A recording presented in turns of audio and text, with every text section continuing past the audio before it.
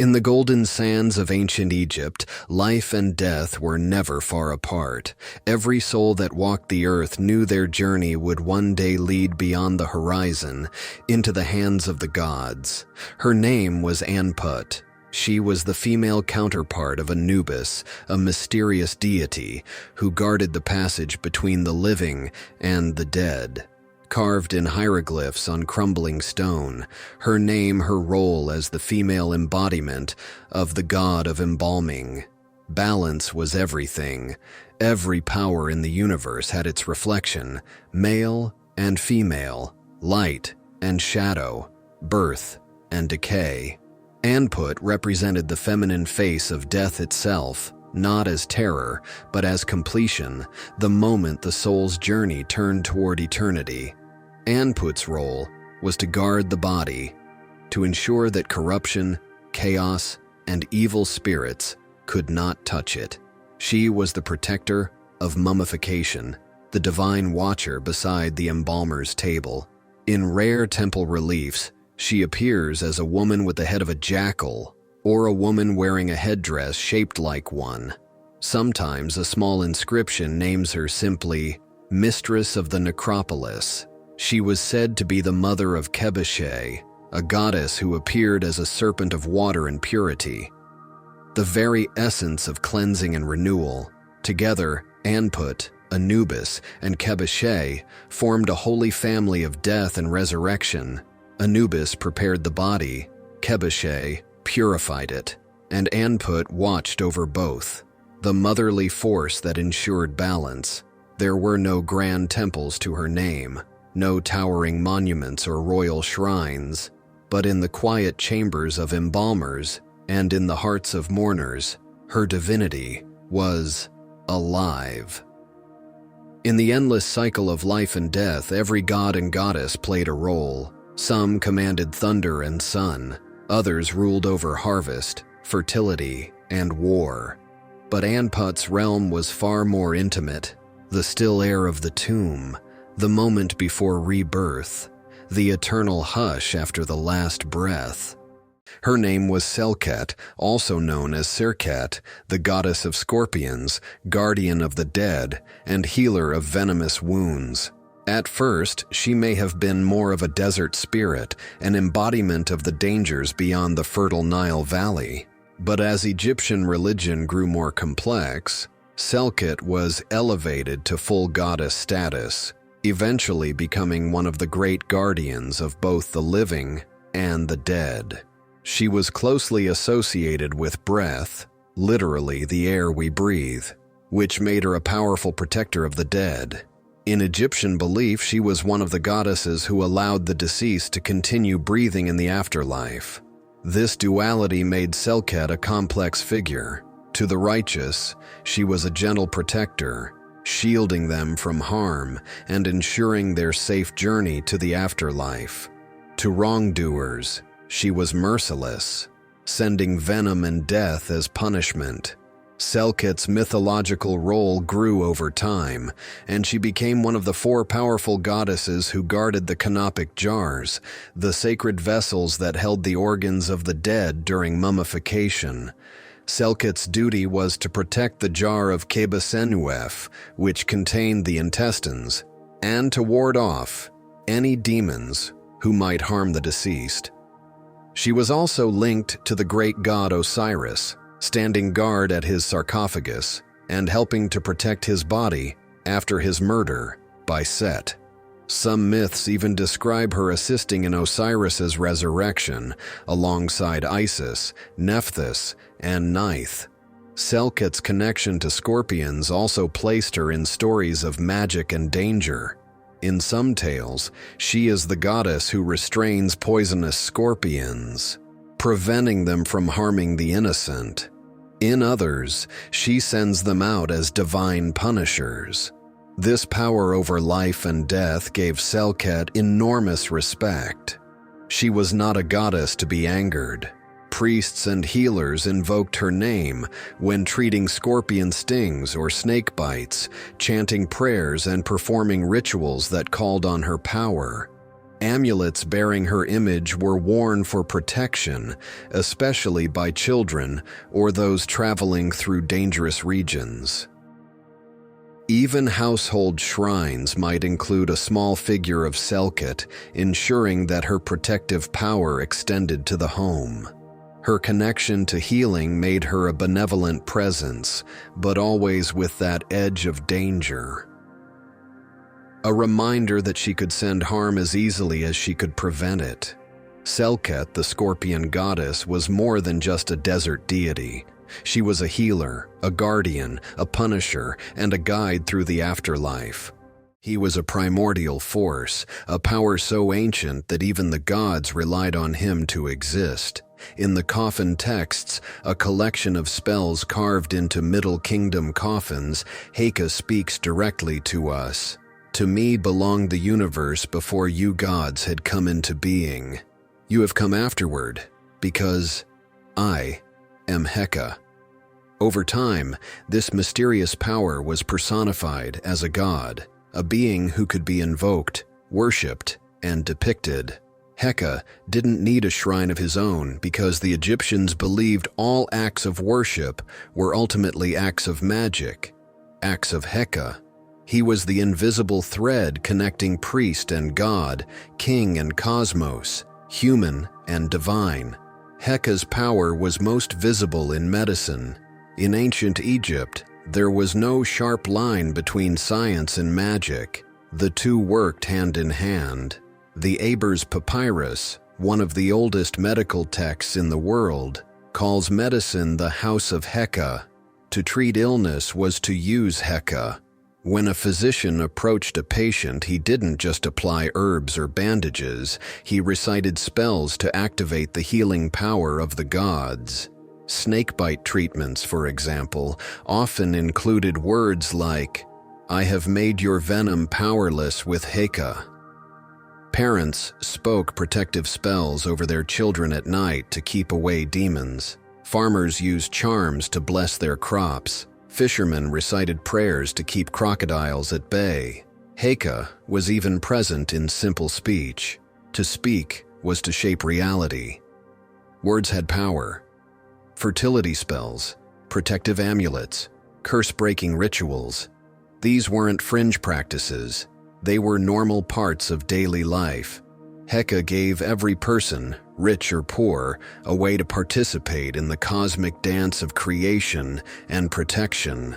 Without Heka, the soul could not speak the passwords to enter the halls of Osiris. It could not transform into an Akh, a blessed spirit. Heka was more than a god. He was the power that made gods divine, the force that turned words into reality, and the gift that allowed humans to share in creation itself. She was the goddess of knowledge itself. Seshat was often described as the female counterpart of Thoth, the ibis-headed god of wisdom. Some called her his daughter, others his consort. Others still his reflection, the balance of feminine precision to his masculine wisdom. Where Thoth embodied cosmic knowledge, Seshat embodied structure, measurement, and record-keeping. In her hands, wisdom was not fleeting, it was preserved for eternity. To the Egyptians, writing was more than ink on papyrus. They called their hieroglyphs Medu Netjer, words of the gods. Writing was sacred, divine, and eternal, and it was Seshat who brought it into being. She was known as the inventor of writing, the one who gave humanity the gift of recording thought, history, and prayer. In temple reliefs, Seshat is often shown standing beside the pharaoh, carefully inscribing his victories, his offerings to the gods, and the length of his reign. It was said that Seshat wrote not only on papyrus, but also upon the heavenly scrolls of eternity.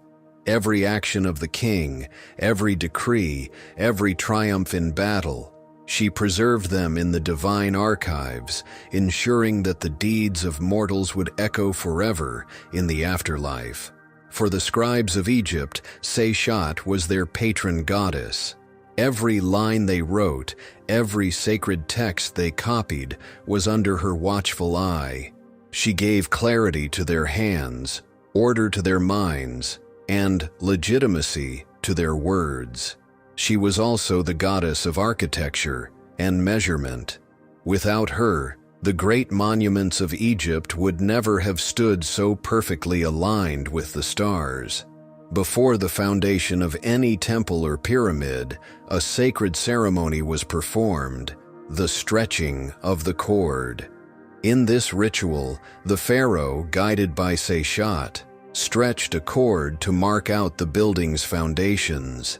With her help, the structure would be aligned to the constellations, binding the earthly world to the heavens. It was Seshat who held the measuring rope. It was Seshat who recorded the lengths. It was Seshat who ensured precision. Every brick, every column, every sacred wall began first in her mind and her calculations. She was also the goddess of surveying the land, a role crucial in a civilization built on the flooding Nile. Each year, the river washed away boundaries, and it was through Seshat's divine guidance that land could be remeasured for farming and taxation. If Thoth gave Egypt wisdom, then Seshat ensured that wisdom would last forever. She is the hidden architect behind Egypt's grandeur, the librarian of eternity, the quiet goddess who shaped civilization itself. Anhur embodied courage and strength. To the Egyptians, he was not only a warrior god, but a protector, a symbol of victory, and a bringer of balance in the eternal struggle against chaos. His name holds a powerful meaning, bringer back of the distant one. This title suggests not only his role as a hunter, but also as a divine restorer, one who pursues what is lost and brings it home again. Unlike many gods of Egypt, he did not carry the trappings of fertility or kingship, but rather the unmistakable signs of war and the hunt. His image was simple yet striking, a reminder of raw strength, precision, and authority. Anhur also had a celestial role. Some traditions describe him as a warrior of the sun god Ra, spearing the enemies of the solar bark as it sailed across the heavens. In this sense, Anhur was not just a terrestrial guardian of Egypt, but a cosmic protector who defended the universe itself from the forces of darkness. In later periods, Anhur became associated with Shu, the god of air. They were sometimes merged into a single deity known as Anhur-Shu, giving him an even greater cosmic significance. With this union, Anhur was no longer just a god of war.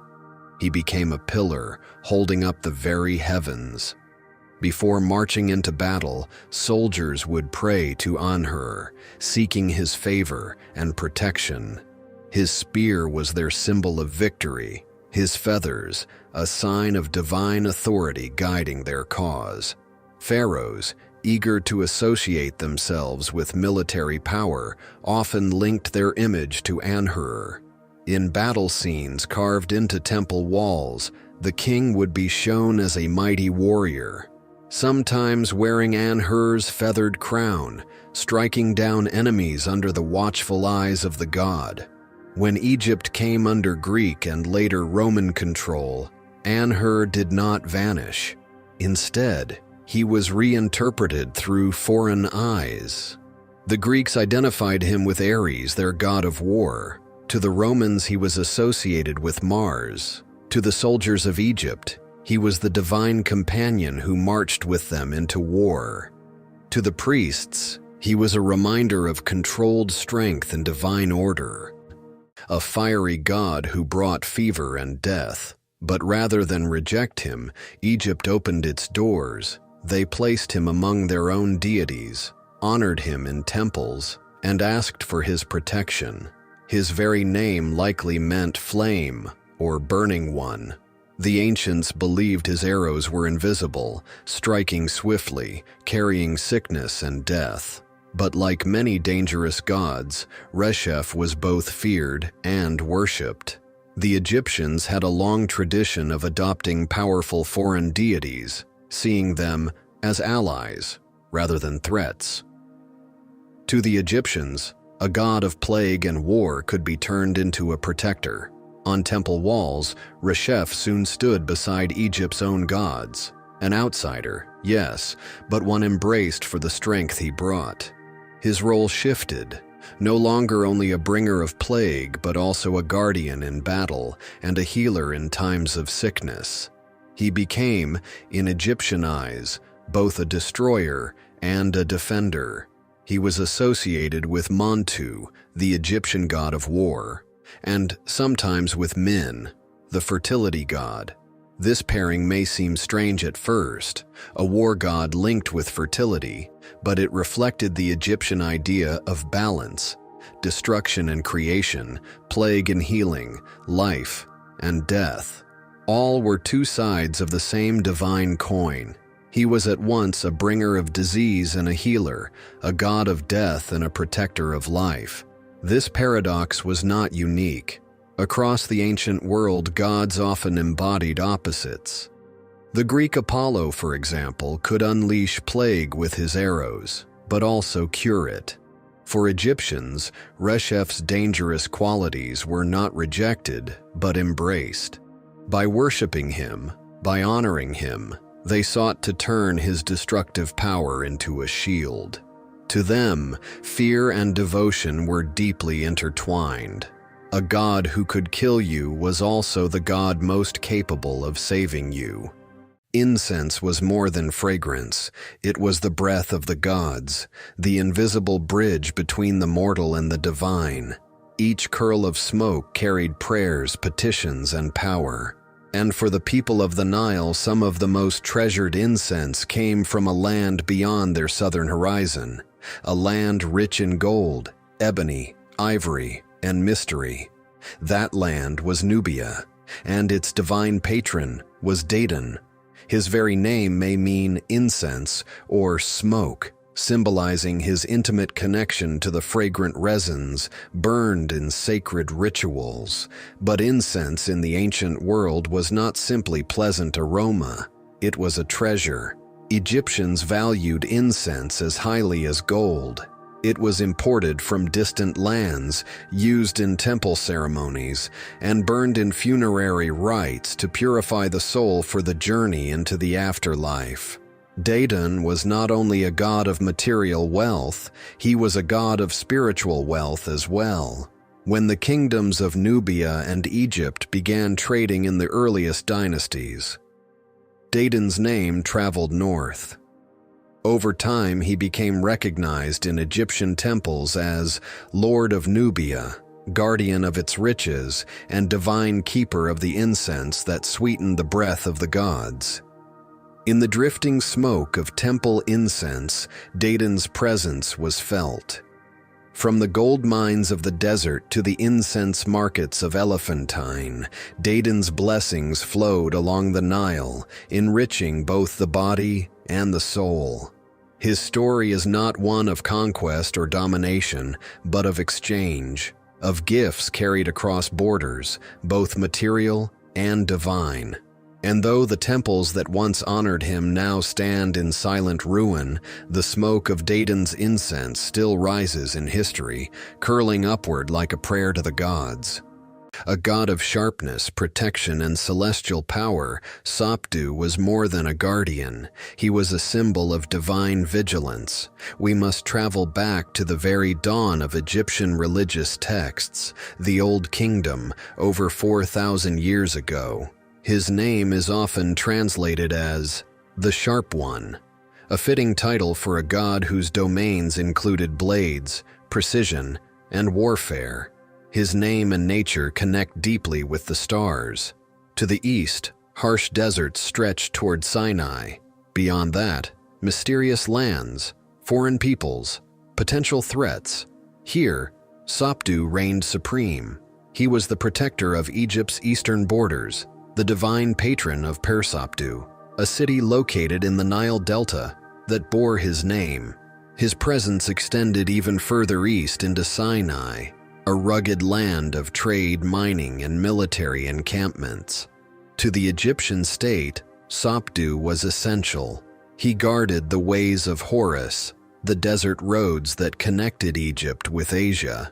Where soldiers marched and sentries stood alert, Sopdu stood with them, watching, protecting, cutting down enemies with divine precision. He was invoked by garrisons, border patrols, and kings, all of whom saw him as a powerful shield against chaos. He embodied the very idea of a razor's edge, standing between the ordered world of Egypt and the unknown wilds beyond. In many ways, Sopdu was the spiritual manifestation of the Egyptian soldier, vigilant, loyal, and deadly. Sopdu's worship was especially strong during times of warfare or tensions with Asiatic tribes. Kings would pray to him before launching expeditions eastward or securing mining routes through Sinai. He was sharpness in thought, sharpness in battle, and sharpness in the stars. His name was etched in frontier stones, whispered in desert winds, and honored in places where the Nile could not reach.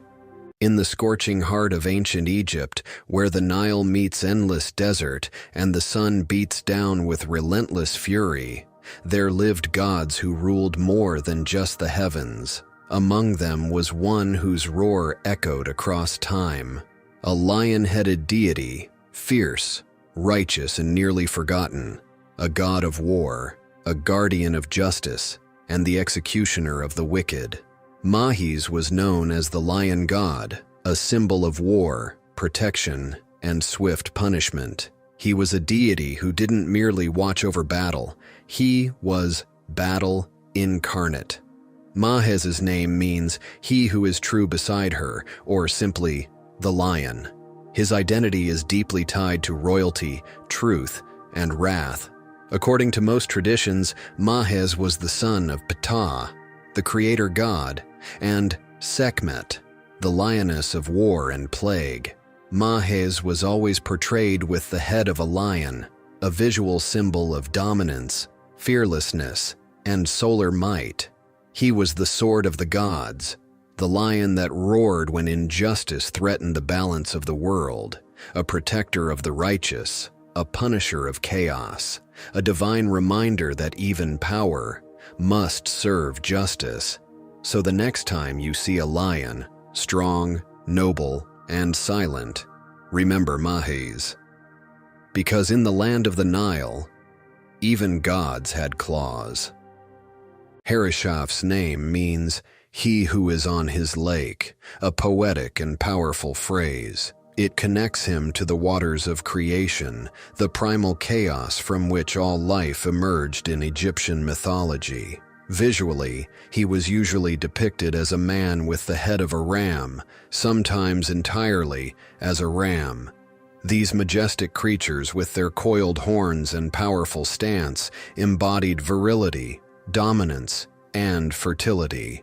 A creator deity believed to have risen from the primordial waters of Nun, bringing life into being. He was said to have emerged from a sacred lake near the city of Heracleopolis, where his cult was centered, and at its center was the temple of Harishaf. This wasn't just a regional cult. The kings who ruled from Heracleopolis saw Harishaf as their divine patron. His temple became a symbol of legitimacy, a connection to creation and kingship that helped justify their rule during one of Egypt's most turbulent times. This was an era of rivalry and civil war. The Thebans in the south worshipped Amun.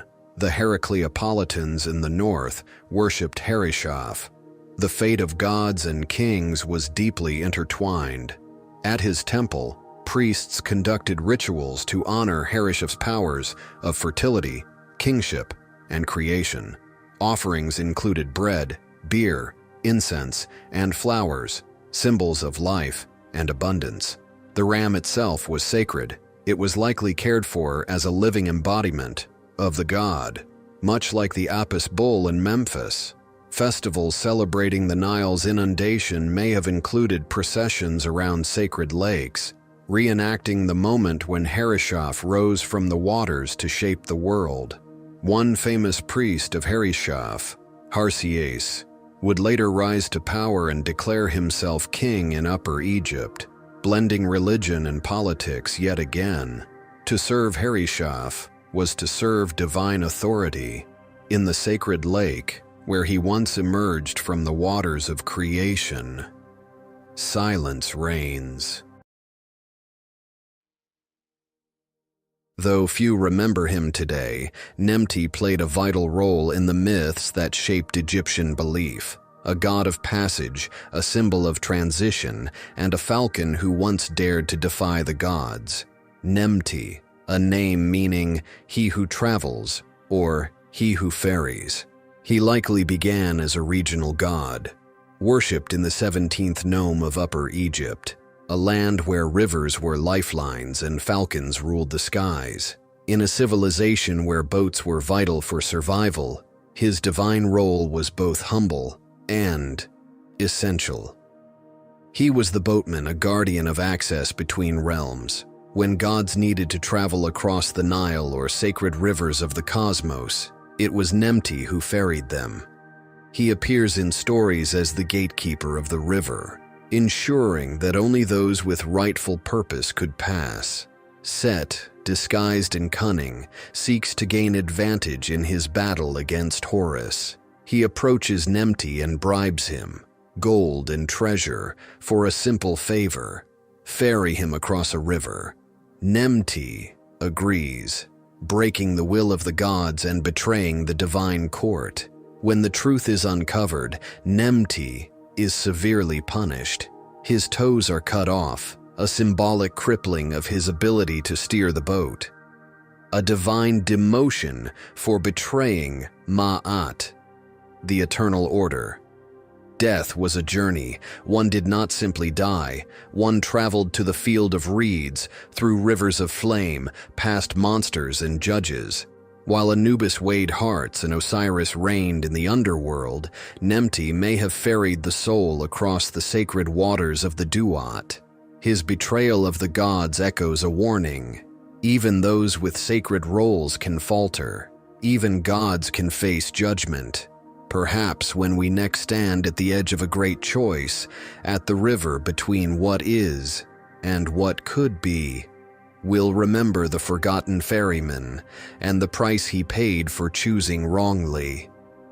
He was the voice of wisdom, the judge among immortals. His name was Baneb-Jedet. It means Ba of the Lord of Jedet. Ba refers to the soul, the unique spiritual essence of a being.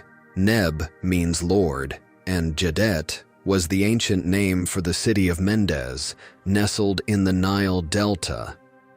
In mythology, he was believed to be the Ba of Ra, the sun god, and also closely linked to Osiris, lord of the underworld. He wasn't just part of the divine court, he was the force behind the throne. In Egyptian art, Baneb-Jedet appears in two primary forms: as a majestic ram with thick curled horns, or as a man with the head of a ram. The ram was more than just an animal, it was a symbol of virility, fertility, and strength. To the Egyptians, these were divine traits. When one sacred ram died, he was mummified with full honors, entombed with jewelry, painted masks, and elaborate sarcophagi, just like a pharaoh. Baneb-Jedet's power came not from isolation, but from his connections. As the Ba of Ra, he was the living soul of the sun, guiding order and creation. As the Ba of Osiris, he was linked to death, resurrection, and kingship beyond the grave. In this duality, Baneb-Jedet bridged the two most important realms in Egyptian belief, the living world and the afterlife. His divine family in Mendes was one of many holy triads, echoing similar groups across Egypt that reflected unity and cosmic harmony. Montu was the scorching noonday blaze, the brutal sun that burned enemies to ash, and blinded the unworthy. Montu's origins date back to the Old Kingdom more than 4,500 years ago. At that time, he was primarily seen as a solar deity, a divine expression of Ra's heat and intensity. His worship centered in Upper Egypt, particularly around the Theban region. But over time, Montu evolved. As Egypt's political and military ambitions grew, so too did the need for a god of violence, victory, and vengeance. By the Middle Kingdom, Montu was no longer just a sun god. He was the ultimate war god, the embodiment of royal might and the fury of the battlefield. In its hands, Montu wielded weapons like the Kodesh, a curved sword feared by the enemies of Egypt. Every line of his form declared power, aggression, and purpose. Sacred symbols included the solar disk, representing the destructive power of the sun, the royal cobra, signaling divine kingship, and the bull, a reminder of his role as a virile, warlike force of unstoppable momentum. Montu wasn't just invoked during peaceful rituals, he was a god of action. Before battle, warriors would pray to Montu for courage, for the strength to strike first and survive. Kings claimed Montu had guided their weapons or filled them with divine rage. Though he lacked detailed myths of Osiris or Set, Montu doesn't lead the stories to prove his might. He is a god of presence, not parable. He embodied divine fury, the chaos and order of war, the very heat of battle. Sometimes he was merged with Ra, sometimes seen as a form of Horus, but always as the one who charges, never flees. Though his name may not be as familiar today, Montu's legacy remains a testament to the Egyptians' deep understanding of power, fear, and the divine fire that forged empires. Long before Egypt unified, before the rise of Thebes or Memphis, there was Negev, a modest settlement nestled on the east bank of the Nile. There, amid the dry cliffs and desert winds, Nekhbet was born. To us, the vulture might seem ominous, but to the ancient Egyptians, the vulture was sacred. It hovered not over death, but over life itself, a cleaner of the world, a mother always watching. As Upper Egypt's tribes rose to dominance, so too did Nekhbet. When Narmer, the first pharaoh, unified Upper and Lower Egypt, he needed divine authority, and Nekhbet became the living embodiment of Upper Egypt's power. But Nekhbet never stood alone. To her south, in the papyrus thickets of the Nile Delta, another goddess ruled, Wadjet, the cobra. Together they became the two ladies, twin protectors of her united Egypt. Wadjet of the north, Nekhbet of the south, the rearing cobra and the vulture crest on the forehead of every pharaoh's crown. Together they represented balance, unity, and divine rule. Wadjet defended with fire, Nekhbet shielded with wings. One stroke, one showered. They were not rivals, they were harmony in motion. Together they balanced aggression with compassion, force with watchfulness. To rear their combined emblem was to walk the path of divine kingship. Without them, the crown was just a headdress. With them, it was authority incarnate. In tombs, Nekhbet was a sentinel. She appeared on the sarcophagi, amulets, and even on the ceilings of the burial chambers. Her wings, sometimes lined with stars, offered safe passage into the afterlife.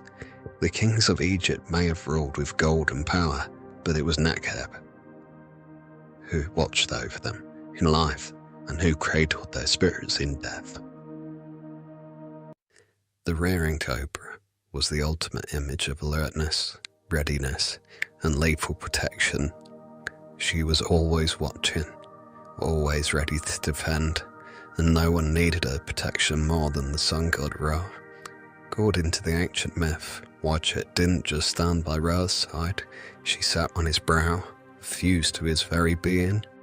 As Ra sailed his solar bark across the sky each day, Wadjet rode with him, a blazing sentinel ready to spit fire at any who dared threaten the divine order. It was mythological napalm. Wadjet incinerated Ra's enemies. She was not merely a guardian. She was vengeance in serpent form. Wadjet was one of the eyes of Ra, a group of powerful, often wrathful female deities created by the sun god himself to seek out and destroy his enemies. These eyes were more than extensions of his will. They were his rage, his protection, and his divine punishment incarnate. In some myths, she was depicted as a guardian of Horus, nursing and hiding him in the marshes after his father Osiris was slain. To wear the crown of Egypt was to wear watch-it. Literally every time a king appeared in public, the gleaming thorn of logic rose above his brow, watching, guarding, threatening. She wasn't just an ornament, she was an enhancement. This man is divinely chosen. Harm him and face the fire of the serpent goddess. From the earliest dynasties, the image of the bearing cobra was embedded into the royal guardia. This was watch-it in her most powerful form, protective, regal, and coiled with deadly intent. She was originally the goddess of Lower Egypt, the fertile Nile Delta, where the papyrus grows tall and grey. There she was revered as the patroness of the land, its people, and its rulers. Watch-it was power, legitimacy, and the divine presence, coiled and ever ready. A silent promise from the gods that the pharaoh did not stand alone, and as long as the cobra flared from his brow, neither did Egypt. Neith is not just old, she is primordial. Her worship dates back to the pre-dynastic period, well before Egypt became a unified kingdom. In these earliest times, she was known across Lower Egypt as a fearsome huntress. Her name, Neith, may be linked to the word Ennat, meaning the terrifying, or possibly the water. This duality hints at her earliest forms, both fierce and elemental. As a goddess of war, Neith stood unrivaled in her time. Long before Sekhmet roared across the battlefield, it was Neith to whom warriors gave praise. She did not fight alongside men, she led them. Her protection extended beyond the battlefield. In tombs, she was invoked to protect the soul from the dangers of the underworld. She wrapped her warriors not only in weapons, but in peace after death. Some myths place Neith at the very origin of all things. She was there before the gods, before time, before light. In these stories, Neith is the self-created one. She emerged from the dark waters of Nun, not as a child of creation, but as its architect. And without consort, without mate, she gave birth to Ra, the sun god himself. In the Temple of Sais, an inscription was once recorded by the Greek historian Plutarch, "I am all that has been, and is, and shall be. No mortal has yet lifted my veil."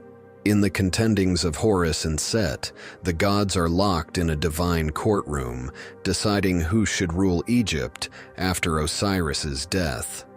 The gods are divided, the struggle is long and bitter, and so Neith is called to mediate.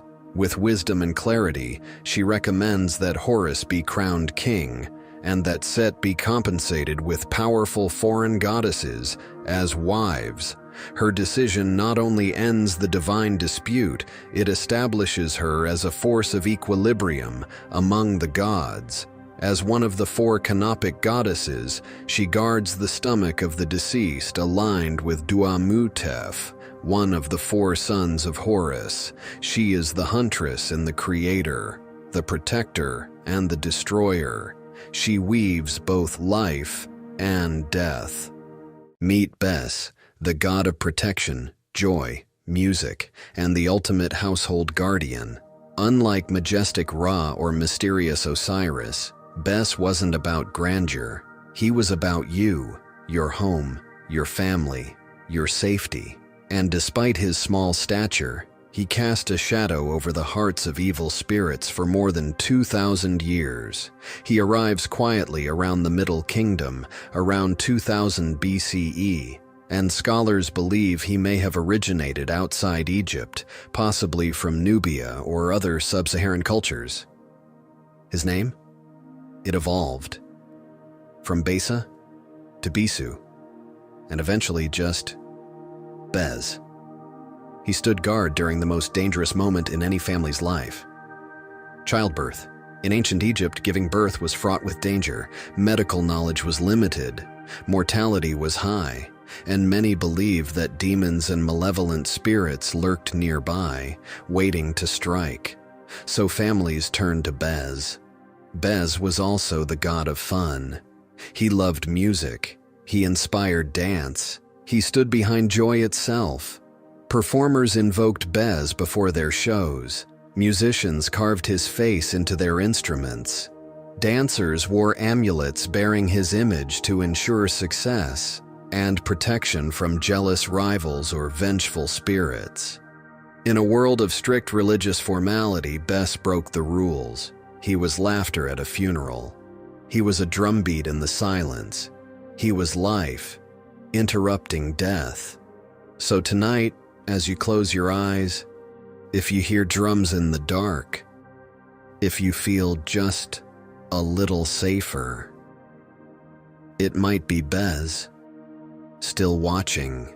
In Egypt's Middle Kingdom, Pakhet's name first appears. These were the years when Egypt was reuniting itself after political division, building great tombs and temples, and expanding its pantheon of divine protectors when written in hieroglyphs carries a sharp, almost primal edge.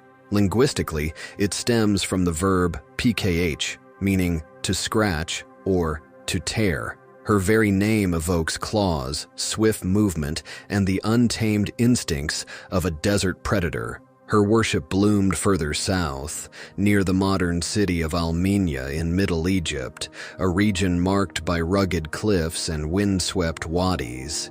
It was here, in these wild spaces, that she was most at home. Scholars believe she may have originated as a regional variation of two more famous feline goddesses, Sekhmet, the warrior lioness of Memphis, and Bastet, the protective cat goddess of the Nile Delta. Over time, Pakhet became a kind of divine fusion, a syncretic being who carried both the nurturing protection of Bastet and the ruthless vengeance of Sekhmet, but filtered through the lens of wilderness. She was the goddess of the in-between, where cliffs meet sky and predators roam free. Tucked into the limestone cliffs near the modern village of Beni Hassan lies one of Egypt's most mysterious sanctuaries, the ancient temple of the lioness goddess. Unlike the towering temples of Karnak or the sprawling complexes of Luxor, this sanctuary is carved directly into living rock. Hatshepsut was no ordinary queen. She ruled as pharaoh, donning the false beard and royal regalia of kings. Her reign was marked by trade, prosperity, and an ambitious building program. And this cliffside temple to Pakhet was part of her legacy. The walls of the temple are adorned with hunting scenes, ritual offerings, and sacred inscriptions.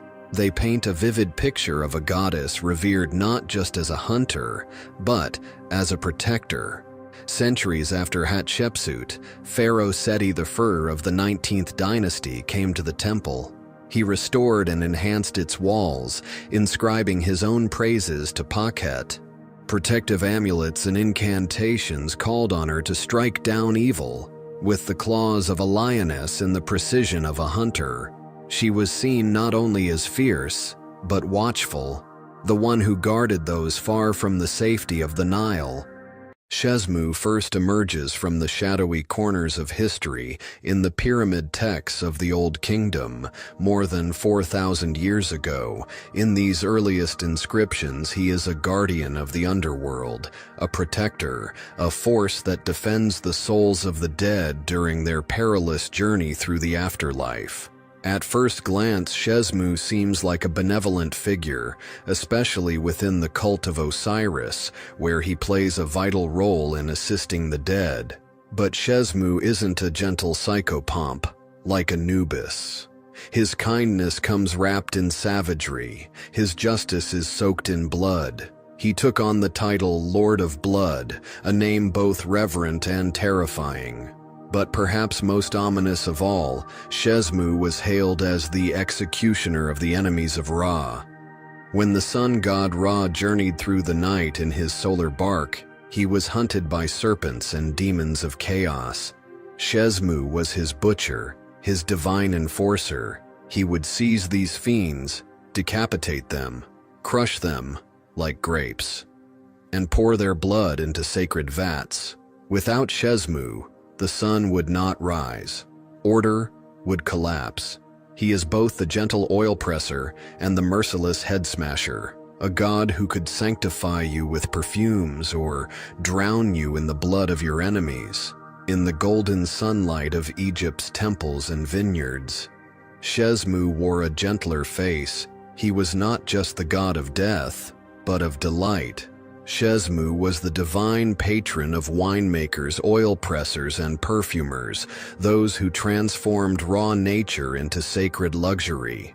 He was believed to control the pressing of grapes into wine, the extraction of oils from olives, and the delicate blending of fragrant perfumes used in ritual and burial. In ancient Egypt, wine was no ordinary beverage. It was sacred. It was offered daily to the gods in temples, poured into chalices on altars, or sealed in jars and buried with the dead. Wine symbolized divine pleasure, transformation, and vitality, a drink worthy of immortals. Shezmu earned colorful epithets in this gentler role. He was called the Lord of the Winepress, and even he who makes the gods drunk. Imagine that. While Shezmu crushed the heads of Ra's enemies by night, by day he was pressing vintage reds for divine feasts in the afterlife. When the sun sets in Egypt, the gods go to war, and among them walks Shezmu. In his darkest form, he is an executioner, a divine butcher, a being who upholds the sacred balance by violently destroying those who threaten it. With blades drawn, he slaughters demons, spirits of disorder, and purifies the cosmos through sacred violence. He appears in funerary texts and temple inscriptions as a judge and punisher of the damned. He executes the enemies of the gods, tears apart the souls of the wicked, and guards the gates through which only the righteous may pass. To the ancient Egyptians, they believed that to create, you must also destroy. That beauty and brutality are not opposites, but partners in the eternal dance of balance. That sometimes the path to order runs through chaos, and that behind every sacred offering lies a shadow. In the heart of the ancient Egyptian household, where gods weren't distant figures on temple walls, but active living presences in everyday life, Taweret reigned supreme. She belonged to the people, and above all, she was the fierce guardian of pregnant women and children. When a woman went into labor in ancient Egypt, it was a dangerous and uncertain moment. Childbirth was sacred, but it was also risky. That's where Taweret came in. She was invoked in prayers, chants, and spells to ward off evil spirits, protect the mother, and ensure a safe delivery. She wasn't feared, she was loved, because like a mother hippo, she fought with relentless fury to protect her young. Small amulets and figurines of Taweret were everywhere. In homes, under pillows, even built into bed frames. Some were made from clay, others from dazzling blue faience, each one carrying a silent prayer for protection. In wealthier homes and palace berths, she even appeared on birth bricks, ceramic supports placed under birthing stools. These bricks were often painted with images of Taweret, lions, and protective symbols, believed to draw divine energy into the room. And then there were the magic wands, beautiful ivory tools curved like a crescent moon, carved with protective spirits and divine animals. Midwives held them during delivery or traced them around the mother's body in protective circles, often invoking Taweret's name. She was believed to stand at the edge of the afterlife, a maternal figure armed to the teeth, fending off chaos as the soul sought rebirth. This was the paradox of Taweret. She looked like a monster, yet she was one of the most beloved deities in Egypt. Because she was a mother, Taweret was never the most majestic goddess. She didn't command temples that scraped the sky or cults of priests in gold-trimmed robes. She didn't rule the heavens or judge the dead. But for the people of ancient Egypt, for mothers, for midwives, for children just taking their first breath, she was everything. Pronounced Yabet, or sometimes Iabtet, her name quite literally means the east or the eastern desert. She was the personification of the eastern horizon, the sacred threshold where each new day began. She was quietly revered, a minor deity in the official pantheon. Every morning as the sun god Ra prepared to rise and journey across the sky, it was Iabet who greeted him at the gates of the east. She symbolized rebirth, cleansing, and the powerful stillness of dawn. In some texts, she's even called the goddess of freshness, the eastern horizon, a place where the soul could be made whole again, washed in the first light of morning. And so, Iabet became an emblem of spiritual cleansing and eternal return. In Egyptian solar mythology, Iabet had a crucial, if often overlooked, role. She stood at the eastern gate of the sky, welcoming Ra back into the world after his perilous journey through the underworld each night. Every dawn was not just another day. It was a victory, a triumph of light over darkness, of life over death. And Iabet was there to purify and prepare Ra for that battle. She appears in solar temples and ancient ritual texts, and the Book of the Dead. She was there in the background, steady as the dawn, reminding Egyptians that the world began anew each morning, not because of worshippers' offerings, but because the divine order held strong. Even though she lacked major temples or formal priesthoods, Iabet's name endured in ritual language for over 1,000 years. The name itself, Nehebkau, sometimes spelled Nehebukau, translates to "he who unites the Ka, the vital essence, your spiritual double, your life force, the part of you that lived on after death." Egyptians believed that the Ka needed food, care, and most importantly, protection. This god wasn't just another member of Egypt's divine bureaucracy, he was primordial. According to some traditions, Nehebkau was one of the few deities to be self-created, not born of any divine parent. He didn't crawl out of the womb of a goddess. He emerged fully formed from the primeval waters of Nun, a being of raw power and cosmic mystery. Nehebkau's form is just as intriguing as his origins. He's usually depicted in one of three forms: as a full serpent, slithering in coils that seem to stretch forever; as a serpent with human arms and legs, combining the divine with the monstrous; and in rarer depictions, especially in magical texts, he appears as a man with a serpent's head. Each form carried meaning.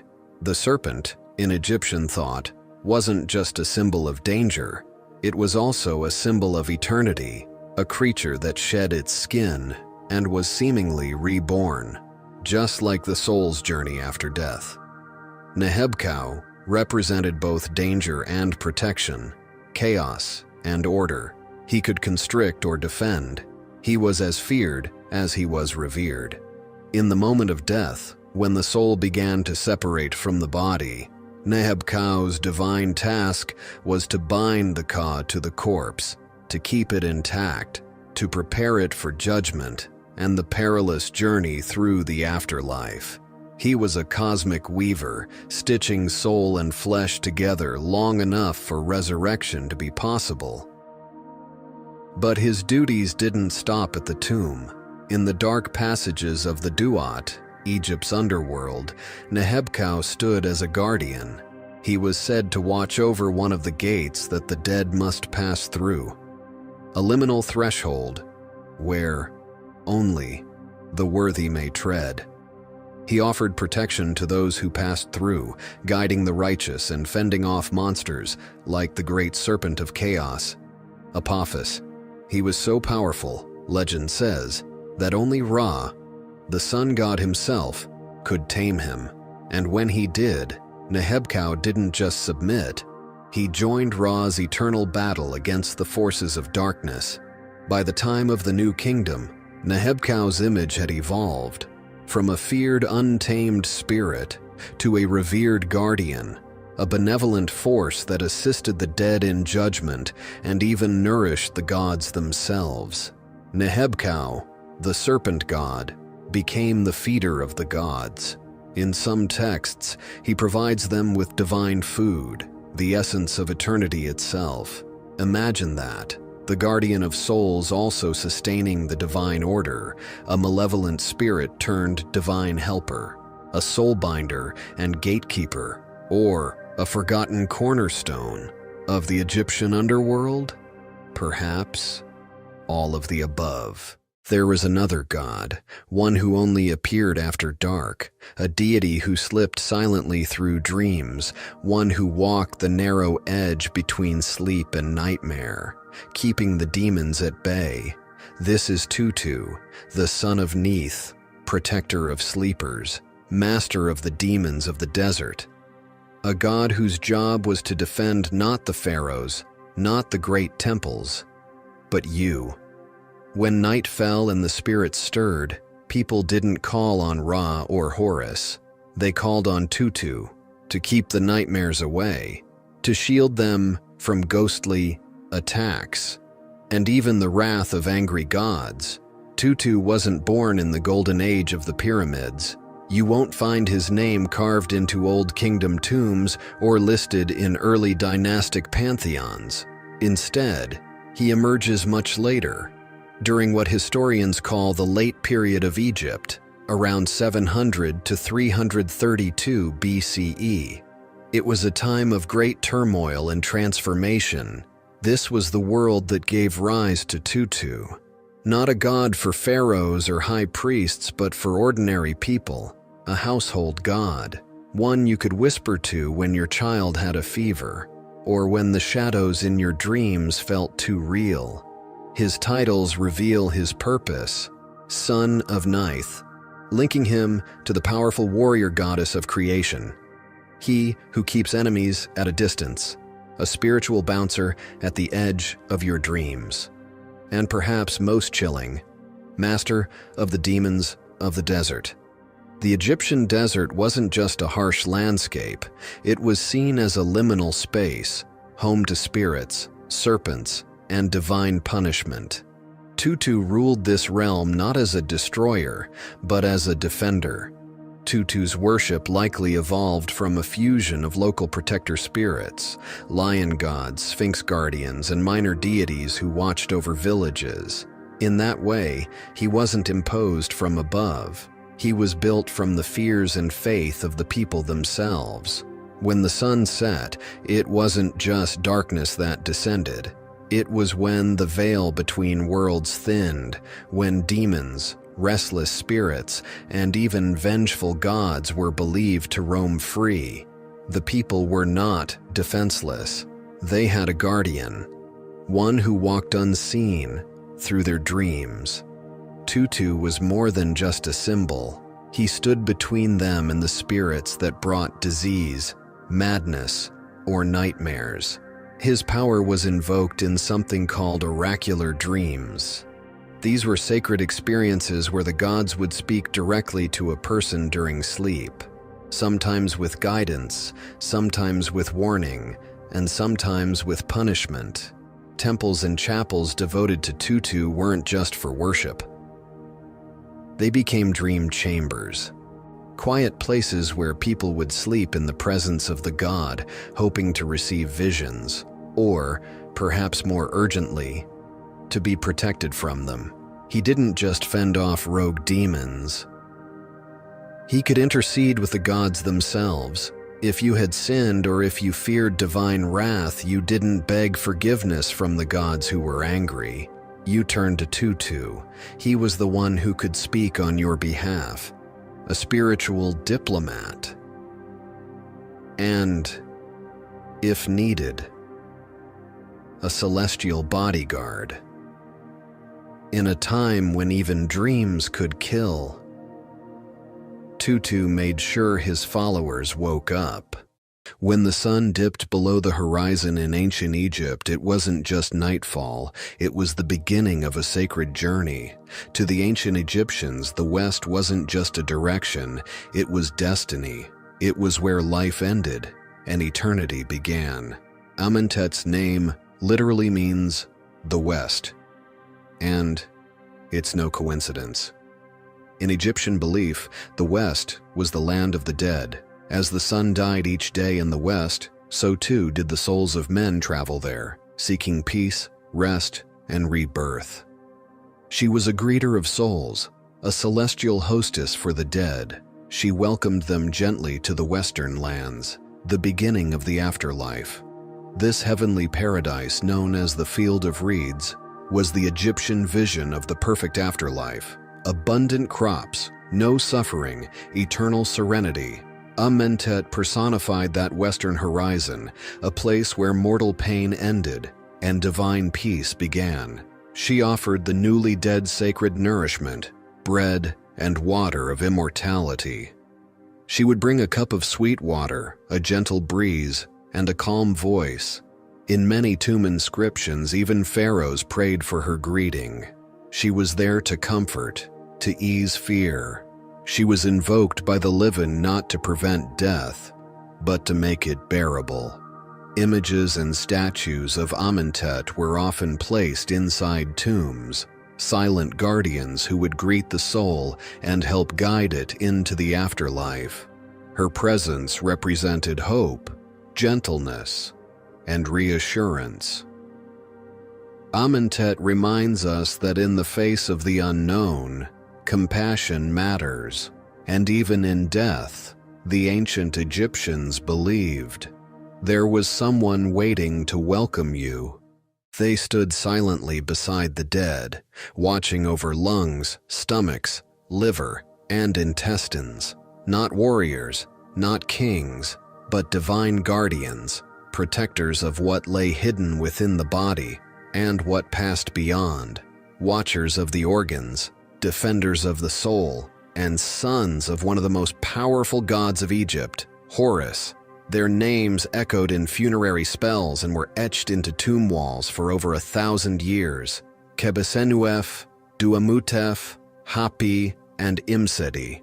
The sons of Horus were not sons in the usual sense. They were not born. They were manifested, extensions of Horus's divine power, each taking on a sacred task in the protection of the dead. Their first appearances date back over 4,000 years, to the Middle Kingdom of Egypt, in the coffin texts. A series of funerary spells etched into wooden coffins. They grew in prominence during the New Kingdom, appearing in the famous pyramid texts, and later in the Book of the Dead, where they played a vital role in the soul's journey through the afterlife. Each of the 4 sons was tasked with protecting a specific organ removed during mummification, a sacred act intended to preserve the body for eternity. Each son was paired with a goddess, powerful protectors who embodied maternal strength, healing, and cosmic order. Together, these 8 divine beings formed a circle of protection around the deceased, and the Egyptians took this quite literally. Canopic jars containing the organs were placed in tombs, and images or statues of the 4 sons were carved into the corners of coffins and sarcophagi, forming a divine compass that watched over the dead in every direction. No traveler entered the afterlife without these guardians by their side.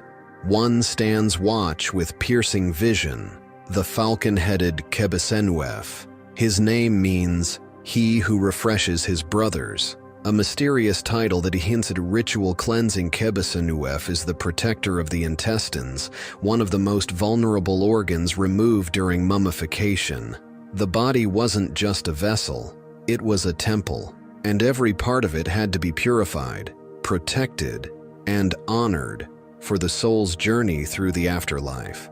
He was paired with the powerful goddess Selket, the scorpion goddess of healing and magical protection. Selket was invoked to repel venom and decay, both literal and symbolic. Her presence beside Kebesenuef may have reflected a shared mission to protect the body from rot, poison, and spiritual corruption. He ruled the West, where the sun set, and where the dead began their journey through the underworld. A jackal's face and a warrior's purpose, Duamutef stands as the vigilant guardian of the stomach. His name, he who adores his mother, might sound gentle, but Duamutef was anything but passive. The stomach in Egyptian belief was a source of both nourishment and potential corruption. It held dangerous fluids that could rot or defile the body if left unchecked. Duamutef was paired with the goddess Neith, one of the oldest deities in Egypt, a warrior, a huntress, and a primordial mother. He ruled the East, the place of rebirth and resurrection, where the sun rises and life begins anew. He cries at dawn, he mourns for the dead, and he guards the breath of life itself. This is Hapi, the baboon-headed son of Horus, not to be confused with the Nile god of the same name.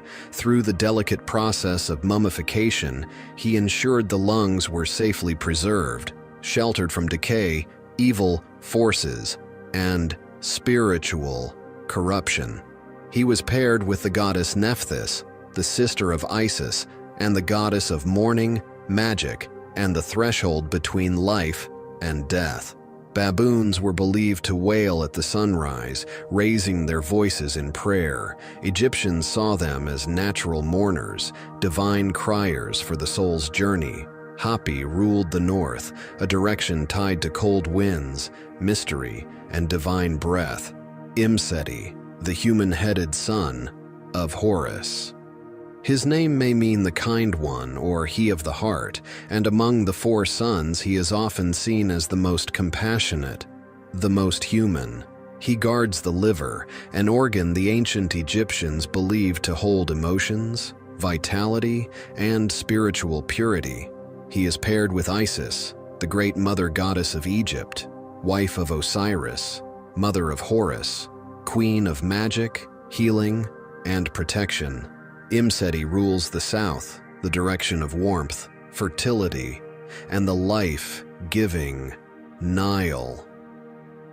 They were not kings, nor conquerors, but they stood guard over something just as sacred, the soul's journey beyond death. A figure cloaked in shadow, who marched before kings into battle and led the souls of the dead through the treacherous veil of the afterlife. Wepwawet, a god of war, a god of death, and a god of the desert path, where few dared to tread alone. Before Anubis, it was Wepwawet who stood at the threshold between worlds. He was the scout of the gods, leading armies through enemy lines and guiding souls through the uncharted wilds of the afterlife. A name that means opener of the ways. His earliest mentions trace back to the very beginning of Egypt's dynastic period, around 3100 BCE in the First Dynasty. He was originally worshipped in the city of Asyut, then known as Lycopolis, or City of the Wolf.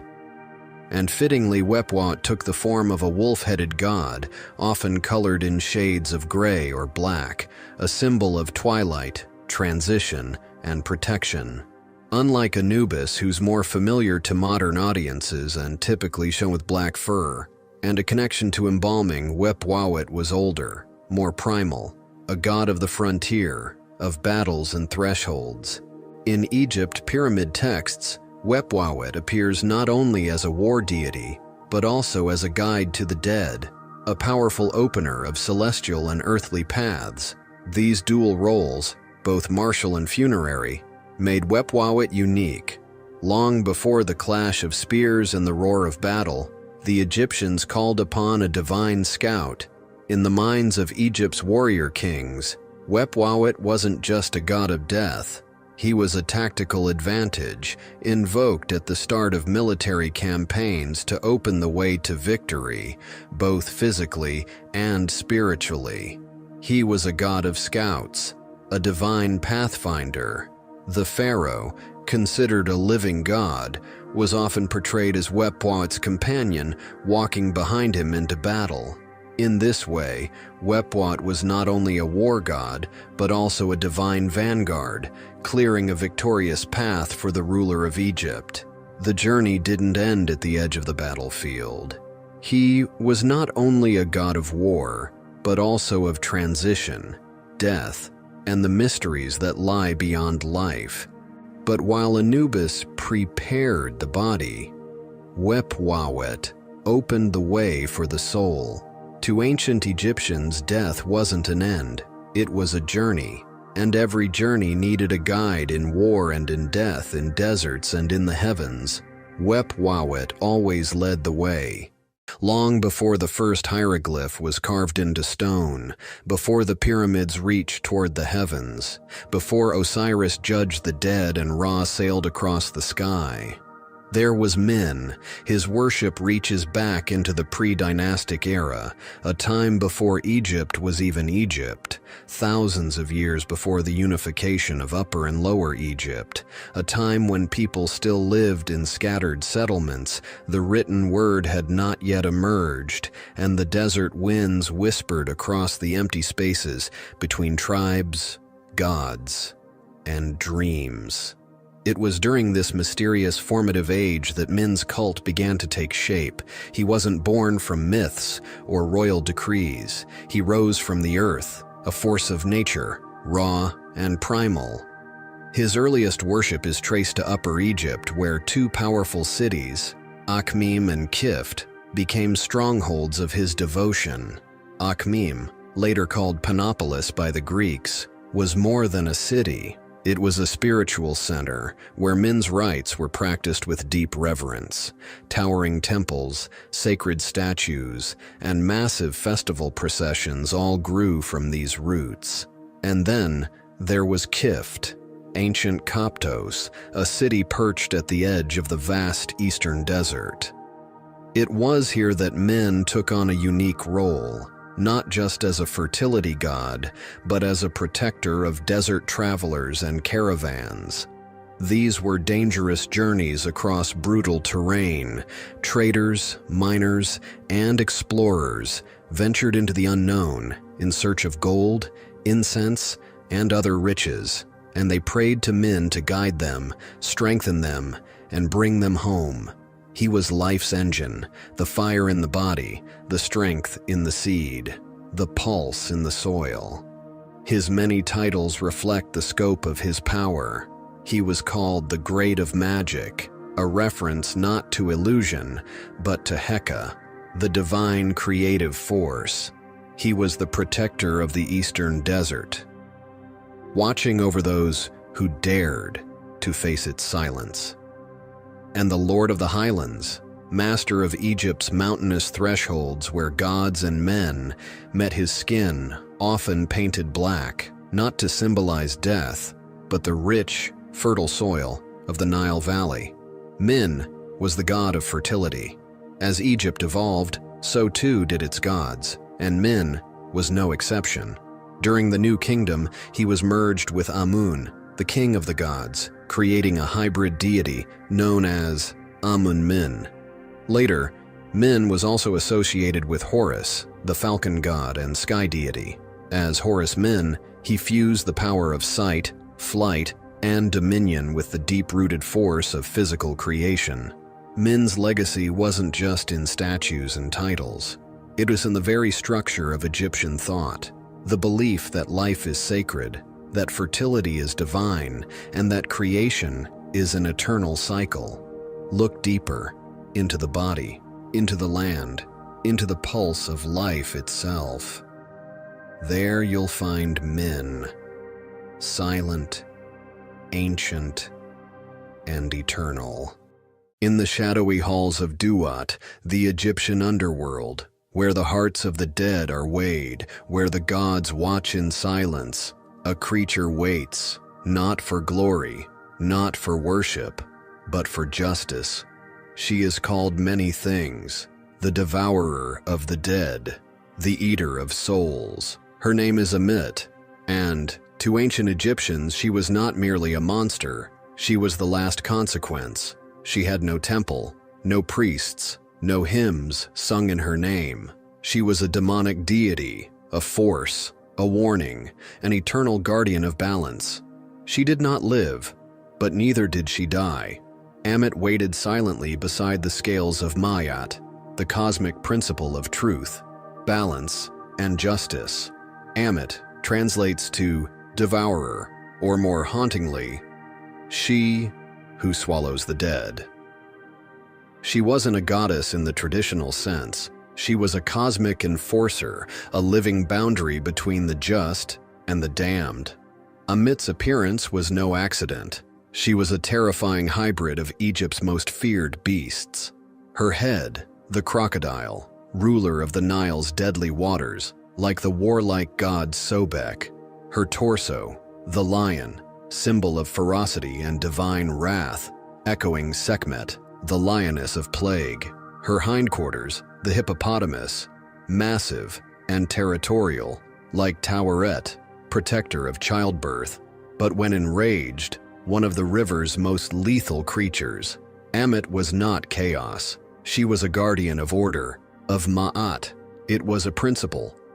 Truth, balance, justice, the very foundation of the universe. In the grand hall of Ma'at, the jackal-headed god Anubis would weigh the heart of the deceased. On the other side of the scale, a single feather, the feather of Ma'at, the symbol of truth, justice, and cosmic order. To the Egyptians, the heart held a person's true moral record. Every lie, every cruelty, every act of injustice was written there. Standing beside the scale was Thoth, the ibis-headed scribe of the gods.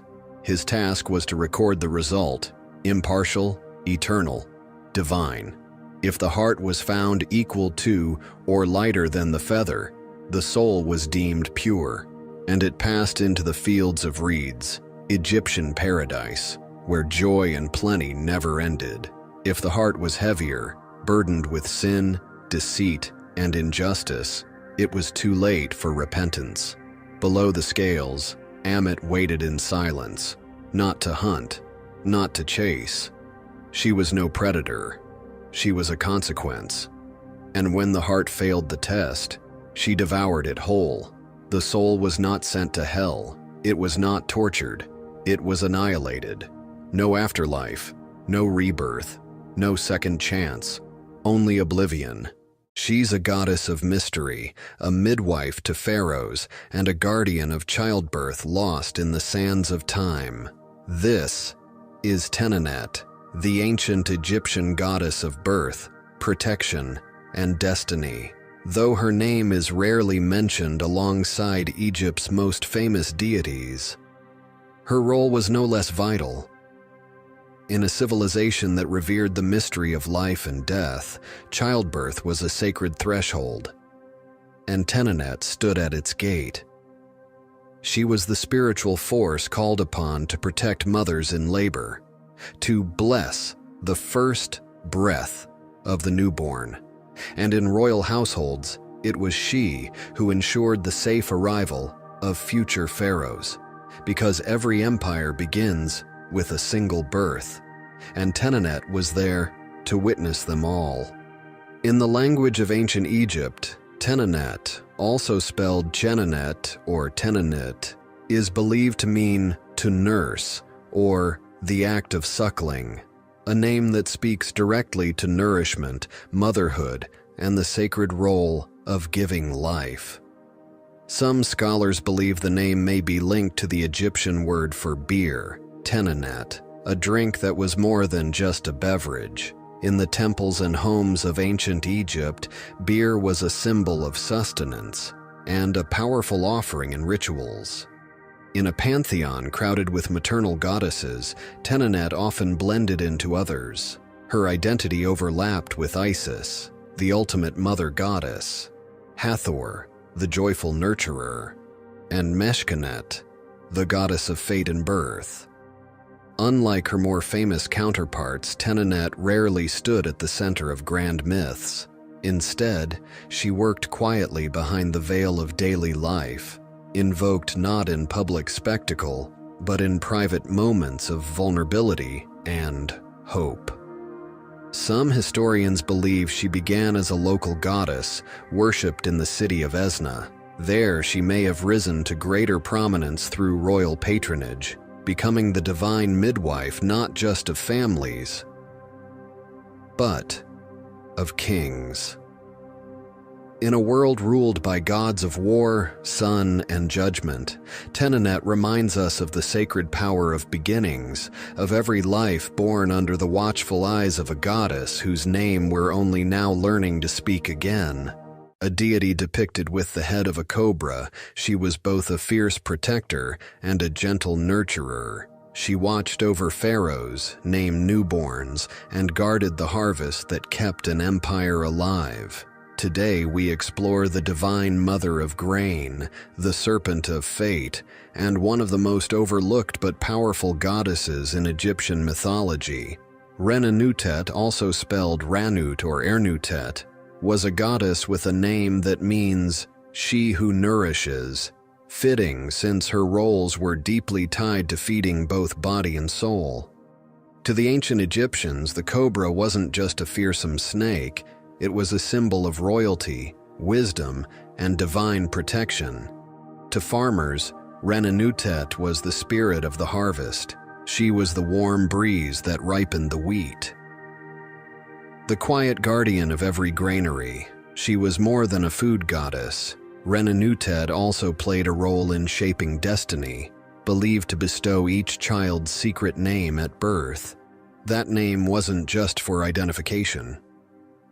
In Egypt, names held power. A secret name was believed to define the path of one's life. She wasn't just nourishing crops, she was feeding fate itself. As goddess of nourishment, she ensured Egypt's agricultural success. Farmers prayed to her to protect their fields from pests and drought.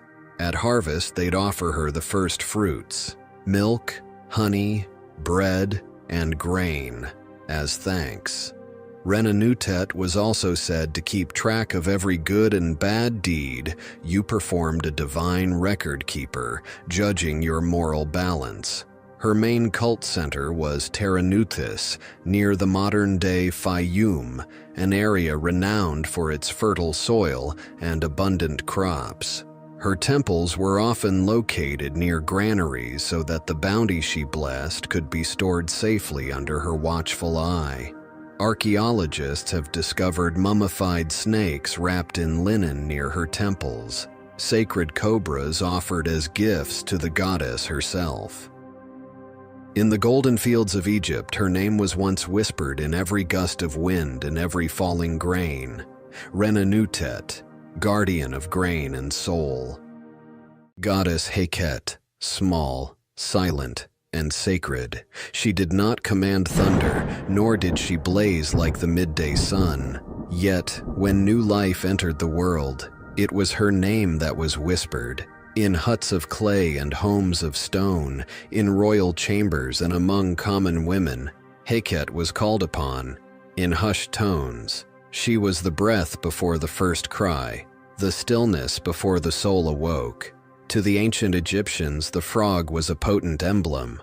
After the Nile's annual flooding, a life-giving deluge that determined the very survival of the kingdom, the land would stir with movement. Out of the mud and marshes, frogs appeared in the millions, leaping across newly fertile fields. To the people, these creatures were not pests. but harbingers of life, abundance, and divine renewal. Heket, with her frog's head and woman's body, became a living symbol of that transformation, from water to land, from chaos to order, from potential to creation. In a time before science could explain the process of pregnancy and birth, labor was a terrifying threshold, one foot in life, the other in death. With no hospitals, no anesthetics, and no guarantee of survival, Egyptian women turned to Heket for mercy. They clutched amulets etched with her image, hung charms carved in green faience around their necks, and recited prayers that had been passed down for generations. She wasn't distant. She was present in every breath and every heartbeat of labor. Khnum, the ram-headed god of creation, shaped human beings on his potter's wheel from clay drawn from the Nile. His work was incomplete without Heket. It was she who breathed the life force into each form, making them more than shapes of mud.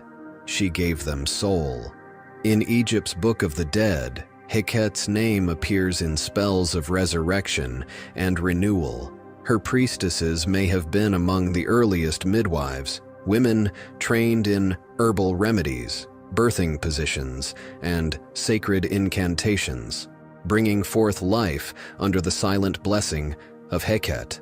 Long before empires rose or fell, before pharaohs carved their legacies in stone, she was there. In the reeds, in the water, in the first gasp of life. The god who fed Egypt, his name is nearly forgotten today, buried under centuries of myth and shifting gods. But in the fields of ancient Egypt, Neper reigned supreme, not through power or war, but through grain, bread, and life itself.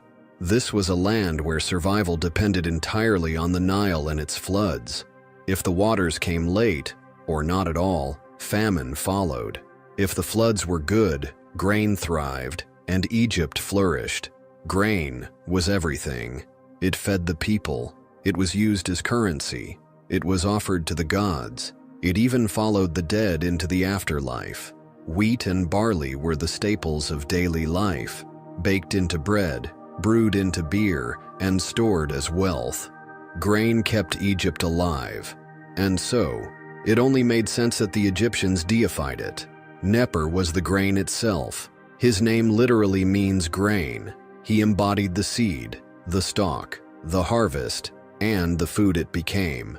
He was the son of Renenutet, the goddess of harvest and fate. While she watched over the ripening grain, he was the grain, alive, sacred, and ever reborn. He was revered in everyday life, especially by farmers and villagers. Grain festivals were held in his honor, often at harvest time or planting season. Shrines to Renenutet frequently included dedications to Neper, and priests would offer baskets of fresh grain, loaves of bread, beer made from barley, and small dough figures. These rituals weren't just symbolic, they were urgent. Crop failure meant starvation, and honoring Neper was a spiritual insurance policy against famine. Even tombs included offerings to Neper. Why? Because the dead still needed to eat, and grain was as important in the afterlife as it was in the living world. Let's finish with some fast facts about Neper.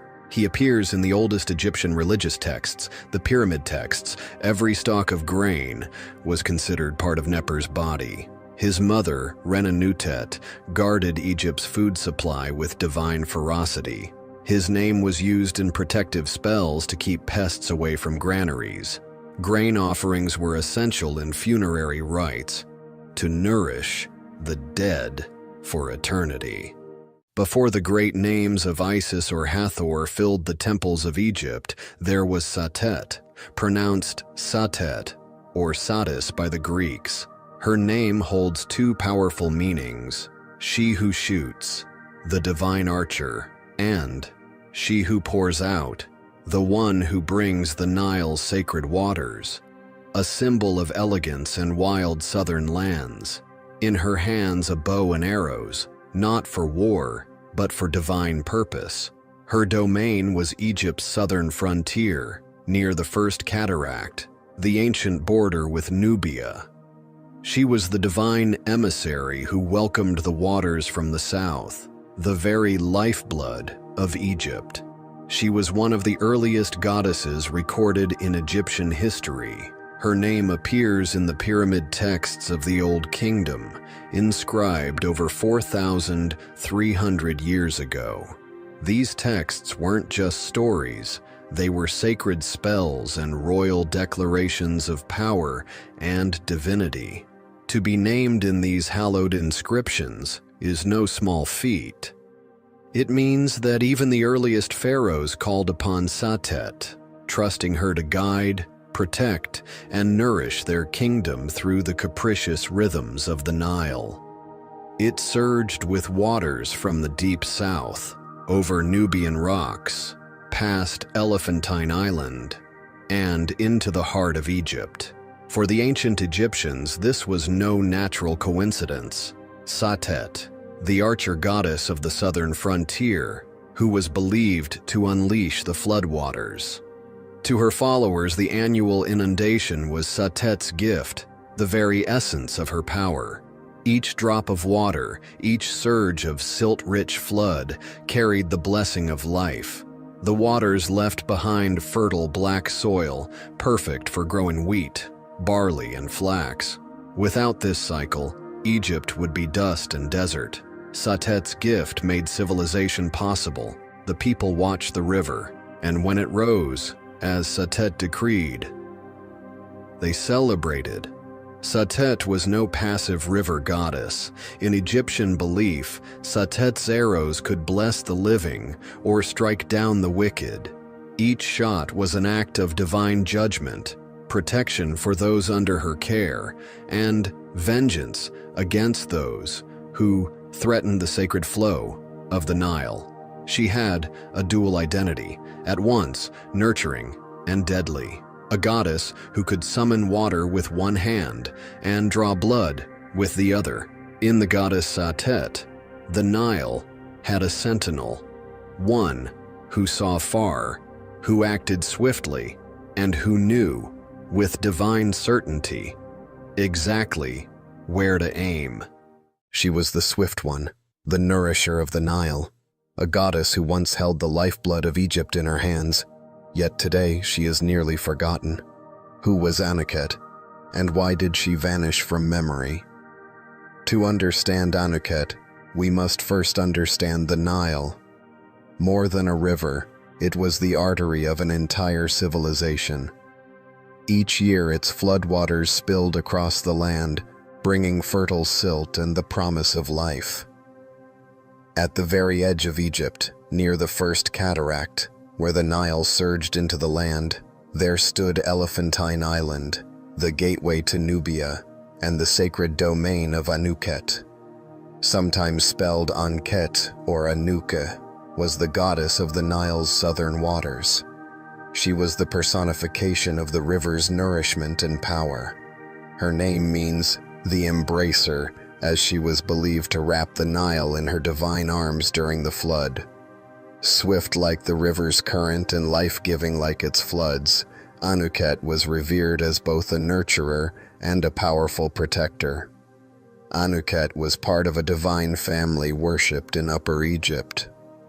Her father, or sometimes consort, was Khnum, the ram-headed god who shaped humans from clay on his potter's wheel.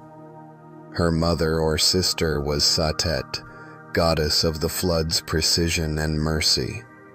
Together, they formed the Elephantine Triad, deities of creation, water, and abundance. As the floodwaters rose, Anuket was the final blessing, carrying the richness of Nubia into Egypt's heartland. Anuket's worship was most fervent during the annual inundation. Pilgrims traveled to her sanctuaries, offering bread, beer, and even precious gold. One ritual defied Egyptian custom. eating fish. Fish were typically taboo in Egyptian religion, but during Anuket's festival, this rule was lifted. It was believed that consuming the river's bounty honored her gifts, proof of her divine generosity. Anuket's symbols tell us much about her character. Her tall crown of ostrich feathers represented swiftness and grace. Though claimed by Egyptian religion, Anuket likely has Nubian origins. Her worship was strongest near the southern border, suggesting she may have been a local river goddess adopted into the state pantheon. Over centuries, Anuket's worship declined. As Egypt's political center shifted north, the gods of the Delta took prominence. With the rise of Christianity, her temples were closed. Her name faded from the mouths of priests, but it remained etched in the granite of Elephantine, waiting to be rediscovered. Today, scholars piece together Anuket's story from fragments, inscriptions, forgotten temples, the iconography of swift water and sacred grace. She is the gentle embrace we don't see, the invisible hand that nourishes, the current beneath calm water. Perhaps that is why her memory faded, not from lack of power, but because her gifts were so constant, they became invisible. His name is Wajwer, a name that means the Great Green. It was their way of referring to the fertile waters, possibly the Nile Delta, and according to some interpretations, even the Mediterranean Sea itself. Wajwer isn't just a god of the water, he is the water. A personification of Egypt's coastal abundance, the flooding estuaries, and the watery world from which life springs. Here's something that sets Wajwer apart. Some ancient texts hint at a degree of gender ambiguity. In certain interpretations, he may have been androgynous, containing both male and female elements. Why? Because fertility, in its purest form, often transcends gender. It's about the power to create and nourish life. He is the embodiment of that creative force, a divine fluidity that fed the soil, filled the granaries, and kept the ancient world in motion. So while he may not be the most famous god of Egypt, Wajwer held the power of life itself, in every drop of water and every blade of green. His domain? The northern edge of the kingdom, where the great river fans out into a sprawling delta before kissing the sea. To the ancient Egyptians, this lush, life-brimming region was known as the Great Green, a poetic term that described the vast, fertile waters of the Mediterranean Sea and the Nile Delta. But it wasn't just a poetic flourish. The Great Green was believed to be alive, divine, a force of nature, and Wajwer was its personification. Marshes, estuaries, lagoons. This is where his power came to life. He wasn't just the god of water, but of water doing something vital, soaking soil, feeding fish, sustaining papyrus, and birthing birds. He was believed to exist right where these worlds met. In mythic terms, he stood at the threshold, a guardian of transitions. Much like the Delta itself, Wajwer was a space of convergence and change. He never starred in a major myth, no epic tales, no great battles, no cosmic rebirths. Instead, he pops up quietly, in pyramid texts, in funerary art, in northern tombs. This has led some scholars to believe that he may have had a regional cult, possibly centered in the Delta or northern Egypt.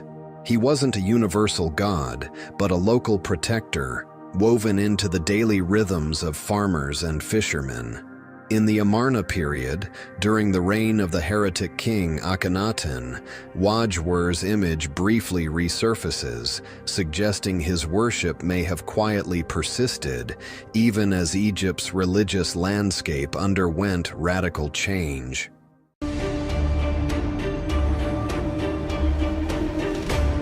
His name. was Hapi, the god of the inundation, not the Nile itself, but the flood, the divine overflow that turned desert into paradise. Each year when the Nile burst its banks, it wasn't seen as a natural cycle. To the Egyptians, it was a miracle, a gift, a blessing from Hapi. He came in hues of blue or green, his skin reflecting the lush life that water brings. He was a god of unity. He was called the Lord of Fish and Birds of the Marshes, the lifeblood of an entire ecosystem. When Hapi came, the river teemed with nourishment, the fields flourished, and life bloomed. When he didn't, famine and despair followed. In the hearts of farmers, fishers, and families, Hapi reigned supreme. The name comes from the word meaning the running one, a perfect tribute to the ceaseless flow of the river, to the sacred rhythm of life he upheld. He was the heartbeat, the river's pulse, and in a world of sun-baked sand and scorching heat, he was water. He was life. From June to September, the land of Egypt held its breath. The skies above burned with summer heat. And then the day came, like a sacred promise, the river began to rise. This was Akhet, the season of the inundation, the most important time in the Egyptian calendar, and the time when Hapi revealed his favor, or his fury. Priests gathered along the banks, chanting ancient hymns, calling on the god of the flood. They didn't just hope for any flood, they begged Hapi for the perfect flood, high enough to nourish the soil, but not so high it washed away homes and crops. To understand Hapi's will, priests used a sacred tool, the Nilometer, a carved pillar that measured the height of the Nile's rise. Each notch was a message. Too low, the gods were displeased. Too high, disaster loomed. Every Akhet, the people waited for the waters, for the blessings, for Hapi. Because only he could fill the land's veins with life once again.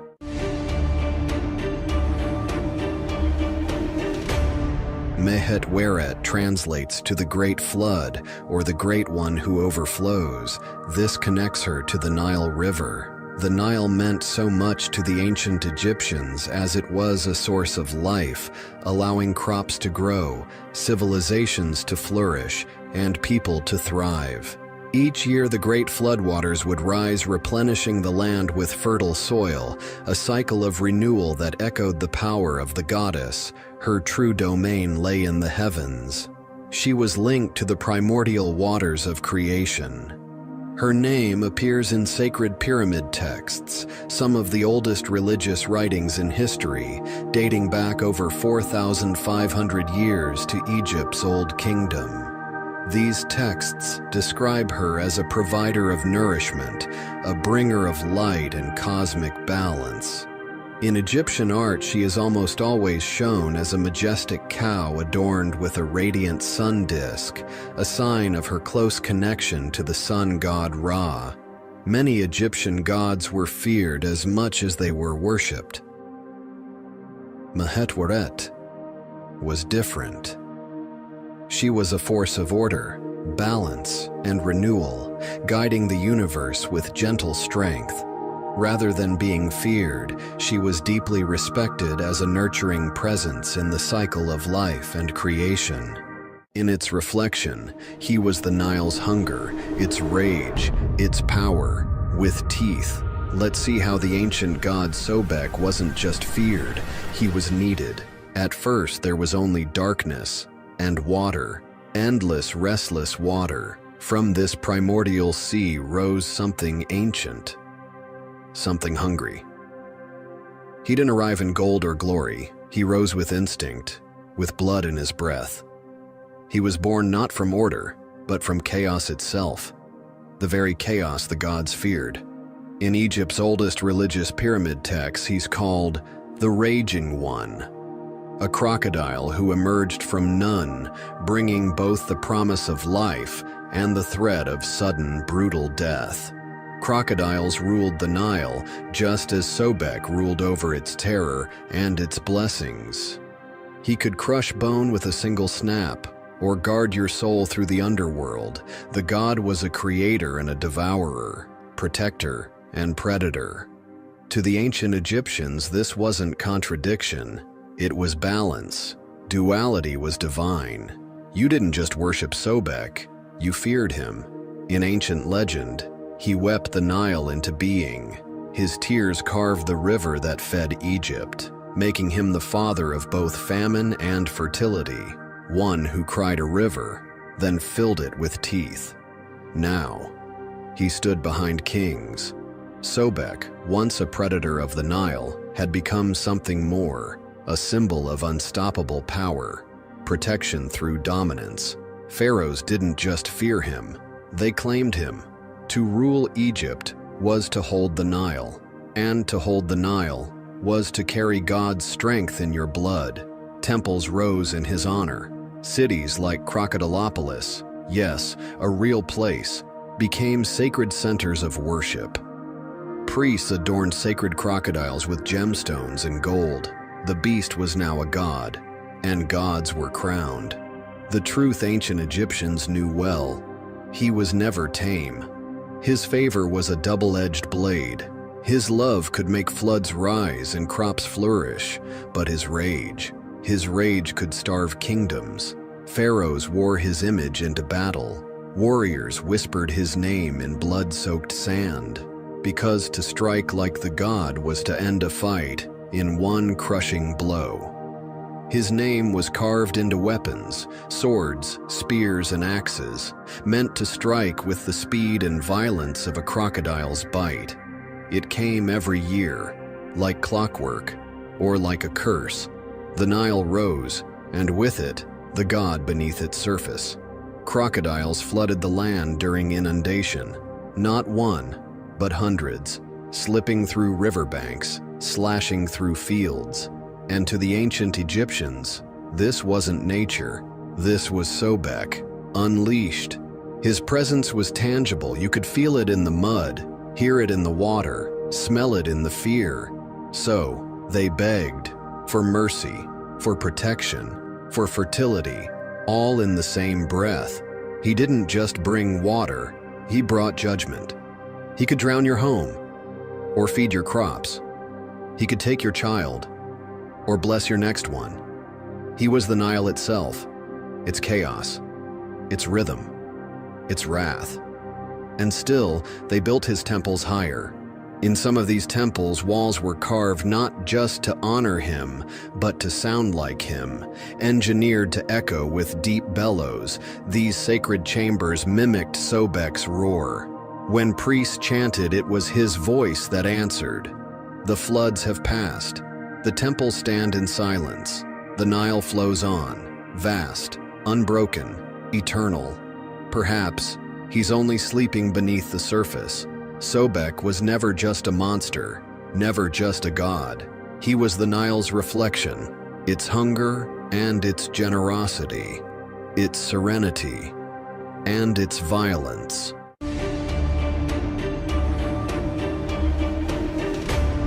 Gods took many forms: jackals, falcons, cats, crocodiles. But one deity stood apart, with no animal form, no human face, only light. This was Aten, the radiant sun disk. The first known mentions of Aten date back to the Middle Kingdom, around 2000 BCE. At that time, he wasn't worshipped as a distinct god, but rather as an aspect of Ra, the powerful sun god. Unlike other gods, Aten had no human body, no animal head. He was something different, pure energy. His rays stretched down like fingers, reaching out to touch the earth, offering life to those below. This made Aten truly unique among Egypt's deities. While most gods took on forms inspired by nature and animals, Aten remained formless, existing only as the sun itself. For centuries, Aten remained a minor presence in Egyptian religion, overshadowed by Ra and the many other gods. But that would all change with the arrival of one pharaoh, one man who would elevate Aten above all others and turn Egyptian tradition on its head. His name was Amenhotep, and he dared to worship only one god. Amenhotep IV, otherwise known as Akhenaten, meaning effective for a 10, was not just a name change. It was a declaration of faith and a challenge to Egypt's powerful religious elite. For generations, the most powerful god in Egypt was Amun, whose temples controlled vast wealth and influence. But in the 5th year of his reign, Akhenaten did the unthinkable. He rejected Amun and the entire pantheon of Egyptian gods. Instead, he proclaimed that Aten, the radiant sun disk, was the one and only god. It was a radical shift in Egyptian belief. Never before had a pharaoh denied the existence of other gods. Never before had Egypt seen monotheism. This move infuriated the powerful priesthood of Amun, who had controlled Egypt's religious and economic power for centuries. By rejecting their god, Akhenaten wasn't just challenging tradition, he was dismantling a political empire. Akhenaten wanted more than just religious change. He needed a new capital, one free from Amun's influence. So, he ordered the construction of Akhetaten, Horizon of Aten, a city built entirely for the glory of his god.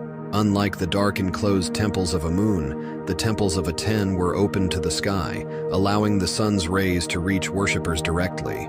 There were no statues of gods, only inscriptions of Aten's light touching the royal family and the people. For nearly 2 decades, Pharaoh Akhenaten ruled under the light of Aten, but his vision of a monotheistic Egypt came at a heavy price. While he devoted himself to religious reforms, the empire itself began to crumble. Inside Egypt, resentment was boiling over. The people had worshipped their gods for centuries: Amun, Ra, Osiris, Isis. Now, their temples were closed, their gods erased from history. The priests of Amun, once the most powerful religious figures in Egypt, had been stripped of their influence. But they were waiting for the right moment to strike back. In the shadows, the priests of Amun conspired. They saw Akhenaten's religious revolution as blasphemy, and more importantly, as a threat to their power. As famine, economic hardship, and military failures grew, more Egyptians turned against the heretic pharaoh. By 1336 BCE, Akhenaten's reign was coming to an end. Weak, isolated, and surrounded by enemies, he died, though the exact cause of his death remains unknown. Was it illness, assassination, or had his god abandoned him? And with Akhenaten's death, so too began the death of Atenism. Akhenaten's son, a young boy named Tutankhaten, took the throne. But under pressure from the powerful Amun priesthood, he changed his name to Tutankhamun, restoring the worship of the old gods. The priests of Amun ensured that Akhenaten's legacy would be erased. His name was chiseled out of monuments. His statues were smashed. The city of Akhetaten was left to the sands of time.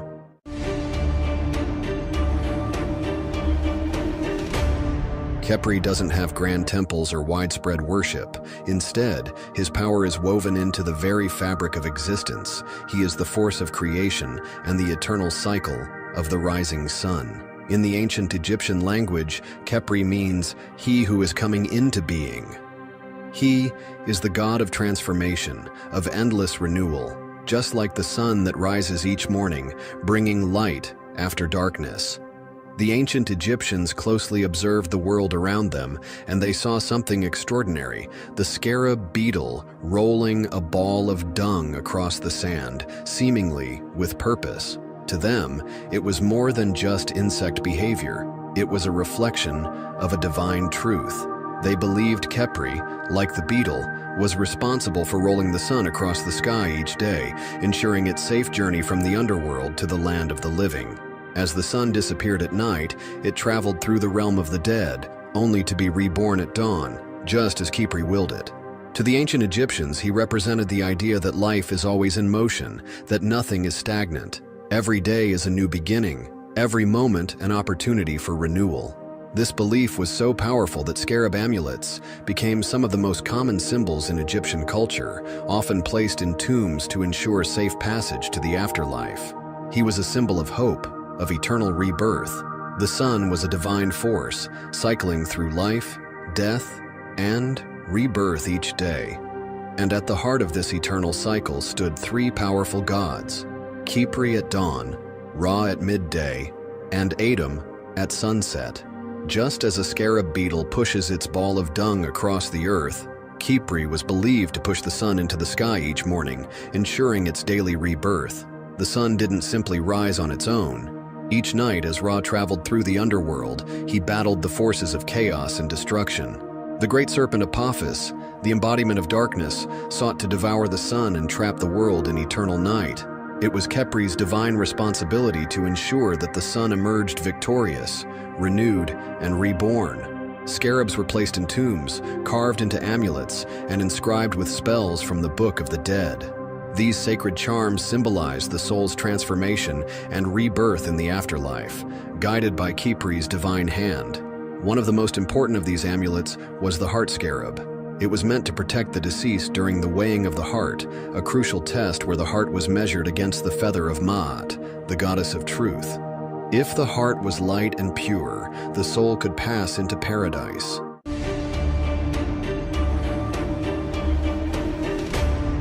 Her name means "she who brings," a goddess whose arrival in the sky signaled the most important event of the year, the flooding of the Nile. Unlike other deities tied to the land or the underworld, Sopdet belonged to the heavens. The ancient Egyptians closely observed the heliacal rising of Sirius, the moment it became visible just before sunrise, after months of being hidden by the sun. This event occurred every year in mid-July, marking the arrival of the Nile's life-giving floodwaters. To the people of Egypt, this flood was a miracle, replenishing the land with rich, black soil and ensuring the success of their crops. Without it, famine and hardship would follow. Her appearance in the sky aligned so perfectly with this annual event.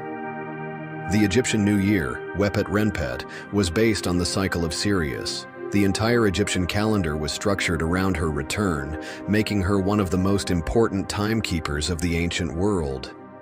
Over time, Isis and Sopdet, the star goddess, became deeply connected, their identities merging in a celestial and divine bond.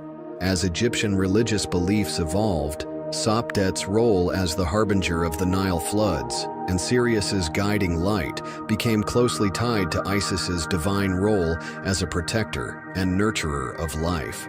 The two goddesses were merged into a single entity, Isis-Sopdet. The rising of Sirius in the sky came to symbolize Isis's search for Osiris, a moment of hope and resurrection. Just as Isis found and restored Osiris, so too did Sirius signal the return of life-giving waters to Egypt.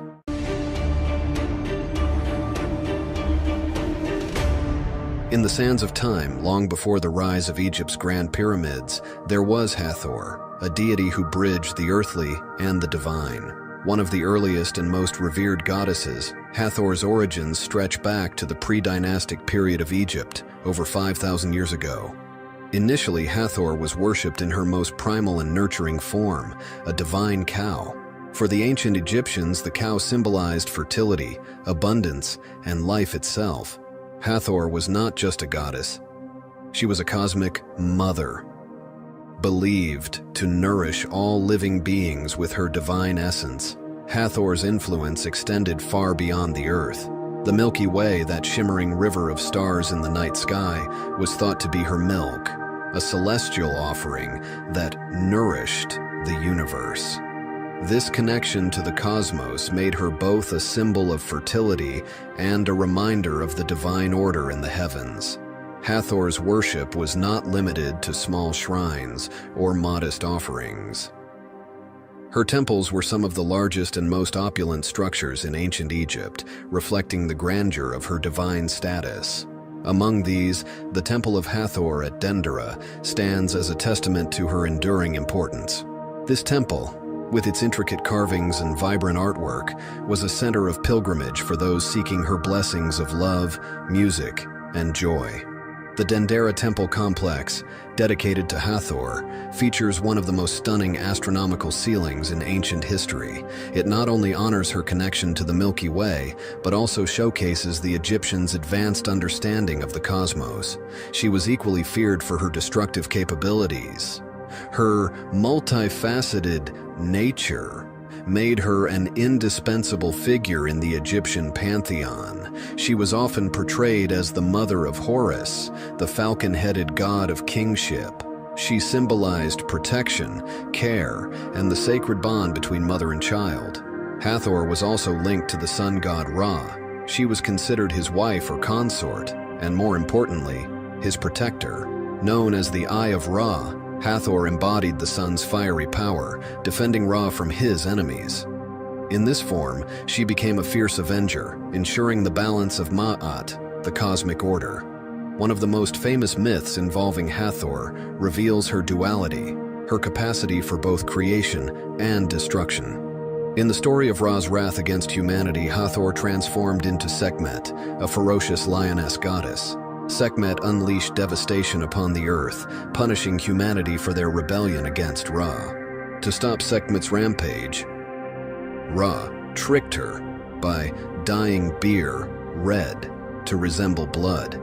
Thinking it was blood, Sekhmet drank the beer and became intoxicated, pacifying her rage and returning her to her nurturing Hathor form. She was deeply connected to other gods, playing a role in fertility, creation, and the afterlife.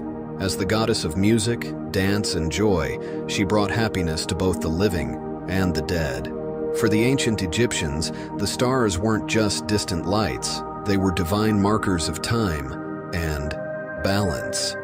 The Dendera zodiac is one of the earliest known depictions of the zodiac. It includes representations of constellations like Leo, Taurus, and Aquarius, demonstrating the Egyptians' profound knowledge of the heavens.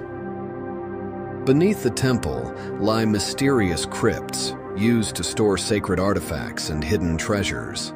These crypts are intricately decorated, offering glimpses into the rituals and beliefs associated with Hathor. Another remarkable feature of the temple is its sacred birthing chamber, a space dedicated to childbirth rituals and the goddess's protection. Hathor's association with fertility and motherhood made this chamber a site of hope and renewal for women seeking her blessings.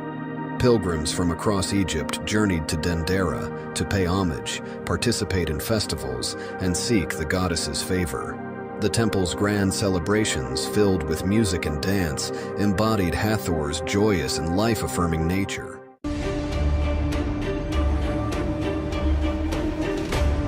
Her name itself is a clue to her significance. Tefnut derives her name from the ancient Egyptian word for moisture, encapsulating her role as a fundamental life-sustaining force within the cosmological framework of early Egyptian theology. As moisture is essential for life, her presence in the pantheon signified an understanding of the vital interconnection between natural elements and divine power. She was born from Adam, the primordial sun god, in a rather unique way, through spitting or exhaling. This divine breath of life brought Tefnut and her twin brother Shu into existence. Some interpretations suggest this act symbolizes the manifestation of tangible elements from an abstract cosmic force, illustrating the interplay between order and chaos in early Egyptian thought. Together, these two deities formed the first divine pair, embodying the fundamental forces of air and moisture, both crucial for sustaining life. This dynamic balance between Shu and Tefnut laid the foundation for the structure of the universe, as air and moisture are indispensable for fertility and sustenance. Her role in primordial creation and cosmic balance set the stage for the formation of the universe as the ancient Egyptians understood it. She and Shu became the parents of Geb, the god of the earth, and Nut, the goddess of the sky. This union gave rise to the first divine family, establishing the very structure of the cosmos and providing a mythological explanation for the separation of the heavens and the earth. The relationship between these deities underscored the Egyptians' conceptualization of the world as a structured and harmonious entity, with divine beings governing natural forces. In one well-known story, she exiles herself to Nubia after a dispute with Ra. the sun god. This self-imposed exile plunges Egypt into chaos, as moisture, the element she embodies, disappears, leading to drought and suffering. The absence of Tefnut serves as an allegory for the precarious balance between abundance and scarcity, reinforcing the notion that divine harmony must be preserved. Recognizing the imbalance, the gods send Thoth, the god of wisdom, and Shu to convince Tefnut to return.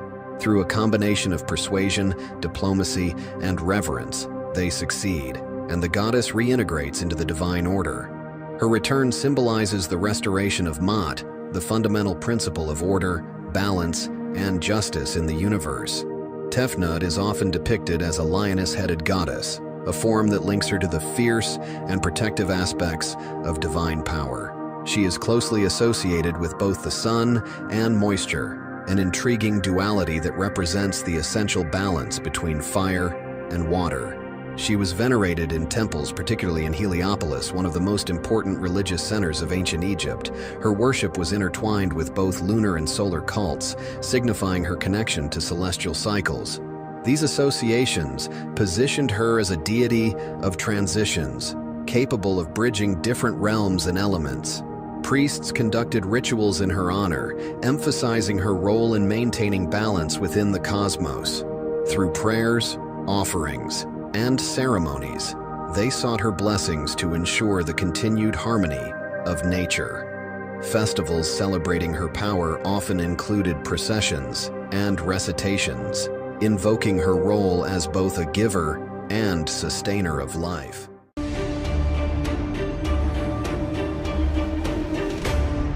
When we think of gods in mythology, we often imagine mighty beings ruling from the heavens. But in ancient Egypt, one of the most powerful gods wasn't above, it was beneath. Meet Geb, the god of the earth, the very foundation of life itself. Geb, sometimes spelled Keb or Seb, was one of the most important deities in ancient Egyptian mythology. His name was spoken in temples and written in sacred texts for thousands of years. As the god of the earth, Geb was more than just a divine being. He was the land itself. The Egyptians believed that the very ground they walked on, the mountains they saw, and even the fertile soil that fed their crops, all of it was Geb's body. He was often depicted with green skin, a symbol of life, fertility, and renewal. It represented how the earth, like Geb, nurtured everything upon it. His body was covered in plants, his laughter was said to cause earthquakes, and his tears created rivers. Geb's story isn't just about the land, it's about love and separation. He was deeply connected to Nut, the sky goddess, and together they formed a cosmic balance. The ancient Egyptians believed the two were once inseparable, locked in an eternal embrace, until their father, Shu, the god of air, forced them apart. This is why the sky hovers above and the earth remains below, forever reaching but never touching. Their love endured. Even in separation, they found a way to remain connected. It was believed that when rain fell, they were weeping for one another. And when the earth trembled with an earthquake, it was Geb crying out for Nut, trying to reach her once more. Though they could never be together, Geb and Nut still created life.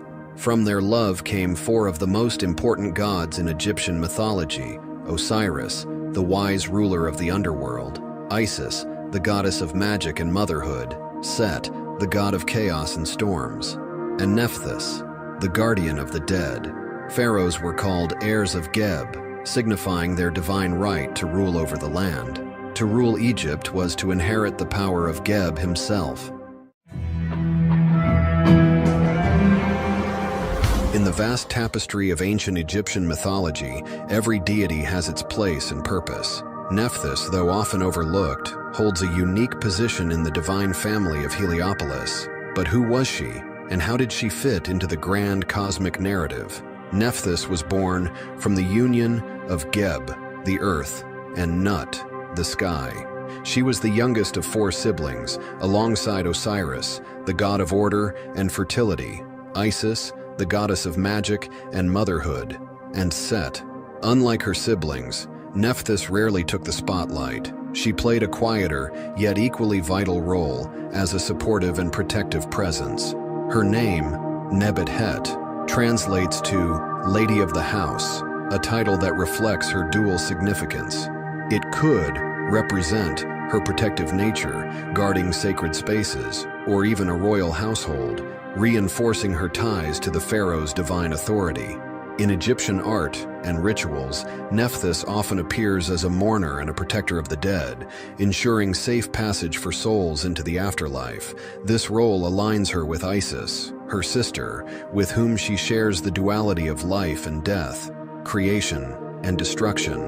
In the myth, Nephthys mourns the brutal death of her brother Osiris, who was betrayed and dismembered by her husband, Set.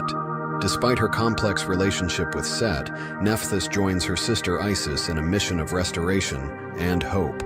Together, Isis and Nephthys gather Osiris's scattered remains. Nephthys is often depicted as standing at his head while Isis stands at his feet, their roles complementary in bringing Osiris back to life. Their efforts symbolize a balance of forces, creation and destruction, life and death. Nephthys also acted as a protector of Osiris's body. This connection to funerary practices cemented her role as a guardian of the dead, ensuring the deceased were safe as they transitioned to the afterlife. Nephthys's relationship with Set adds another layer of complexity to her character. She is often portrayed as his consort, yet she opposes his chaotic and destructive nature. In some interpretations, her alliance with Isis against Set is a powerful symbol of order overcoming chaos.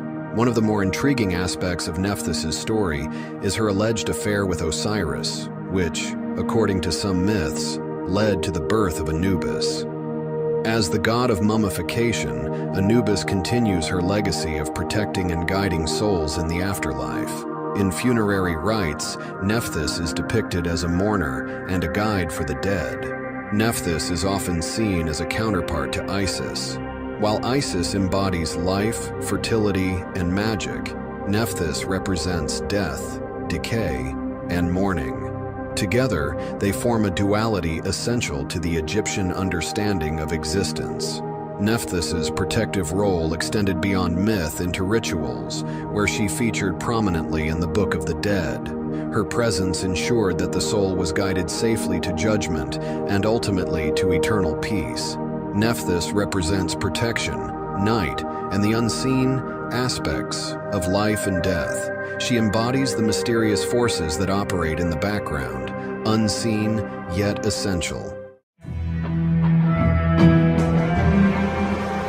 Isis was born to Geb, the earth god, and Nut, the sky goddess, making her one of the key deities in the Egyptian pantheon. She was the sister and wife of Osiris, the god of the afterlife, and mother of Horus, the falcon-headed god of kingship. Her family ties symbolize her integral role in maintaining cosmic balance and harmony. The myth of Osiris is one of ancient Egypt's most captivating tales, and Isis plays the heroine. When Seth, Osiris's jealous brother, murdered him and scattered his body parts across Egypt, Isis embarked on a tireless quest to recover them. Using her unparalleled magical abilities, Isis reassembled Osiris's body and brought him back to life, albeit briefly.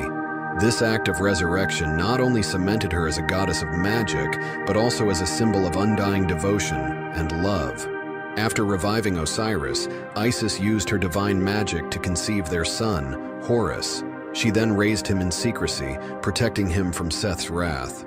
Horus would grow to avenge his father and claim his rightful place as ruler, fulfilling Isis's role as the ultimate mother and protector. Through her unwavering dedication, Isis ensured the continuation of divine justice and the pharaoh's lineage, as Horus became the living embodiment of kingship.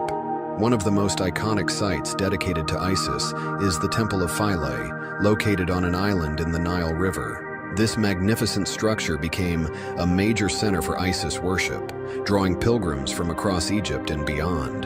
The temple, adorned with depictions of Isis and scenes from her mythology, stood as a beacon of her divine power. But Philae was not alone. Temples dedicated to Isis dotted the landscape of ancient Egypt and Nubia, each serving as a hub for religious ceremonies and devotion. Her presence was felt in cities, villages, and even in the hearts of the Nile Valley. In these temples, priests honored Isis through elaborate rituals and offerings. Daily life was infused with her presence, from the lighting of incense to grand ceremonies marking the changing seasons. Offerings of food, drink, and flowers were common, as people sought her blessings for health, fertility, and protection. As Egyptian culture spread through trade and conquest, so did the worship of Isis. Her cult became particularly prominent during the Greco-Roman period, when her mythology and symbols were embraced by new cultures. Did you know that Isis's name in hieroglyphs translates to throne? This isn't just symbolic. She was literally seen as the foundation of royal power in ancient Egypt, embodying the divine authority that supported the pharaoh. In ancient Egyptian, she was called Aset, but when her worship spread to the Greco-Roman world, she became known as Isis. This transition marked her transformation into a global deity, worshipped far beyond her original homeland. Remarkably, the worship of Isis was one of the longest lasting in human history. Temples dedicated to her continued to operate until the 6th century, centuries after the fall of ancient Egypt.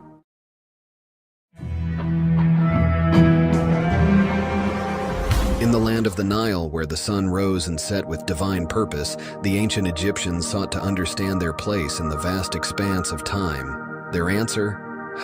The god of eternity. He personifies eternity itself, a concept central to Egyptian life, religion, and the afterlife. He was part of the Ogdoad, a group of 8 primordial deities worshipped in Hermopolis. These gods and goddesses represented the foundational elements of existence before creation. Paired in male and female forms, they embodied concepts like darkness, water, air, and infinity. In this divine ensemble, He and his female counterpart, Hau-He, symbolized limitless space and infinite time. Together, they represented the unending cycles that underpin all existence, from the rise and fall of the sun to the eternal flow of the Nile. As the god of eternity, he was seen as the guardian of time's endless expanse. His role was not confined to the cosmic. It extended to the mortal world, shaping how the Egyptians viewed their lives and their legacies.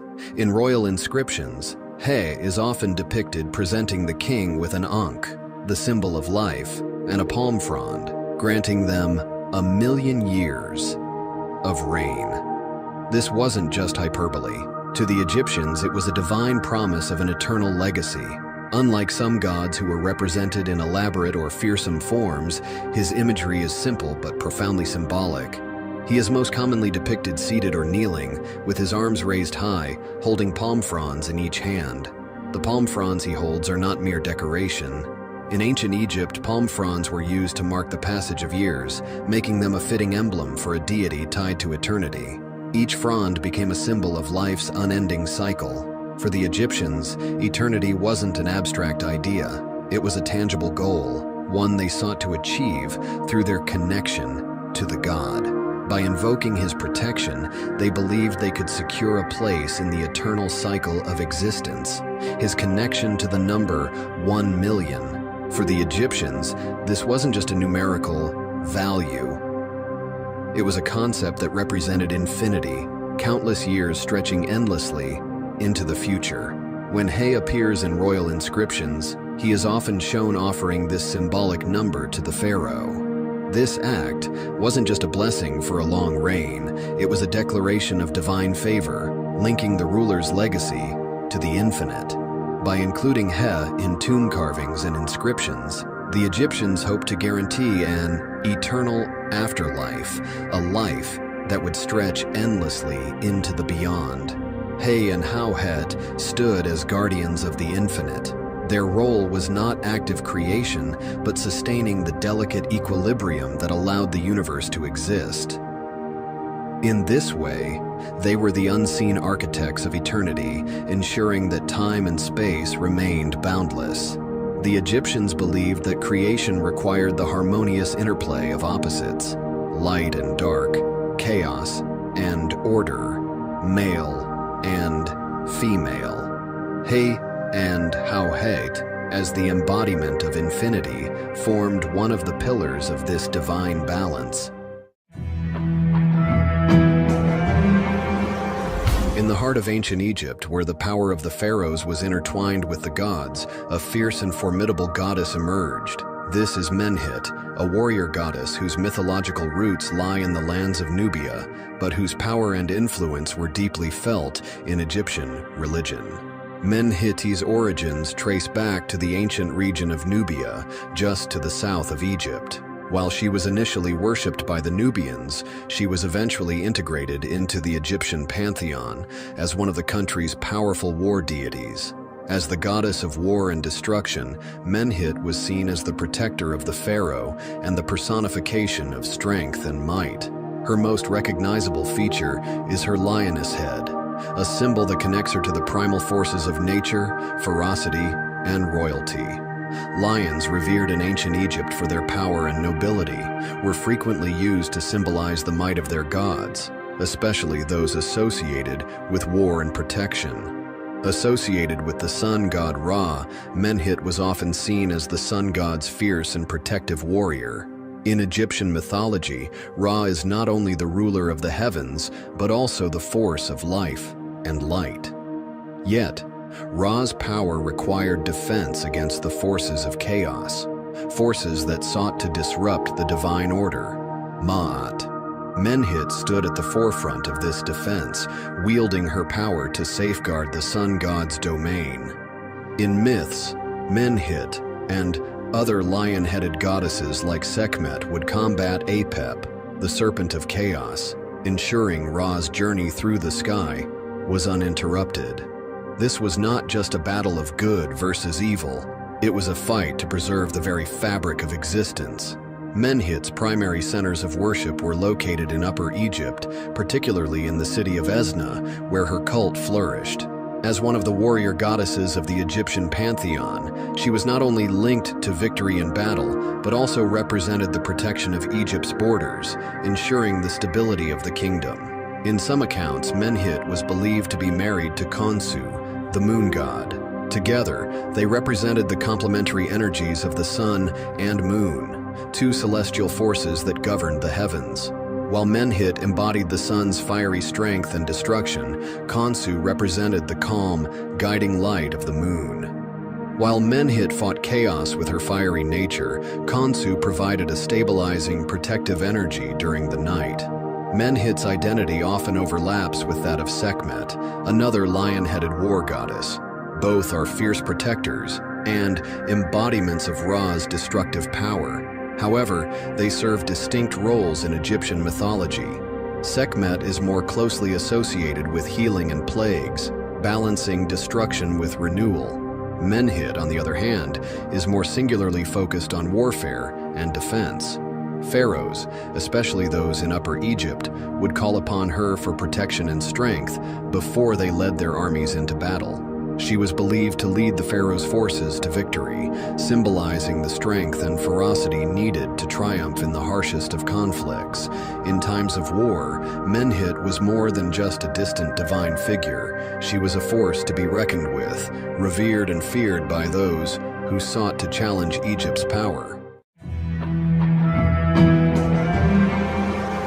To the ancient Egyptians, the Nile was the very lifeblood of their civilization, and one god stood at the crossroads of creation and the river's sacred waters, Khnum, recognized by his ram's head, crowned with curved horns that symbolize strength, vitality, and fertility. These attributes made him an emblem of life itself, as central to human existence as the Nile. Known as the divine potter, Khnum played a critical role in Egyptian mythology. According to legend, he crafted human bodies on his potter's wheel, meticulously shaping not only their physical forms, but also their ka, the spiritual essence that accompanied each individual through life and into the afterlife. Khnum wasn't just a creator god. He was also believed to be the guardian of the Nile's source, the keeper of its life-giving waters. Each year, the river's inundation brought nutrient-rich silt to the farmlands, ensuring the prosperity of Egypt. This connection to the Nile made Khnum indispensable, not just spiritually, but also in the practical lives of the people. The ram's head, a symbol of Khnum, was more than just a nod to his association with fertility. Rams were revered animals in ancient Egypt, embodying power and virility. By adopting the ram's image, Khnum represented not only human creation, but also the Nile's regenerative and life-giving energy. According to myth, Khnum worked tirelessly at his potter's wheel, forming each individual with his hands. Using the rich, fertile clay of the Nile River, he created not only their bodies but also their ka, a spiritual double that was believed to accompany every person throughout life and into the afterlife. The ka was more than just a soul. It was a unique, divine blueprint representing a person's individuality and vitality. Khnum didn't just create physical life, he crafted the essence of who each person was, connecting them to the gods and the greater cosmos. In addition to ordinary people, Khnum also shaped the lives of Egypt's most exalted rulers. In royal birth myths, he is shown crafting the bodies of pharaohs on his potter's wheel, emphasizing their divine origin. These stories reinforce the belief that the pharaohs were not mere mortals, but chosen figures imbued with divine authority. As the guardian of the Nile source, Khnum ensured the river's annual inundation, which brought fertile silt to the farmlands. This inundation wasn't merely a natural event, it was a divine blessing, one that sustained Egypt's agriculture and civilization. To honor Khnum and secure his favor, Egyptians performed rituals and made offerings. Imagine a time before time itself, a world submerged in infinite waters of chaos. From these depths emerged Tatanen, a name that means the risen land or the emerging land. Tatanen symbolizes the earth's first breath, the fertile ground rising from the chaotic waters to bring forth life. In Egyptian mythology, Tatanen was no ordinary god. He represented the very foundation of the earth, the solid, stable land that gave life its beginning. His emergence from the watery abyss of Nun marked the first step toward creation, making him one of the most ancient and significant deities in Egyptian cosmology. Tatanen's roots trace back to the Old Kingdom, around 2686 to 2181 BCE. Although less prominent during this era, his presence in religious texts and temple inscriptions reveals his enduring importance to the Egyptians. Over time, his influence expanded, reaching new heights during the Middle and New Kingdoms.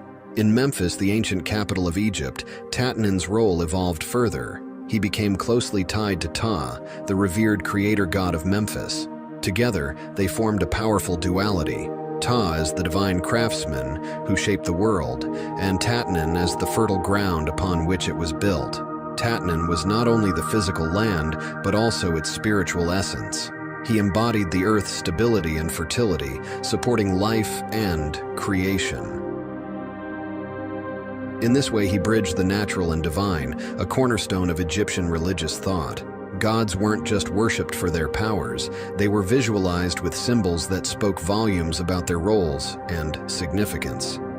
Tatanen, the god of the earth's emergence, is no exception. His iconography and symbolism reveal his profound connection to life, stability, and the cosmos.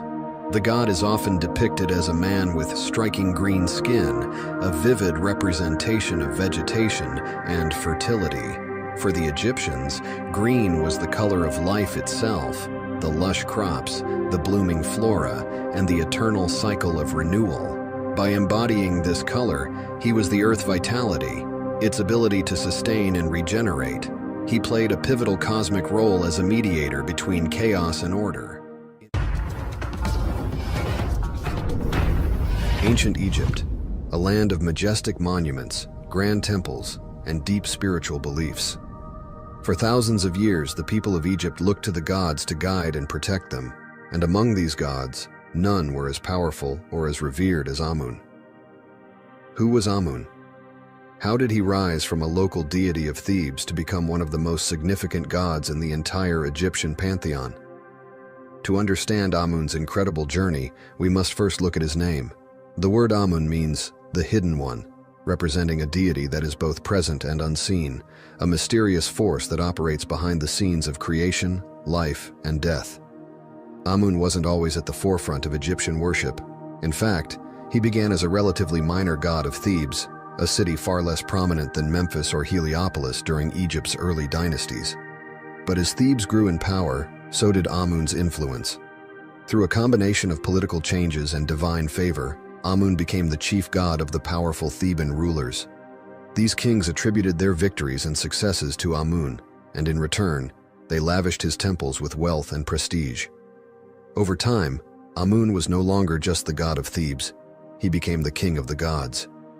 In the next chapters of this story, we'll explore Amun's rise to dominance, his deep ties to Egyptian politics, and how his worship influenced not only Egypt, but also its surrounding regions. To start with, Amun was a humble and largely overlooked deity, worshipped in the small city of Thebes. Thebes itself was a minor player during the Old Kingdom. While cities like Memphis and Heliopolis flourished as centers of power and religion, Thebes remained on the fringes of the political landscape. But everything was about to change. Amun at this time was not a powerful god. He was a god of air and wind, representing the unseen forces that shaped the world. His name, meaning the Hidden One, reflects this role as the invisible, mysterious energy behind creation and life. Though he was unseen, Amun's power was always there, present in the air that people breathed and in the wind that carried life-sustaining water across the Nile Delta. Amun's role as the god of air made him a protector of the unseen realms of existence, the wind that can be felt but never seen. In Egyptian creation myths, Amun was linked to the act of creation itself. As the Hidden One, he played a key role in forming the universe, helping to shape the cosmos from the chaotic, watery abyss that existed before the world.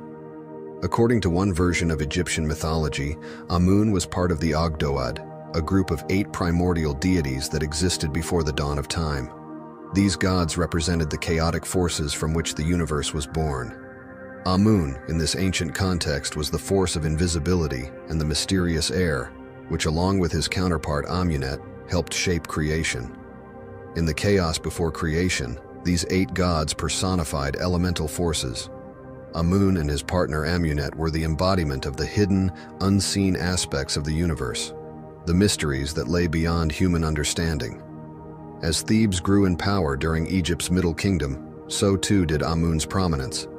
The rulers of Thebes, eager to legitimize their authority, aligned themselves with Amun, slowly transforming him from a local god to a national deity. Temples were built in his honor, and priests began expanding Amun's mythology. As his power grew, so too did his temples, which would soon become some of the most significant religious centers in all of Egypt. Despite his growing prominence, Amun retained his mysterious nature. He was the god who acted in secret, who moved through the unseen and gave life to all things, but remained hidden from the eyes of mortals. This duality, both present and invisible, made Amun uniquely powerful among the Egyptian gods. As the Middle Kingdom of Egypt dawned, a small but determined city began to emerge from the shadows. Thebes. Once a minor settlement on the banks of the Nile, Thebes was poised to become the heart of a new Egyptian empire.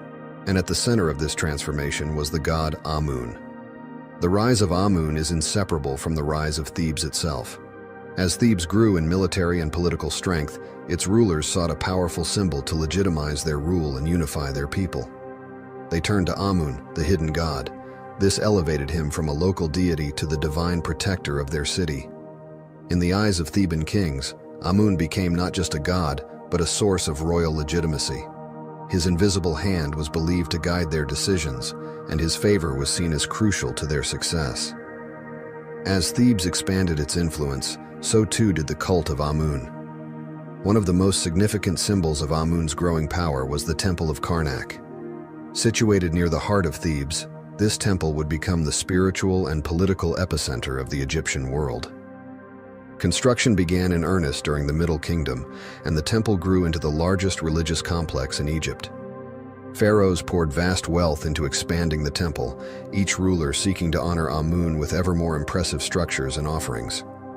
In return, they believed that Amun granted them divine favor, securing their reign and guiding them to victory in battle.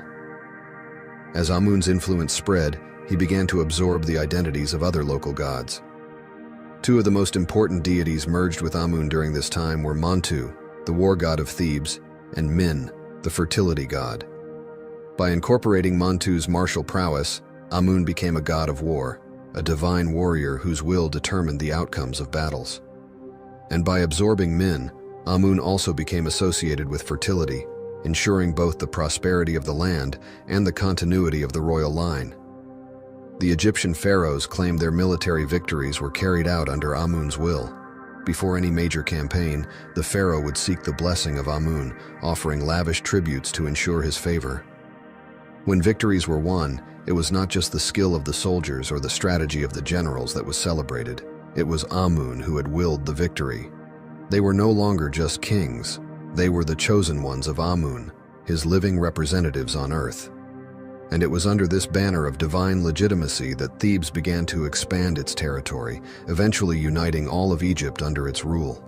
The once local god of air and wind was now worshipped across the entirety of Egypt, with temples in his honor springing up from the Nile Delta to Nubia.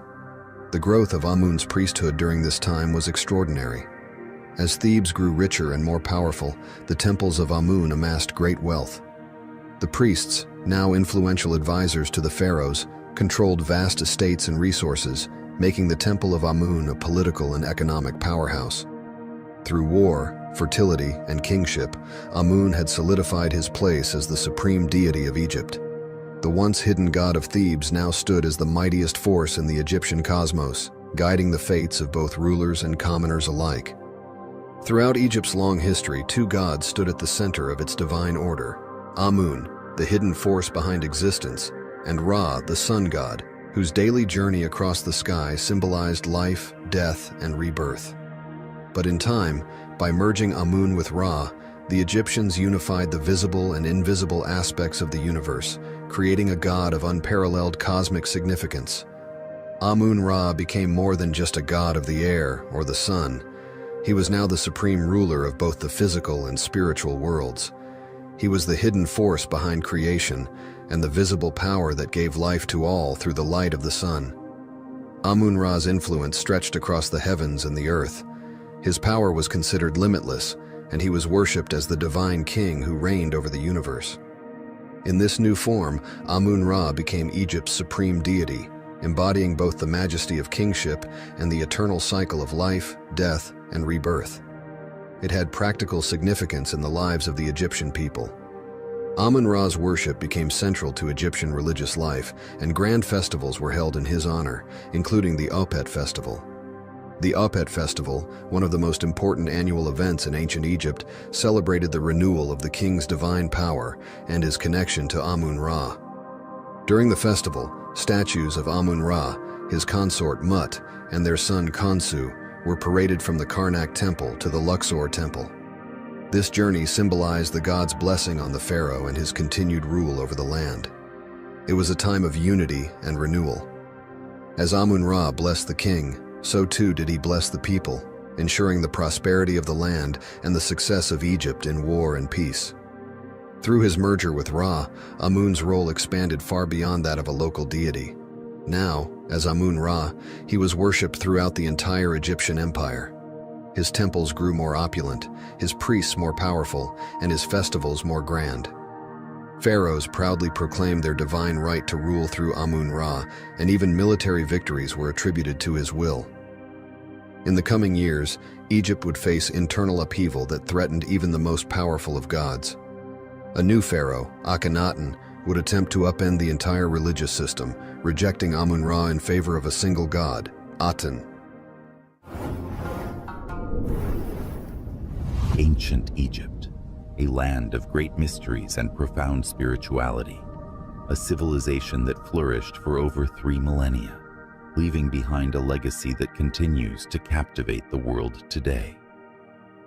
Central to this enduring fascination is the rich tapestry of Egyptian mythology, where gods and goddesses shaped every aspect of life, death, and the afterlife. Khonsu, his name means traveler or wanderer, a fitting title for the god who guides the moon across the night sky. But Khonsu is more than just a lunar deity. He is a protector, a healer, and a symbol of rejuvenation. Yet, his role extends far beyond celestial movements. Khonsu is revered as a powerful healer, invoked in times of illness and distress. In some myths, his powers were even sought by foreign kings, desperate for his divine intervention. So let us begin our journey under the light of the moon as we explore the history and significance of Khonsu, the Egyptian god of the moon. Our earliest glimpses of Khonsu come from the pyramid texts, some of the oldest religious writings in the world. These texts, inscribed on the walls of royal tombs during the Old Kingdom, reveal Khonsu as a god connected to the moon, a celestial traveler who illuminates the night sky and protects the dead on their journey to the afterlife. Initially, Khonsu's role was relatively minor, especially when compared to the great solar deity, Ra. However, as the centuries unfolded, Khonsu's character began to evolve. By the time of the Middle Kingdom, Khonsu was no longer just a guardian of the night. He had become a vital part of the Egyptian pantheon, known for his healing powers and his connection to the cycle of life and death. As Khonsu's importance grew, he began to be associated with other powerful deities. He was often linked with Ra, the sun god, and Thoth, the god of wisdom and writing. In many myths, Khonsu is depicted working alongside these gods, helping to maintain the balance of the cosmos. In this role, Khonsu was seen as a key figure in the eternal struggle against chaos. Each night, he would join Ra in the solar bark, battling the serpent Apophis, who sought to devour the sun and plunge the world into darkness. Through these myths, Khonsu's role as a protector was solidified, not just in the physical world, but in the spiritual realm as well. Khonsu's prominence reached its pinnacle during the New Kingdom, particularly in the city of Thebes, where he became part of one of the most important divine families, the Theban triad. This triad consisted of Amun, the king of the gods, Mut, the great mother goddess, and their divine son, Khonsu. In this triad, Khonsu's role as the son of Amun and Mut symbolized the moon's relationship with the sun and the earth. Amun representing the hidden powerful sun, Mut, the nurturing earth, and Khonsu, the moon that bridges the two. This familial connection highlighted Khonsu's importance not only as a lunar deity, but also as a god of healing and protection, reflecting the nurturing aspects of his mother, Mut. The people of Thebes held Khonsu in high regard, with his temple at Karnak standing as a testament to his importance. Here, rituals were conducted to honor Khonsu, asking for his protection during the night and invoking his healing powers in times of illness. Khonsu's connection to Thebes also tied him to the city's political and religious power. As Thebes grew in prominence during the Middle and New Kingdoms, so too did the worship of Khonsu. The city's rulers, eager to legitimize their authority, often depicted themselves as favored by the Theban triad, with Khonsu acting as a divine protector and healer. Khonsu's connection to the moon is one of the most defining aspects of his character. The ancient Egyptians believed that Khonsu controlled the phases of the moon, his influence waxing and waning as the moon moved through its monthly cycle.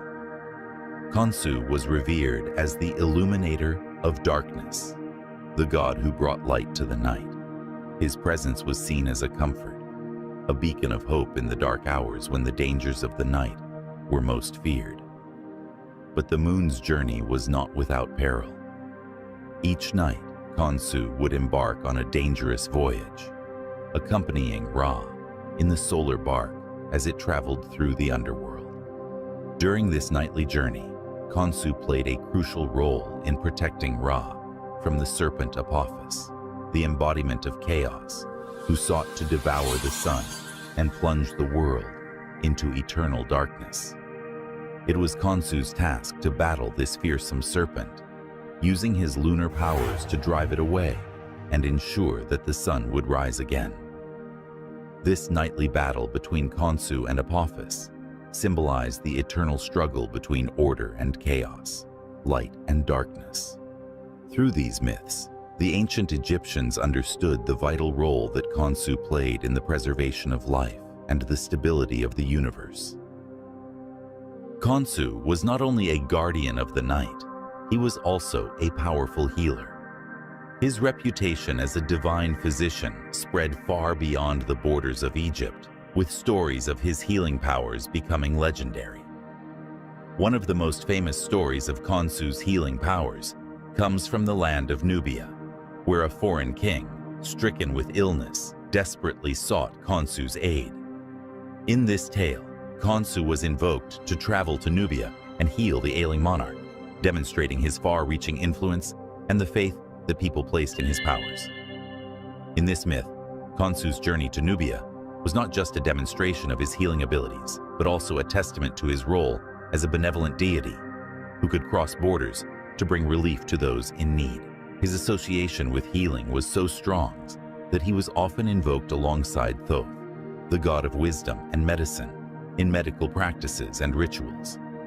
Perhaps the most well-known tale of Khonsu's healing powers is found on the Bentresh stela, where the god is called upon to heal a foreign princess suffering from a mysterious illness.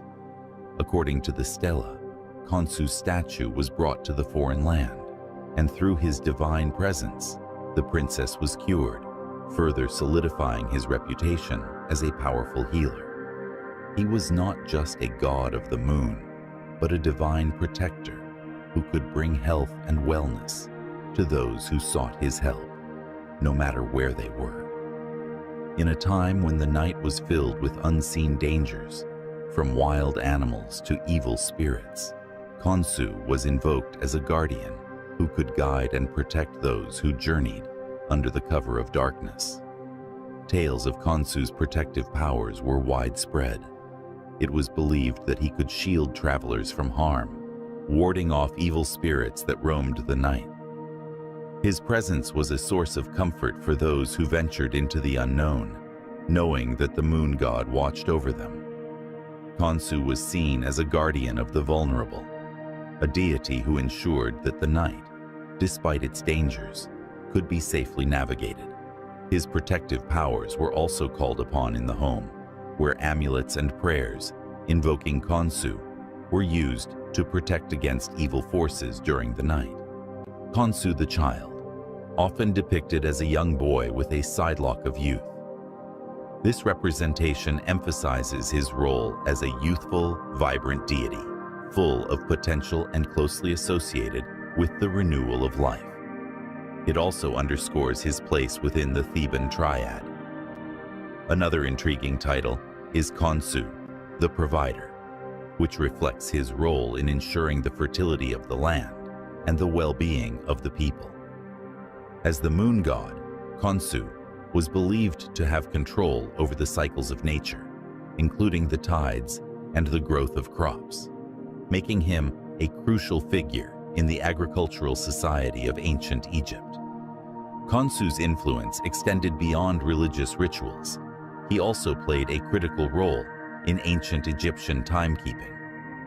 The lunar calendar was essential for determining the timing of festivals, agricultural activities, and even the months themselves. The phases of the moon, under Khonsu's watchful eye, guided the Egyptians in their daily lives, helping them align their activities with the natural world. But perhaps one of the most mysterious aspects of Khonsu's worship is the rituals associated with lunar eclipses. To the ancient Egyptians, a lunar eclipse was a time of danger, when Khonsu's light was temporarily obscured by the forces of chaos. Special rituals were conducted to protect the moon god and ensure his safe return to the night sky. These rituals, shrouded in secrecy, hint at the deep reverence and fear that lunar phenomena inspired in ancient Egyptian society.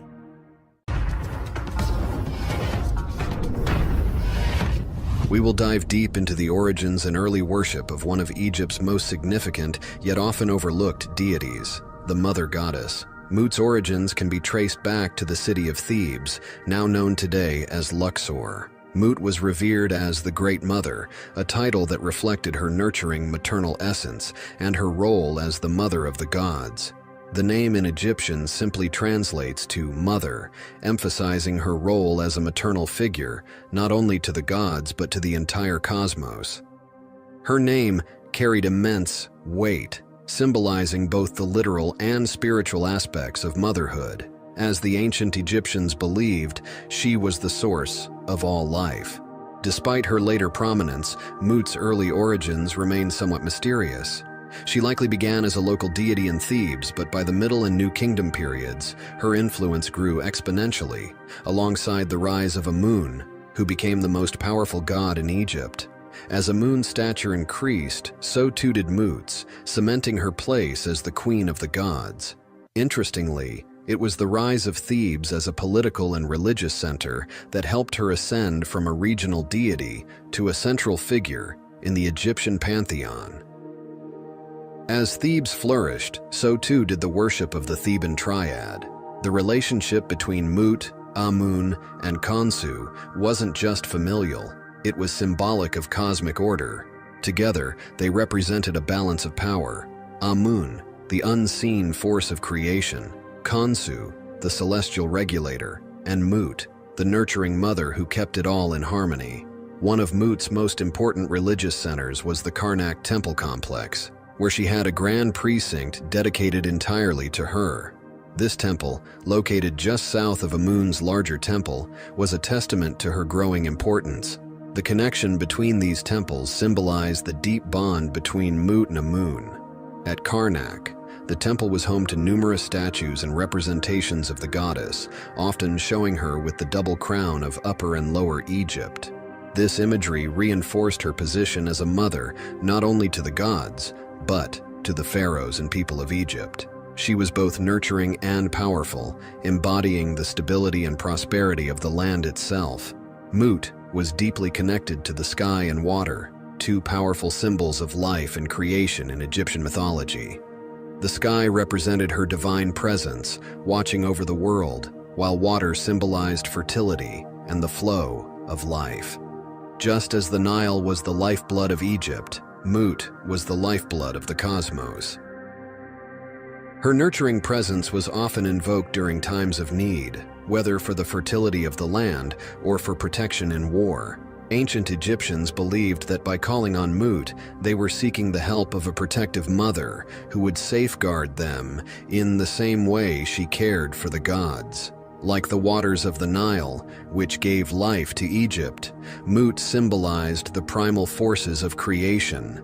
As the goddess of both fertility and the heavens, she ensured that the cycle of life continued. Her influence could be seen in the growth of crops, the flooding of the Nile, and the prosperity of the people.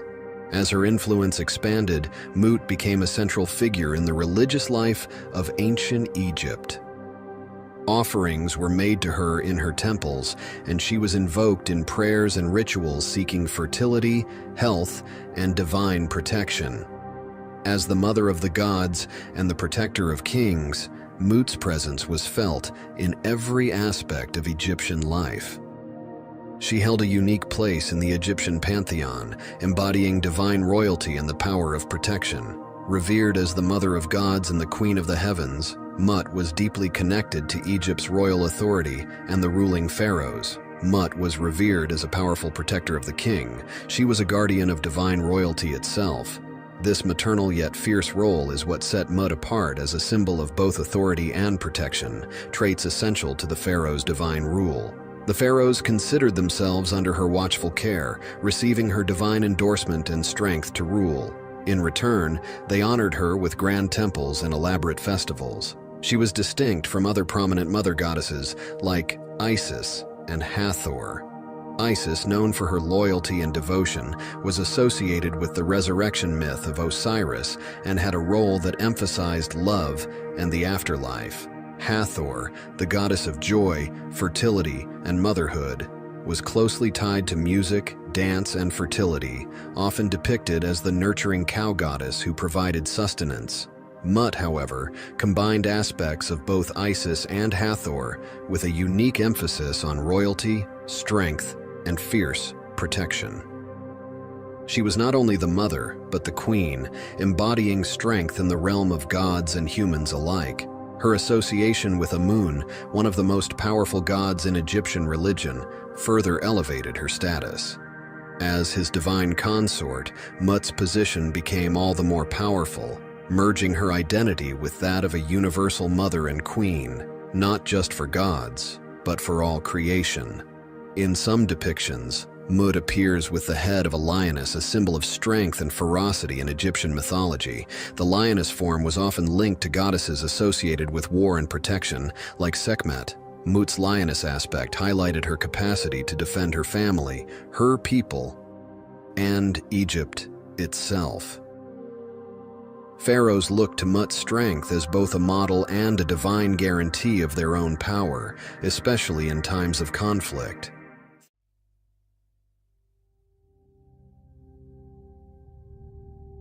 In the beginning, according to ancient Egyptian mythology, there was only the primordial waters of Nun, a vast and infinite sea of chaos. From this chaos emerged Atum, the first god, who willed himself into existence. Atum, embodying the power of creation, stood alone on the primeval mound, a symbol of land emerging from the waters.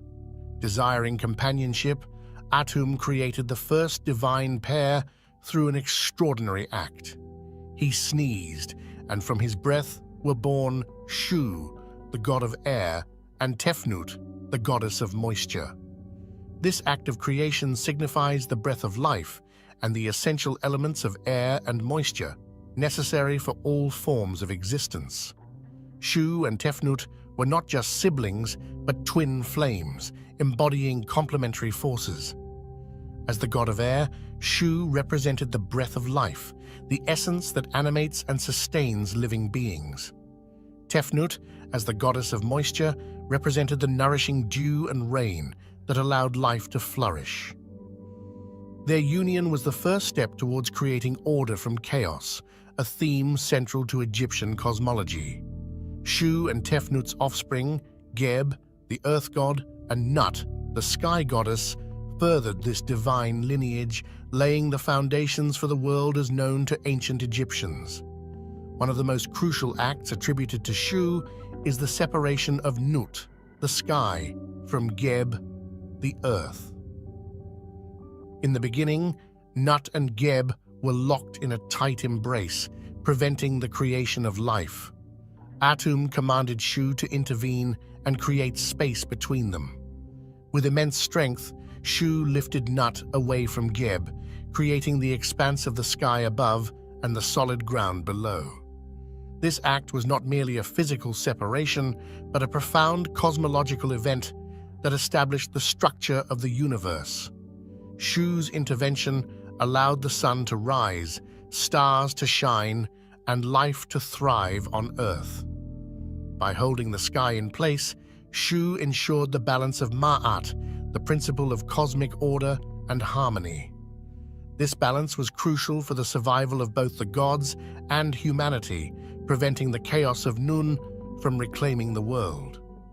Shu's role as a stabilizing force made him indispensable in maintaining the order of the cosmos. Through this act, Shu became a symbol of stability and protection, embodying the life-giving breath of the wind and the clarity of light. His presence was invoked in rituals and prayers, ensuring that the delicate balance of nature was upheld and that chaos was kept at bay. One of the most recognizable symbols of Shu is the ostrich feather he wears on his head. This feather is not merely decorative, it is a profound symbol representing air and light, the very elements Shu governs. The ostrich feather is light and delicate, qualities that perfectly embody Shu's domain over air. In Egyptian culture, feathers were often associated with Ma'at. Shu's feather signifies his role in maintaining this principle, by creating and sustaining the space necessary for life and order.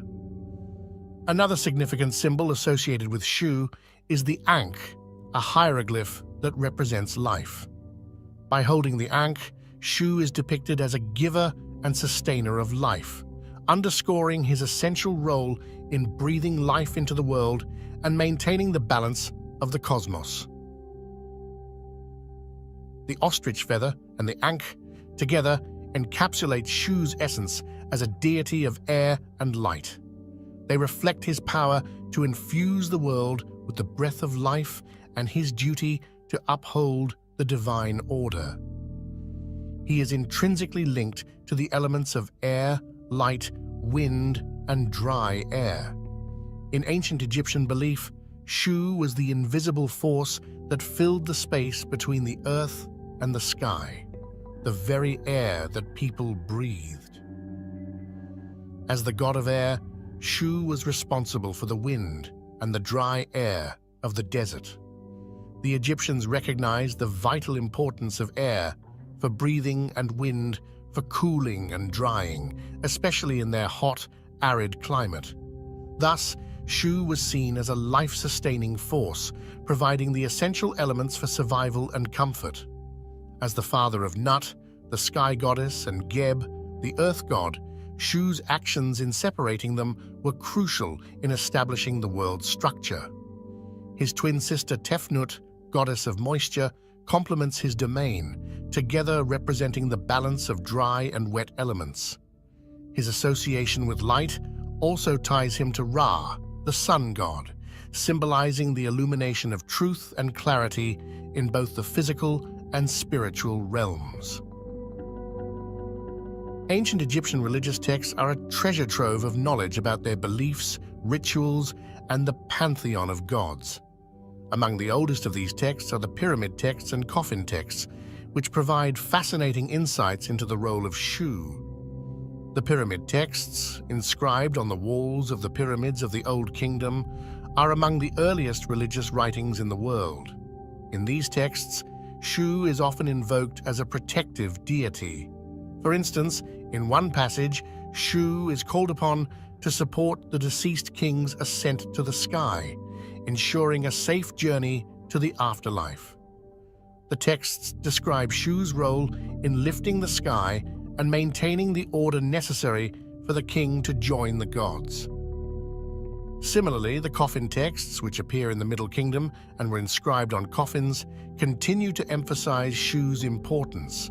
These texts expand on the themes found in the pyramid texts, offering more personalized prayers and spells for the deceased. Shu is frequently mentioned as a guardian who protects the soul during its journey, using his breath to grant the deceased new life and ensuring they reach the afterlife. The Book of the Dead, a collection of spells and incantations designed to guide the deceased through the afterlife, also features Shu prominently. This text, used extensively during the New Kingdom, provided a detailed roadmap for the soul's journey to the afterlife, emphasizing the importance of divine protection and guidance. In the journey to the afterlife, one of the critical moments is the weighing of the heart ceremony, presided over by Osiris. While Shu is not directly involved in this scene, his role in maintaining the cosmic order is crucial. By supporting the sky and ensuring the balance of Ma'at, Shu creates the conditions necessary for the judgment to be fair and just. In one notable passage, Shu is depicted as lifting the sky to allow the deceased to see the light of the sun, god Ra, symbolizing enlightenment and the ultimate union with the divine. This act underscores Shu's role in providing clarity and guiding the soul towards eternal harmony.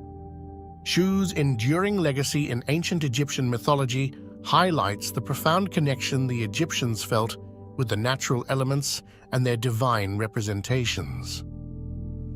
As the god of air and light, Shu's influence was woven into the very fabric of daily life and the spiritual beliefs that guided the ancient Egyptians. The fascination with Shu and other deities of the Egyptian pantheon continues to captivate scholars and enthusiasts alike. His role in maintaining cosmic order and his protective presence in the afterlife rituals underscore the deep reverence the Egyptians had for their gods and the intricate mythology they developed. The balance and harmony that Shu embodied continue to inspire and intrigue us, offering insights into the ancient civilization that revered him. Thank you for joining us on this exploration of Shu, the god of air and light.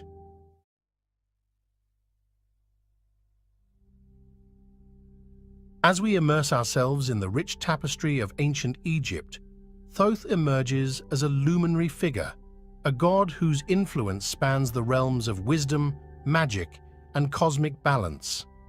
Known by many names, Thoth the Scribe, Thoth the Ibis, or even Thoth the Messenger, this deity played an integral role in the celestial drama of Egyptian mythology. Picture this: Thoth, the one who held the quill that chronicled the very essence of existence, the architect of cosmic order, and the guide of souls through the afterlife. But our journey today is not just a stroll through ancient texts and hieroglyphs, it's a captivating exploration into the heart of the divine mysteries Thoth guards.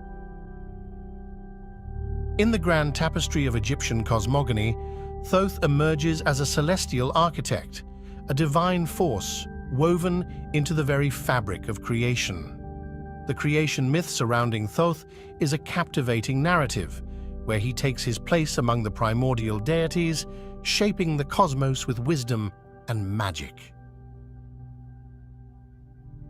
But Thoth's story doesn't begin and end with creation. It's intricately tied to the Ogdoad, the ensemble of 8 primordial deities. Each member of this cosmic symphony played a unique role, and Thoth, with his unparalleled intellect, brought a harmonious balance to the cosmic dance. As we gaze upon the ancient Egyptian art and hieroglyphs, we witness Thoth's visage etched in the annals of time. The scribe, the ibis-headed deity, and the master of the written word. These depictions reveal not just a god, but a symbol of wisdom and knowledge, revered across the ages.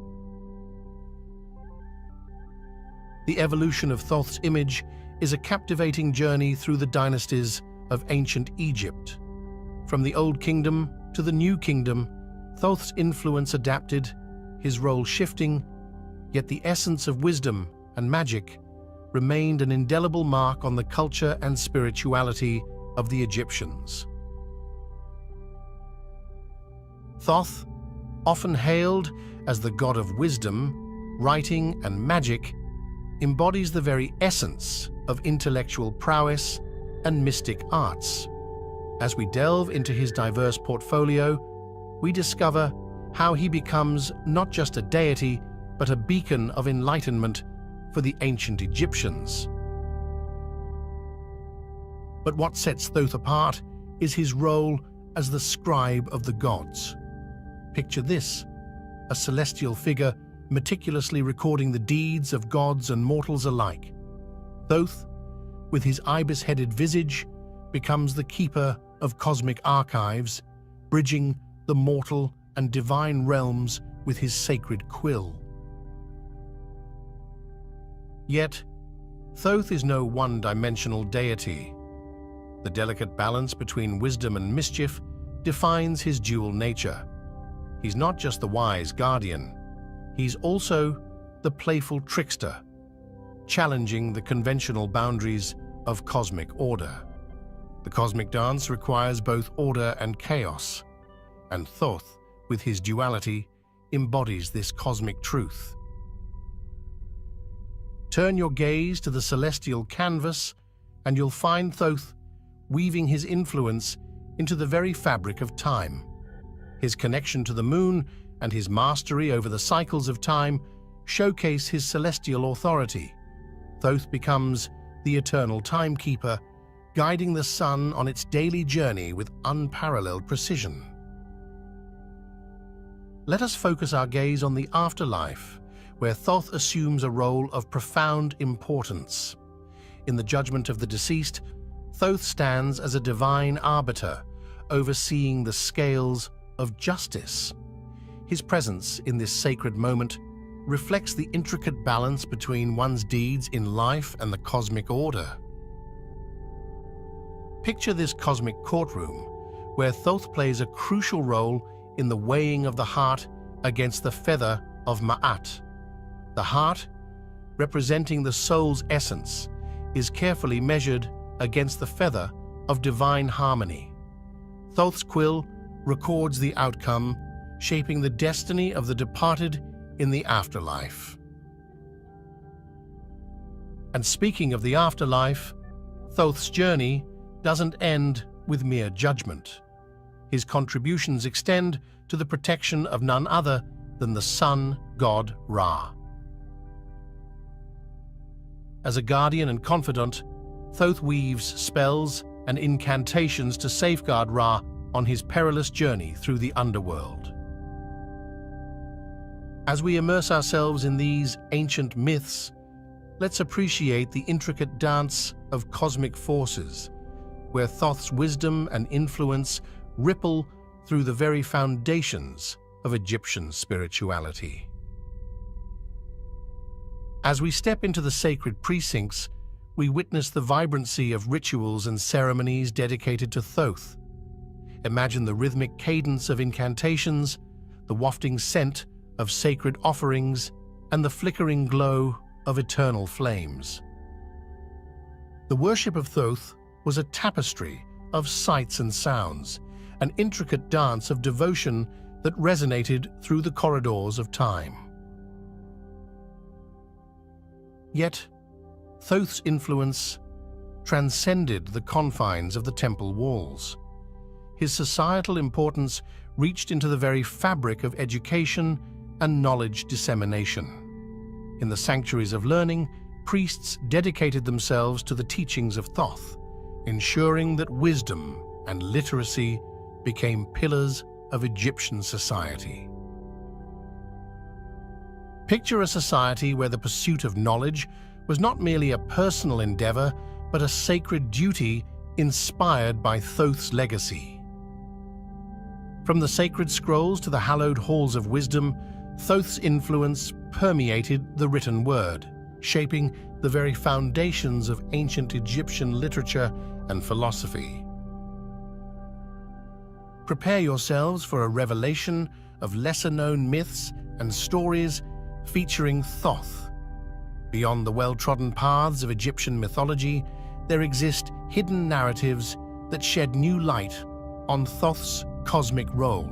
From secret realms to celestial escapades, these tales paint a portrait of Thoth that transcends the familiar. Thoth's connection to the Emerald Tablets unveils a profound association with the ancient alchemical wisdom. These mystical tablets, attributed to Thoth himself, delve into the secrets of transformation, transmutation, and the eternal principles of Hermeticism. As we venture further, it becomes clear that Thoth's influence extends far beyond the banks of the Nile. The cultural impact of Thoth reverberates across ancient civilizations, leaving an indelible mark on the beliefs and practices of diverse cultures. From Greece to Rome, the echoes of Thoth's wisdom resonate through the corridors of time. Thoth's presence isn't confined to dusty tomes or ancient ruins. It permeates modern popular culture. Explore with me as we uncover how Thoth, the ancient deity of wisdom, has found a place in literature, art, and even contemporary spirituality. From books to movies, music to symbolism, Thoth's timeless allure continues to captivate hearts and minds. As we bring our exploration to a close, let's celebrate the enduring legacy of Thoth and the way his ancient wisdom continues to inspire and intrigue us in the 21st century. From the creation myths and his association with the Ogdoad to his role as the scribe of the gods, Thoth's significance in ancient Egyptian cosmogony is truly profound. The delicate balance between wisdom and mischief, his connection to the moon, and the timeless symbolism associated with him reflect the multifaceted nature of this divine figure. May the wisdom of Thoth illuminate your path, and may the echoes of his timeless legacy resonate in your hearts. In the pantheon of ancient Egyptian gods, one figure emerges as a symbol of chaos, a force that tested the very foundations of cosmic order. This deity, Apep, cast its shadow across the beliefs and rituals of the ancient Egyptians, leaving behind a legacy that echoes through the sands of time. Apep, also known as Apophis, serpent of chaos, embodies the eternal struggle between creation and destruction.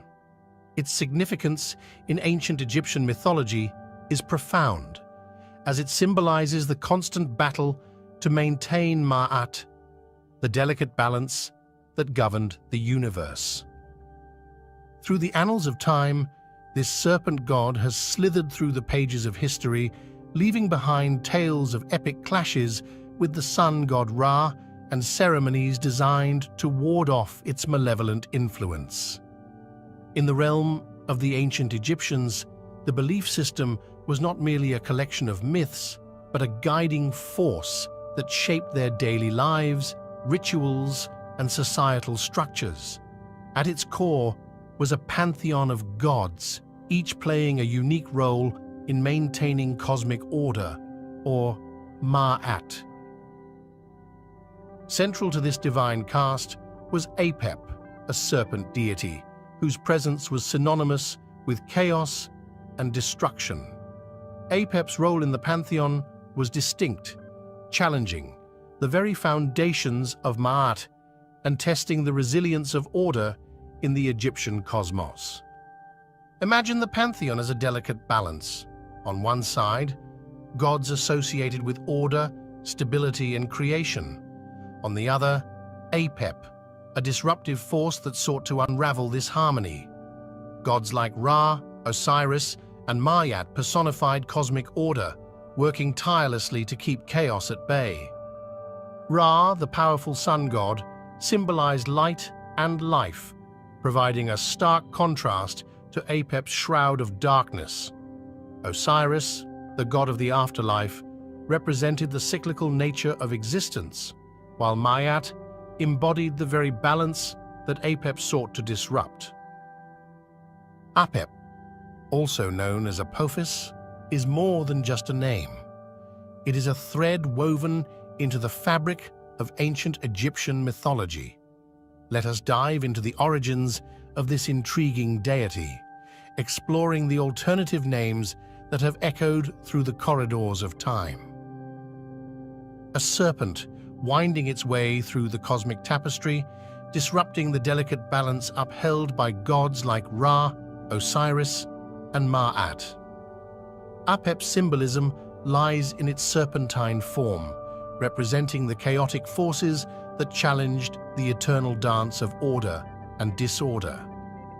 Let's turn our gaze to the epic battles between Apep and the sun god Ra, a clash of cosmic titans that unfolded daily in the realms of Egyptian mythology. These mythical confrontations weren't just tales of deities, they symbolized the eternal struggle between light and darkness, good and evil. Ra, the radiant sun god, embarked on a perilous journey through the underworld each night, facing the relentless onslaught of Apep, the serpent of chaos. These myths served as metaphors for the cyclical nature of day and night, reinforcing the constant tension between order and chaos. In the eyes of the ancient Egyptians, Apep wasn't merely a mythical creature, it was a formidable force that demanded respect and attention.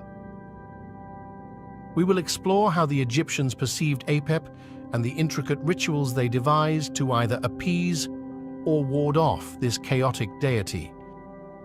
Temples dedicated to Apep were sacred spaces where the devout sought to commune with the divine and gain protection from the serpent's malevolent influence. These ceremonies were not just rituals, they were a testament to the Egyptians' unwavering belief in the delicate balance between order and chaos. Imagine standing within the hallowed halls of a temple dedicated to Apep, surrounded by the rhythmic chants and incantations of priests and priestesses. These ceremonies were not mere performances. They were a collective effort to maintain Ma'at, the cosmic harmony threatened by Apep's presence. Archaeological excavations have unearthed a trove of artifacts offering glimpses into the fervent worship of Apep. Elaborate amulets, intricate carvings, and ceremonial tools provide us with tangible links to the spiritual practices that once unfolded in the shadow of this serpent deity. As we navigate through the remnants of the past, we uncover the profound connection between the people of ancient Egypt and their dedication to Apep. The artifacts speak of a civilization that sought divine protection, forging a spiritual shield against the chaos that loomed on the horizon. As civilizations evolve, so too do their belief systems. Apep, once a formidable force in the pantheon of Egyptian gods, experienced a subtle decline over time. The reasons behind this shift are multifaceted, with changing political landscapes and cultural dynamics playing pivotal roles. Political upheavals, the rise and fall of empires, and the emergence of new belief systems all contributed to the altering spiritual landscape of ancient Egypt. Apep, once a central figure in the cosmic drama, saw a diminishing role as societal values and priorities evolved. Yet, as deities often do, Apep underwent transformations in the face of changing times. In later periods, we witness reinterpretations of this serpent god, adapting to the evolving spiritual needs of the people. In some instances, Apep took on new layers of symbolism, embodying different aspects or serving as a metaphor for challenges unique to the era. The serpent god, once a symbol of pure chaos, found itself woven into the fabric of evolving mythologies. The decline of Apep's prominence does not mark the end of its legacy.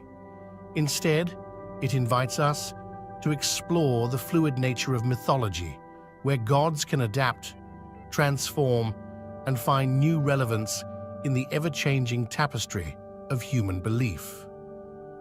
As we near the culmination of our journey through the mysteries of Egyptian god Apep, our quest takes an exciting turn into the realms of legacy and influence.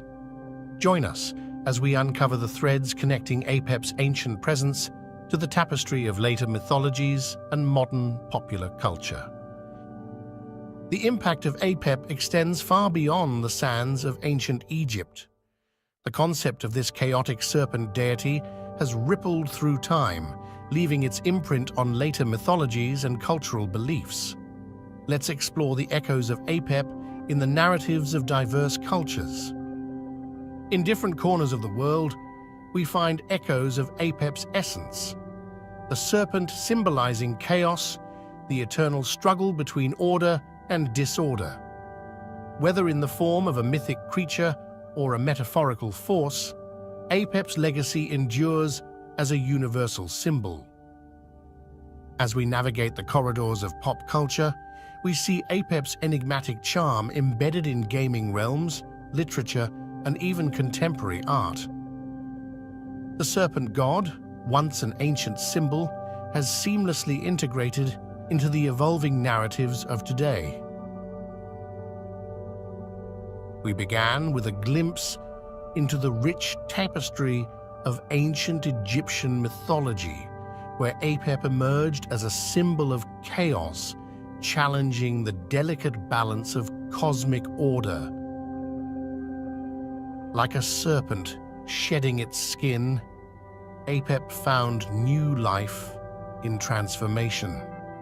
Its legacy echoed through later mythologies and permeated modern popular culture, becoming a timeless symbol that continues to inspire and intrigue.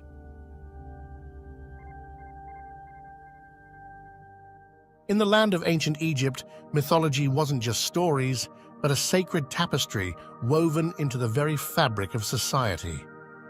At the heart of this mystical realm, we find goddess Nut. Nut, the goddess of the sky, is one of the most revered figures in Egyptian cosmology. Her name itself, Nut or Nui, signifies the vast expanse of the heavens. Her importance in ancient Egyptian culture cannot be overstated. She was the very embodiment of the cosmos, the overarching sky under which all life existed. Depicted as a woman whose body arches over the earth, Nut is often portrayed adorned with stars, symbolizing her connection to the celestial realm. Nut's significance goes beyond mere representation. She played a crucial role in Egyptian cosmology, where she was believed to swallow the sun each evening and give birth to it anew each morning. This cyclical journey of the sun symbolized the eternal cycle of life, death, and rebirth, a concept deeply ingrained in Egyptian religious beliefs. As we embark on our exploration of Nut's mythology, we'll uncover the layers of symbolism and meaning behind her divine presence, shedding light on the mysteries of ancient Egypt. Let us unravel the captivating world of Goddess Nut. To understand the origins of Goddess Nut, we must journey back to the dawn of Egyptian civilization, where mythology intertwined with the very essence of existence. In the beginning, there was only chaos, a swirling abyss from which all life emerged. From this primordial chaos arose the gods and goddesses, including the illustrious Nut. Nut, whose name means sky or heaven, emerged as one of the most prominent figures in Egyptian cosmology. She was born from the union of Shu, the god of air, and Tefnut, the goddess of moisture. As the daughter of Shu and Tefnut, Nut occupied a central place within the Egyptian pantheon.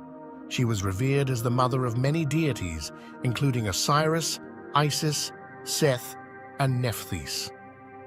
Nut's significance extended far beyond her familial ties. She was the personification of the sky itself, her body arching over the earth, her star-studded form symbolizing the infinite expanse of the heavens. As the goddess of the sky, Nut was intimately connected to the cycles of nature and the cosmic order. She was believed to swallow the sun each evening, guiding it through the underworld before giving birth to it anew each morning. This daily journey of the sun mirrored the eternal cycle of life, death, and rebirth, with Nut serving as the guardian of this celestial passage.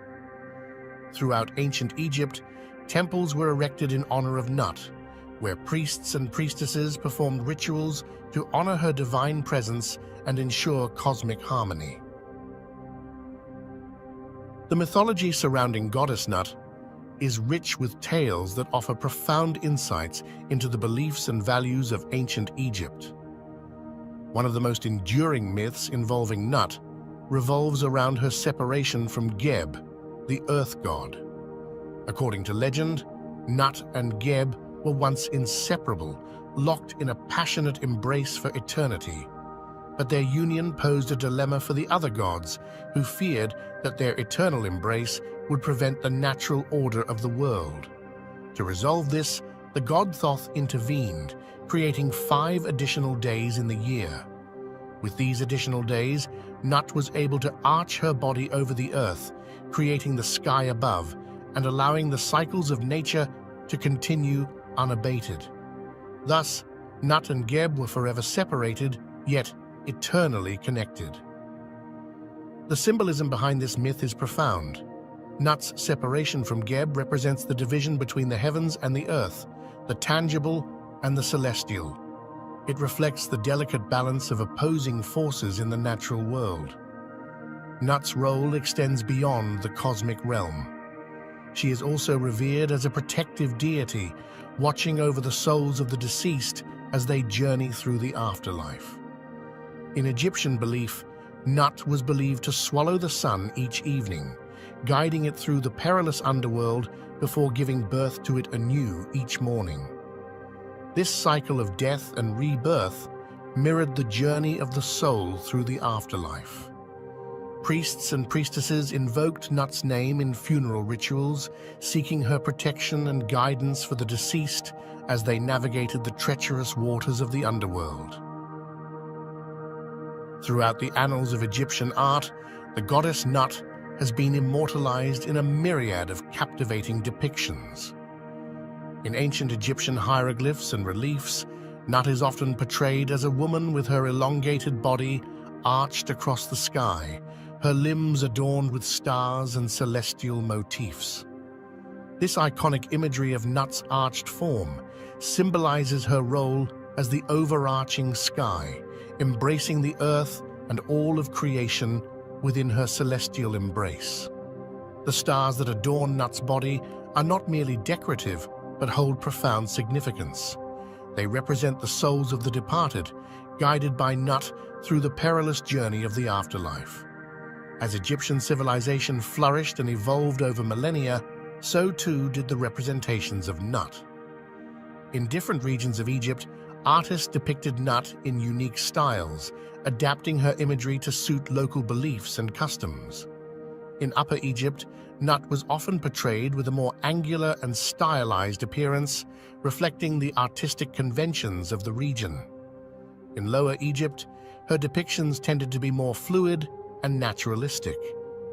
As the centuries passed, Nut's representations underwent subtle changes, reflecting shifts in religious beliefs and cultural influences. Yet her essential attributes remained constant, symbolizing the timeless truths of Egyptian cosmology. From the earliest hieroglyphs to the grand temple reliefs, Nut's image served as a visual reminder of the interconnectedness of the heavens and the earth, inspiring awe and reverence in all who beheld her. In the heart of ancient Egypt, temples dedicated to the goddess Nut stood as sacred sanctuaries, where devotees gathered to honor her divine presence and seek her blessings. The cult worship of Nut was deeply ingrained in Egyptian society, with rituals, festivals, and ceremonies held throughout the year to pay homage to the revered goddess of the sky. Priests and priestesses played a central role in these religious observances, acting as intermediaries between the mortal realm and the divine. They meticulously performed rituals to ensure cosmic harmony and appease the goddess. One of the most significant festivals dedicated to Nut was the Feast of Nut, celebrated annually during the inundation of the Nile. This festival honored Nut's role in providing life-giving water to the land. During these festivals, worshippers would gather in temples adorned with images of Nut, offering prayers, incense, and symbolic offerings to appease the goddess and ensure a bountiful harvest. The temples dedicated to Nut served as sacred spaces where devotees could commune with the divine and seek guidance in times of need.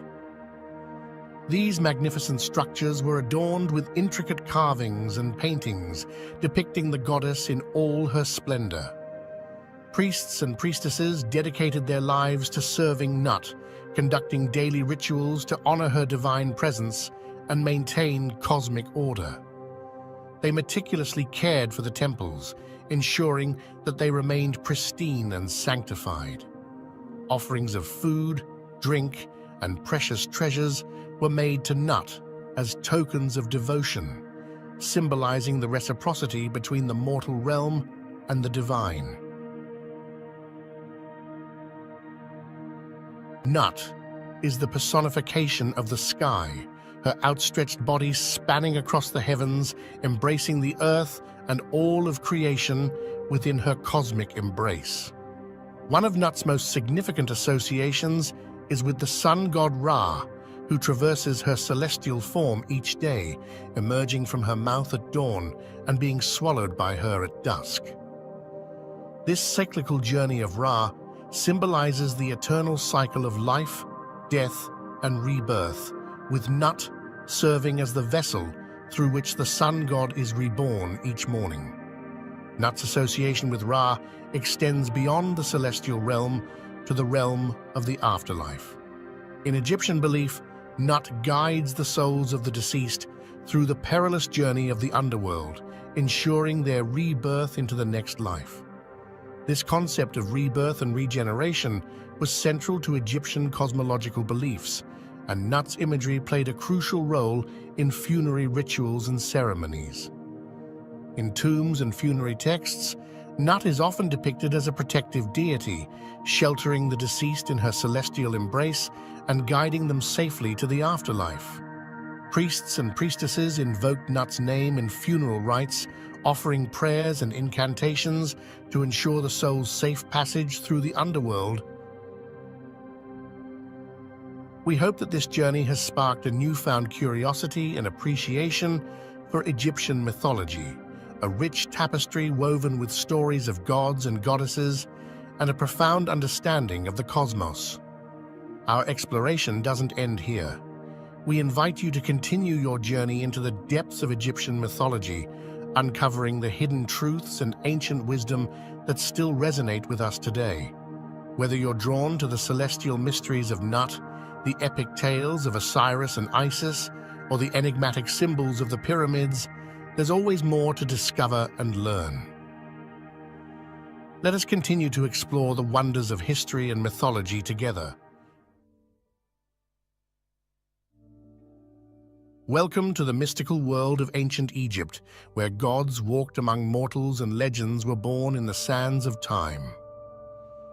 At the heart of this rich tapestry of mythology stands Atum, a deity of profound significance and enduring mystery. In the vast pantheon of Egyptian gods and goddesses, Atum occupies a unique position as the primordial creator, the essence of existence itself. Before we delve deeper into the realm of Atum, let's take a moment to understand the broader context of Egyptian mythology. The ancient Egyptians believed in a pantheon of deities, each with their own domain and significance. From the mighty Ra, the sun god, to the wise Thoth, the god of knowledge, and the nurturing goddess Isis, the divine family of gods and goddesses shaped every aspect of Egyptian life. And among these illustrious beings, Atum stands as the progenitor of all creation, the very first deity to emerge from the primordial chaos. We embark on this journey through the annals of Egyptian mythology, prepare to uncover the secrets of Atum, the enigmatic god who shaped the universe with the power of his divine will. Join us as we unravel the mysteries of Atum, the ancient god who holds the key to understanding the very essence of existence.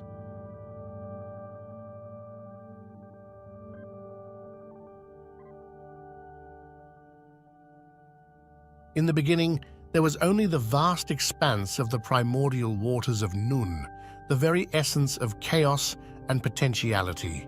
From this boundless sea of creation emerged Atum, the god of beginnings and the ultimate creator deity of ancient Egypt. Atum is unique among the Egyptian gods, for he is not born of another deity, nor does he arise from any external force. Instead, Atum is self-created, the embodiment of the creative force inherent within the universe itself. Throughout Egyptian mythology, Atum is often depicted as a god with dual aspects, representing the duality of creation and destruction, life and death. As the self-created god, Atum holds the power to shape reality according to his divine will, bringing order out of chaos and giving rise to the world as we know it. From the earliest days of Egyptian civilization, Atum was revered as the primordial force from which all life sprang forth, the very embodiment of creation itself.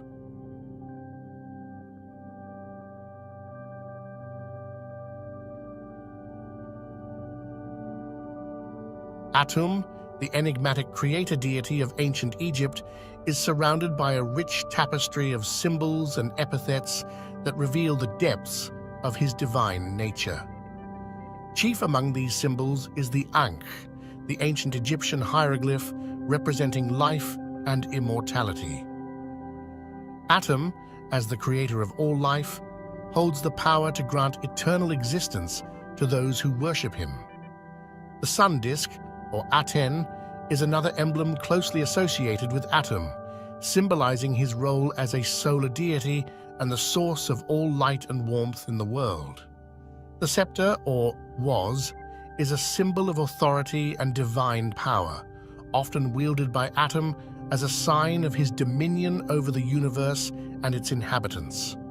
In addition to these symbols, Atum is also known by a variety of epithets that speak to his multifaceted nature.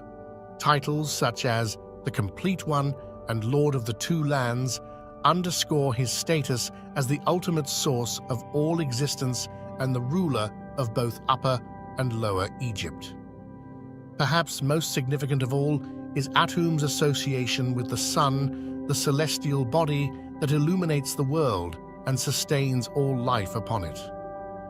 As the sun rises and sets each day, so too does Atum symbolize the eternal cycle of creation and renewal, guiding humanity on its journey through the endless expanse of time.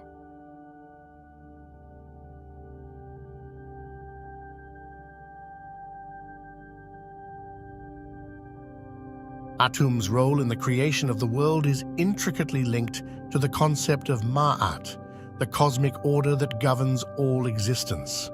As the first deity to arise from the waters of Nun, Atum brought forth Ma'at, establishing harmony and balance in the cosmos. Atum's influence extends far beyond the act of creation itself. He is intimately connected to other major Egyptian deities, each playing a distinct role in the cosmic drama. Atum's association with Ra, the sun god, highlights his solar aspect, representing the life-giving power of the sun and its role in sustaining life on Earth. Similarly, Atum's connection to Osiris underscores his role as the divine judge of the dead, guiding souls on their journey through the afterlife and ensuring cosmic justice. As we contemplate Atum's vast cosmic influence, it becomes clear that he is more than just a creator deity. He is the embodiment of the eternal cycle of creation, preservation, and renewal.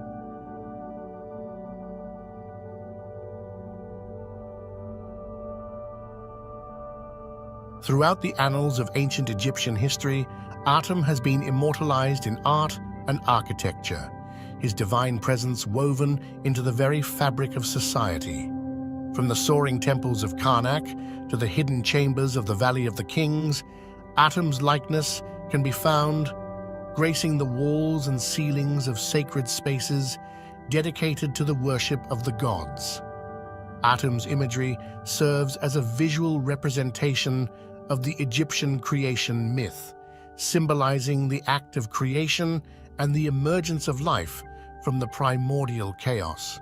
His dual nature as both creator and destroyer is often depicted through his association with the sun, representing the cycles of birth, death, and rebirth that govern the universe.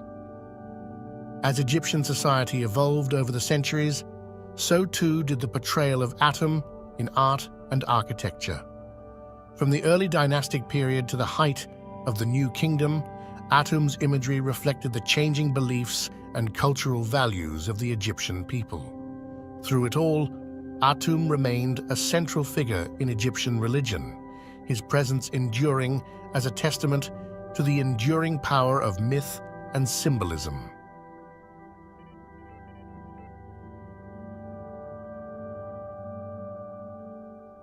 In the heart of ancient Egypt, the cult of Atum flourished, drawing devotees from far and wide to worship at his sacred temples and partake in rituals that honored the divine creator.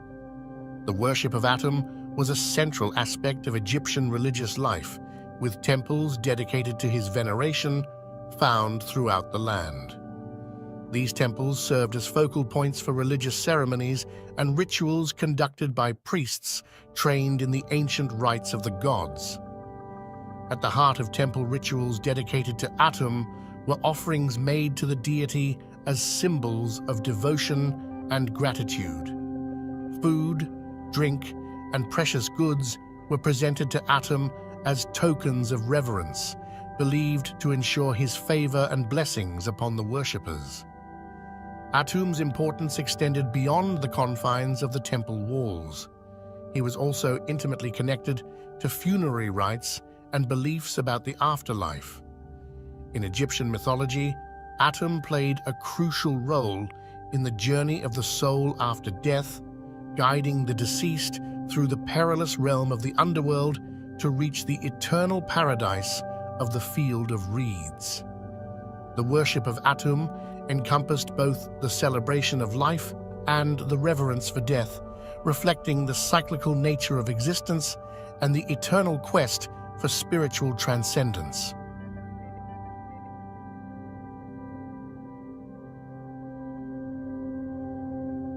The legacy of Atum endures, a timeless beacon of divine wisdom and cosmic power.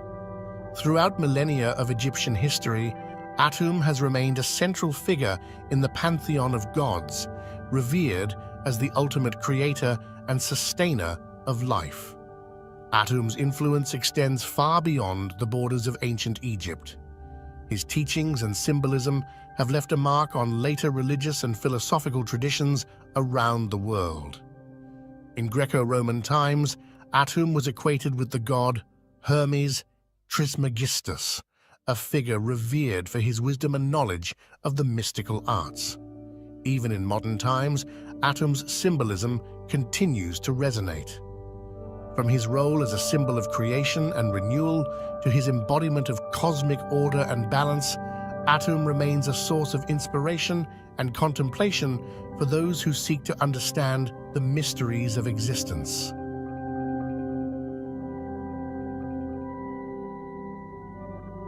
From his emergence from the primordial waters of Nun to his role as the cosmic creator and sustainer of life, Atum's significance in Egyptian mythology is profound and far-reaching. We have delved into the rich tapestry of Atum's mythology, exploring his role in Egyptian cosmology, his symbolism in art and architecture, and his enduring legacy in religious and philosophical traditions. The allure of Atum and Egyptian religion persists, captivating the hearts and minds of people across the globe. We find echoes of our own humanity, our desires, fears, and aspirations, reflected in the stories of gods and heroes who shaped the world in days long past. May the legacy of Atum and the wisdom of the ancients continue to inspire us as we journey through time.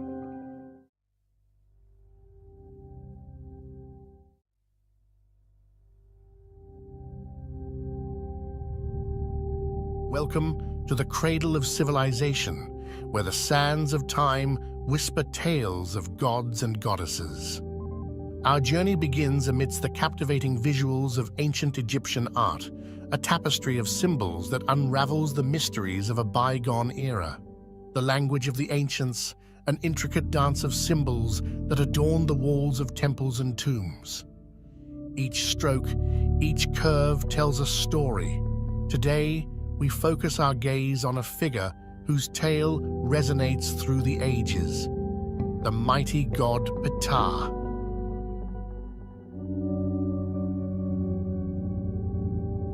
As we step into the divine genesis of Ptah, the weaver of destinies, let us unravel the threads that bind this enigmatic deity to the very fabric of Egyptian mythology. Ptah, a divine architect and creator, held a paramount role in the Egyptian pantheon. Within the divine ensemble known as the Ennead, Ptah took center stage, shaping the very essence of creation.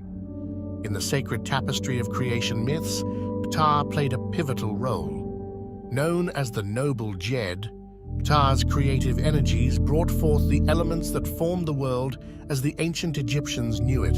Ptah, a deity of multifaceted wisdom and creative prowess, boasts unique attributes and symbols that distinguish him within the pantheon. From the distinctive skullcap symbolizing his role as a master craftsman to the ankh and was scepter symbolizing life and power, Ptah's iconography is a rich tapestry reflecting the intricate layers of his divine nature. In the artistry of ancient Egypt, Ptah's presence is vividly captured. Often depicted as a mummified figure holding the ankh, Ptah stands as a testament to the profound connection between life, death, and creation. Our next stop takes us to the heart of devotion, the city of Memphis.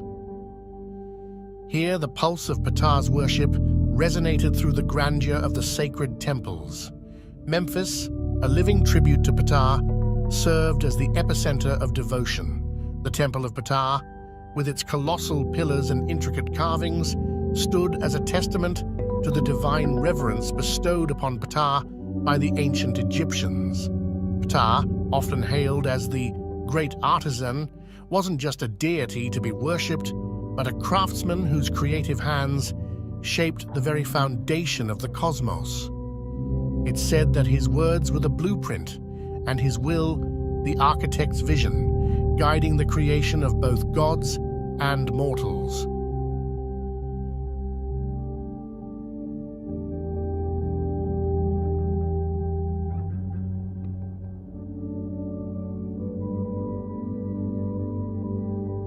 Ptah, the divine artisan, is intricately woven into the very fabric of Ma'at, the cosmic order that governs the universe. As the nator of Ma'at, Ptah's creative energies were not just expressions of divine craftsmanship, but vital threads in the cosmic tapestry. His every action, every stroke of creation, echoed the harmonious balance that Ma'at demanded. Ptah, the opener of the ways, the noble Jed, each title bestows upon him a unique facet of power and wisdom. From the architect of the cosmos to the guardian of life's journey, Ptah's titles resonate with the grandeur of his multifaceted existence. Beyond the visual tapestry, Ptah's essence is etched into the sacred texts and hymns of ancient Egypt. In the hallowed words of the priests, Ptah's greatness was praised. In the echoes of hymns, his name reverberated through the sacred corridors.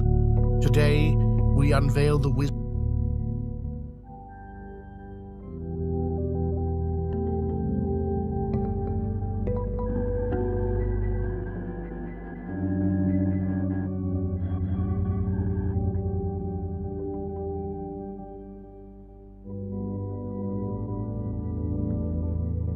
From the grandeur of the Old Kingdom to the twilight of the New, Ptah's divine influence resonated through the annals of history, shaping and reshaping the tapestry of Egyptian spirituality. In the golden era of the Old Kingdom, Ptah's prominence was unmistakable, his wisdom guiding the hands of builders and artisans. As dynasties rose and fell, Ptah's divine essence endured, adapting to the changing currents of Egyptian belief. Ptah, the eternal muse of creation, not only shaped the spiritual landscape, but left an indelible mark on the very soul of Egyptian civilization. In the bustling streets of ancient cities, Ptah's name echoed through the air, whispered in reverence by artisans and laborers alike. His image adorned temples, jewelry, and amulets, a symbol of divine craftsmanship woven into the fabric of everyday existence. Whether in the solemn rituals of the priesthood or the joyous celebrations of the people, Ptah's presence was ubiquitous. From birth to death, his guidance was sought, his blessings invoked in every momentous occasion. Behold, the sanctuaries raised in honor of Ptah, where the divine and earthly converged in architectural marvels that stood the test of time. From the colossal temple of Ptah in Memphis to the remote sanctuaries nestled along the Nile, each temple was a testament to the devotion and craftsmanship inspired by Ptah. The statues erected in his honor captured not only his divine essence, but also the artistic prowess of the Egyptian people. In the sands of Egypt, archaeologists unearthed a relic that unveiled a forgotten aspect of Ptah's worship, a hidden chamber where artisans once gathered to craft sacred artifacts in the deity's honor.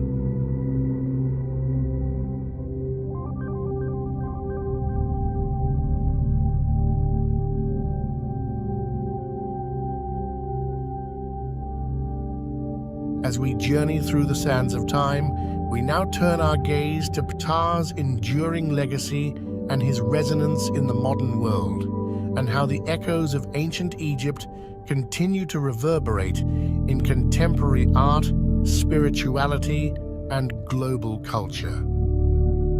Ptah's influence extends far beyond the temples of ancient Egypt, permeating the realms of contemporary art and popular culture.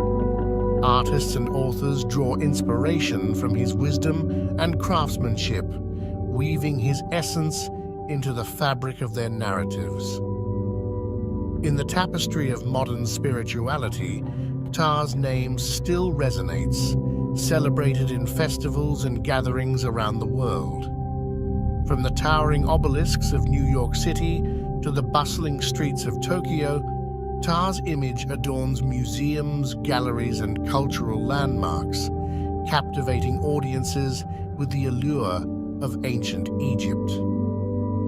The international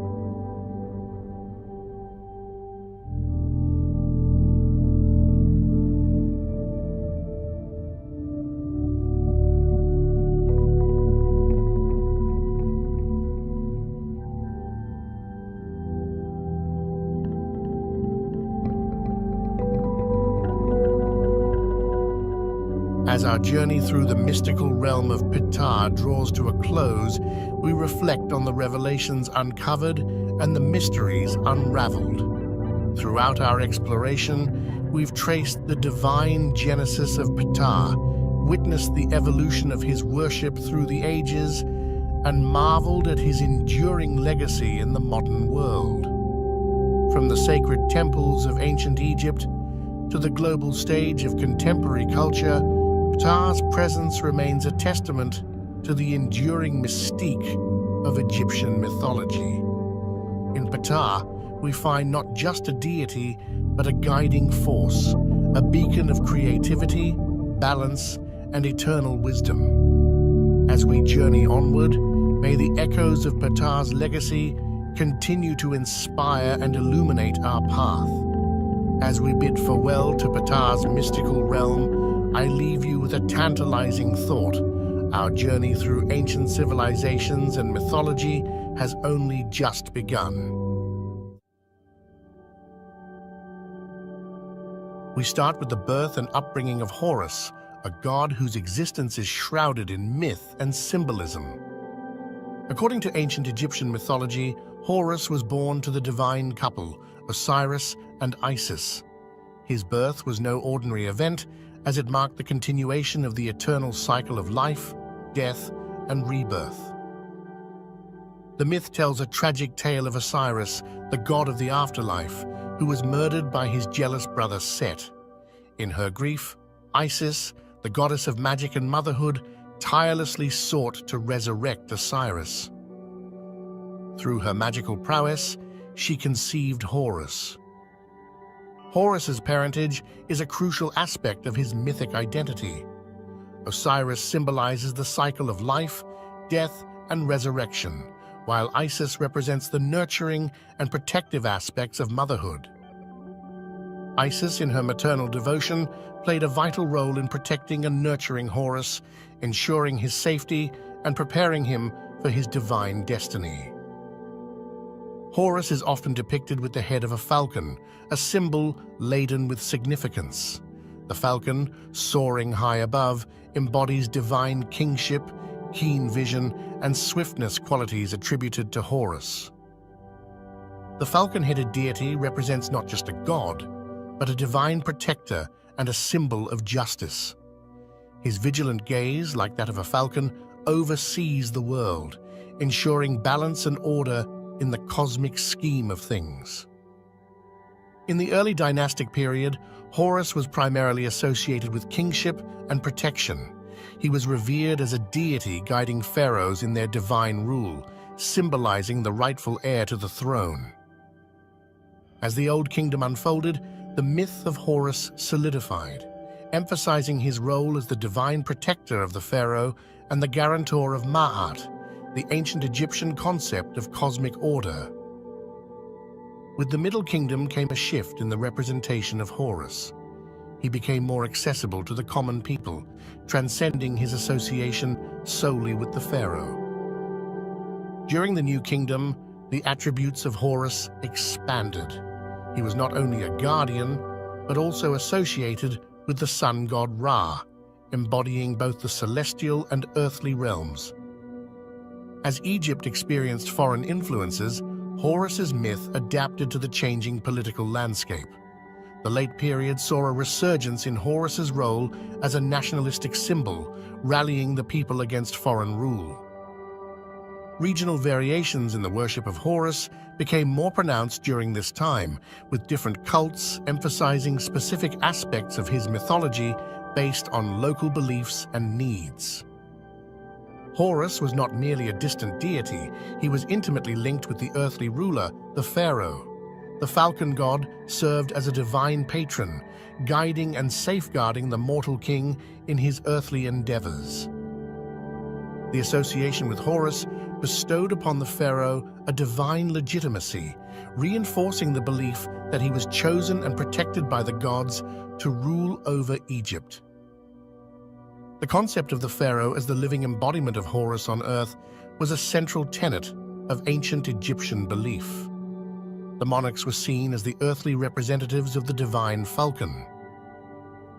The pharaoh, donning the regalia associated with Horus, was tasked with upholding Ma'at, the cosmic order. In doing so, they ensured the prosperity and balance of the kingdom. The great pharaoh Khufu, builder of the iconic Great Pyramid, was believed to be under the protective wing of Horus during his rule. Another notable example is Ramses II, often referred to as Ramses the Great. His many military victories were attributed to the divine guidance of Horus, solidifying the deity's role in shaping the fate of Egypt. At the heart of Horus's symbolism lies the Eye of Horus, an iconic symbol of protection, healing, and spiritual insight. The eye, often depicted as a stylized falcon's eye, served as a powerful amulet and talisman. Each part of the Eye of Horus held a distinct meaning. The eyebrow represented thought, the pupil symbolized sight, and the teardrop stood for healing and protection, a cosmic blueprint for balance and well-being. The falcon, a majestic bird soaring through the skies, became synonymous with Horus. As the symbol of divine kingship, the falcon embodied qualities such as keen vision, swiftness, and vigilance. Horus, with his falcon head, represented a powerful and benevolent force, overseeing the world with a watchful gaze. The symbolism of the falcon extended beyond the divine to influence the cultural identity of ancient Egypt. Horus, with outstretched wings, symbolized protection and divine intervention. The wings, often depicted on statues and reliefs, reinforced the deity's role as a guardian. Solar symbols, such as the sun disk atop the falcon's head, further connected Horus to the celestial realms, emphasizing his association with the sun god Ra and the eternal cycle of life and rebirth. Over the centuries, the depiction of Horus evolved, reflecting the changing cultural and religious landscape. Artists, captured the god's essence in diverse poses, emphasizing his role as a protector and divine ruler. One of the most magnificent tributes to Horus stands proudly in the city of Edfu, the Temple of Horus. This grand structure, built during the Ptolemaic period, is a living testament to the enduring worship of the falcon god. The Temple of Edfu is adorned with intricate reliefs and statues depicting Horus's mythological battles and triumphs. Its grandeur and detailed craftsmanship make it one of the best-preserved temples in Egypt. Beyond the grand temples, statues and monuments dedicated to Horus dotted the Egyptian landscape. These sculptures, often depicting the god in regal attire, reinforced his association with divine kingship. Notable among these is the colossal statue of Horus at the Temple of Kom Ombo, where the god is depicted with a double crown, symbolizing his dual role as both a regional and national deity.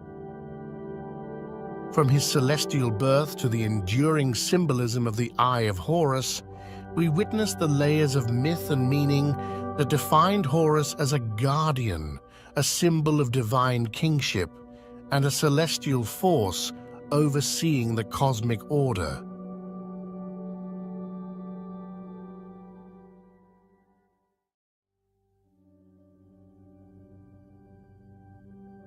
Ra, the sun god, held a paramount position in the Egyptian pantheon.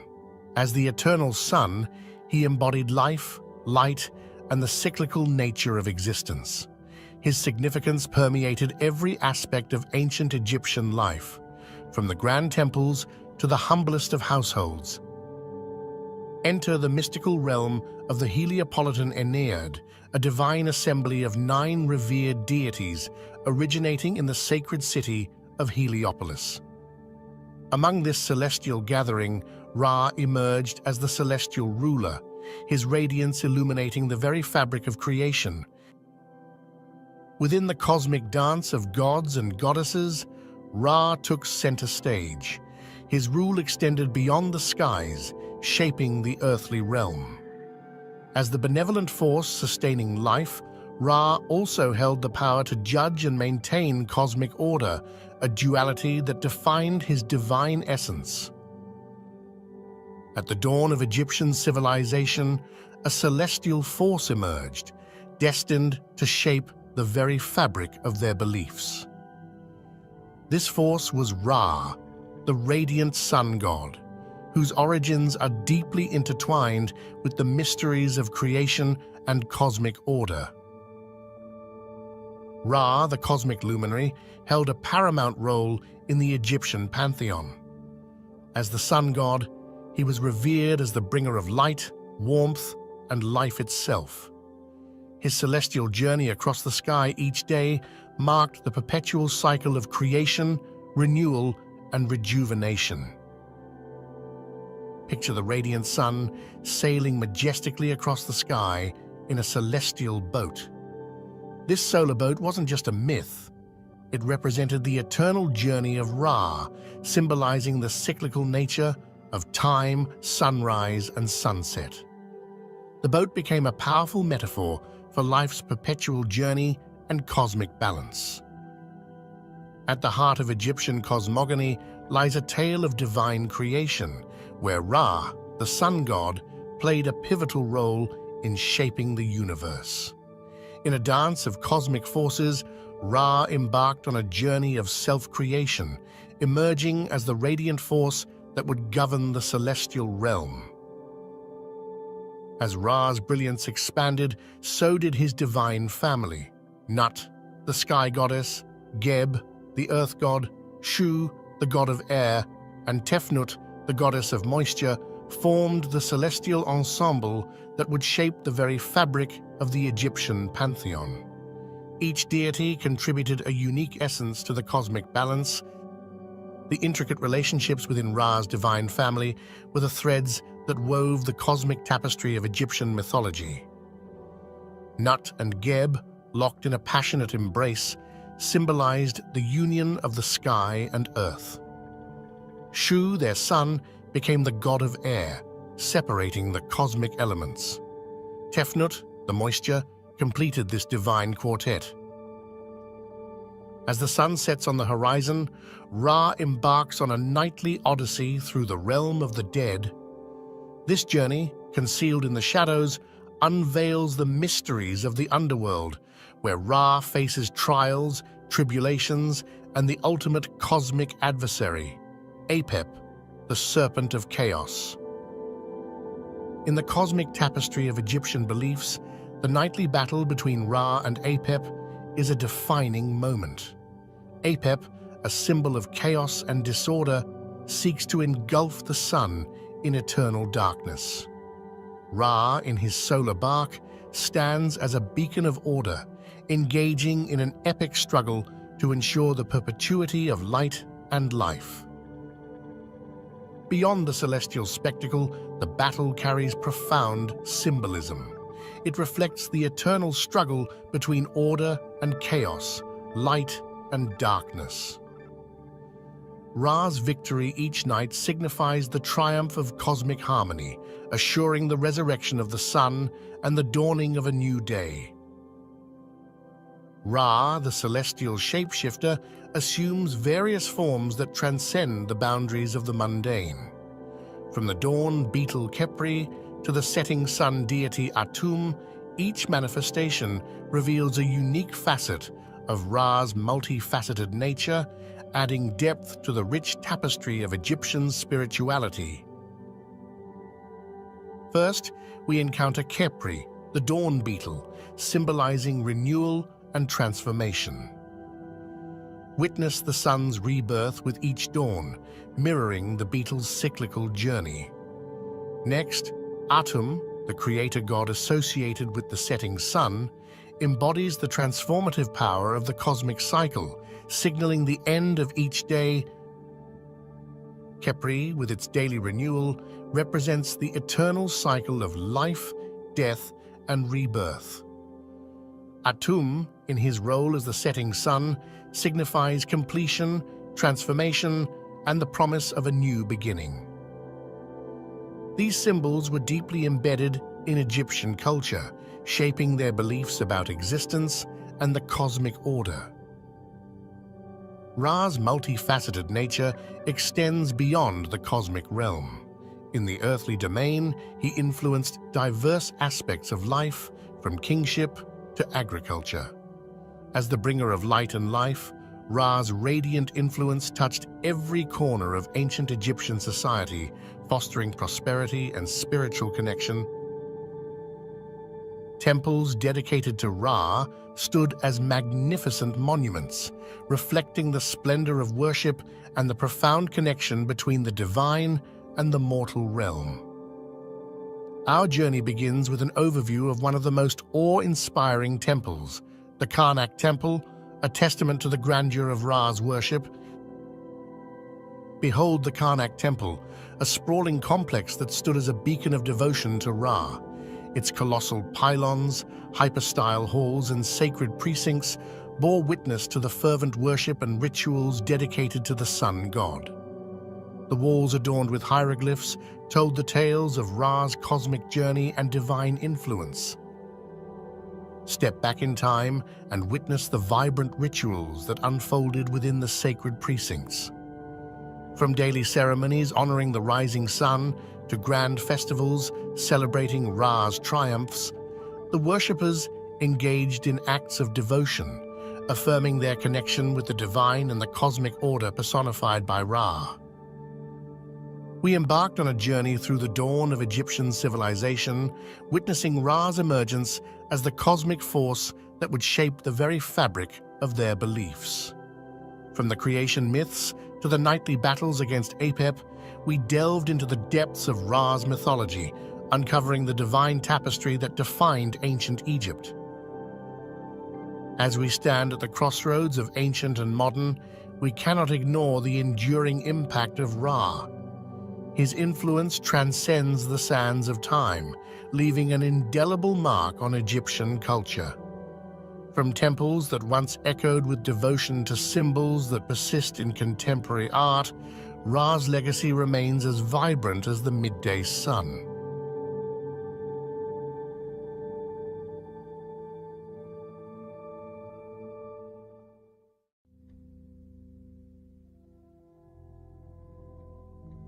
Osiris, the illustrious god of the afterlife, fertility, and rebirth, was not born of mortal unions, but from the celestial embrace of two powerful deities, Nut, the sky goddess, and Geb, the earth god. According to ancient Egyptian mythology, Nut and Geb were not only parents, but also represented the vast expanse of the cosmos. Nut, the sky, arched over the earth. Geb and their union gave birth to Osiris, enveloping him in the harmonious duality of the heavens and the earth. The union of Nut and Geb goes beyond mere parentage. It symbolizes the very essence of cosmic order. Nut, stretching across the sky, embodies the celestial realm, representing order, while Geb, the earthly expanse beneath, is the foundation of life and fertility. Osiris, born from this divine union, carries the symbolism of both celestial and earthly parentage. His essence is a bridge between the spiritual and the physical, embodying the interconnectedness of the Egyptian cosmos. Early representations showcased Osiris with distinct characteristics, often holding the crook and flail, a symbol of rulership and fertility. Hieroglyphs played a crucial role in conveying the myth of Osiris. They were not just symbols, but a storytelling medium, immortalizing the narrative of his birth, his divine parents, and the balance they brought to the cosmos. Osiris takes center stage in the Heliopolitan Aeneid, a divine assembly of 9 deities revered in ancient Egyptian cosmology. The Aeneid was a celestial family, each member representing an essential aspect of creation. And there, in their midst, stands Osiris, a god of unparalleled significance. Osiris wasn't just a god among gods. He held a unique position, embodying principles of life, death, and rebirth. His presence in the Heliopolitan Aeneid signifies his importance in the grand narrative of creation. In the beginning, the universe was shrouded in chaos, and from this chaos emerged the Aeneid, led by the wise Osiris. Osiris's presence in the creation myth symbolizes order and purpose. As the world took form, he stood as a beacon of stability, ensuring the balance between the forces of creation and the ever-present chaos. Osiris's role extends beyond the act of creation. He becomes a custodian of divine order and balance, essential elements in the Egyptian worldview. The Egyptians believed that Osiris's influence permeated every aspect of existence, from the cycles of nature to the conduct of rulers. Osiris, often hailed as the Green One, stands as a testament to the symbiotic relationship between the divine and the earthly. He wasn't just a god. He was the embodiment of fertility, the life force that sustained the land and its people. As the god of agriculture, Osiris held the power to bless the fields and ensure bountiful harvests. The ancient Egyptians revered him as the provider of sustenance, linking their prosperity directly to the divine cycles overseen by Osiris. To honor Osiris and seek his blessings, the ancient Egyptians engaged in elaborate rituals and joyous festivals. These events were not merely religious observances, they were vibrant celebrations of the cycles of nature and the agricultural calendar. During these festivities, communities came together, offering prayers and sacrifices to Osiris. The rituals symbolized a harmonious partnership with the divine, ensuring the fertility of the land and the abundance of crops. Osiris's influence extended beyond ceremonies. It permeated the very fabric of ancient Egyptian agricultural practices.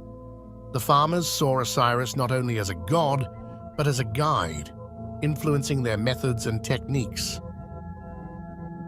Osiris, the god of eternity, transcended his role as a deity and became the very embodiment of ideal kingship in the eyes of the ancient Egyptians. His qualities, wisdom, and sense of justice set the standard for earthly rulers. Kings sought to emulate Osiris, aiming to embody the divine attributes that he personified: fairness, benevolence, and a deep connection to the cosmic order. The pharaohs, considered the living Horus and earthly representatives of the divine, also carried the essence of Osiris within them. They were seen as the bridge between the mortal realm and the afterlife. Much like Osiris, pharaohs were expected to uphold justice, maintain cosmic balance, and ensure the prosperity of their people. The connection to Osiris was not just symbolic, it was a divine mandate that influenced every aspect of their rule. The coronation of a pharaoh was a sacred event, a ritual deeply intertwined with Osiris's divine legacy. The ceremony wasn't just about political ascension, it was a spiritual affirmation of the pharaoh's connection to the divine order.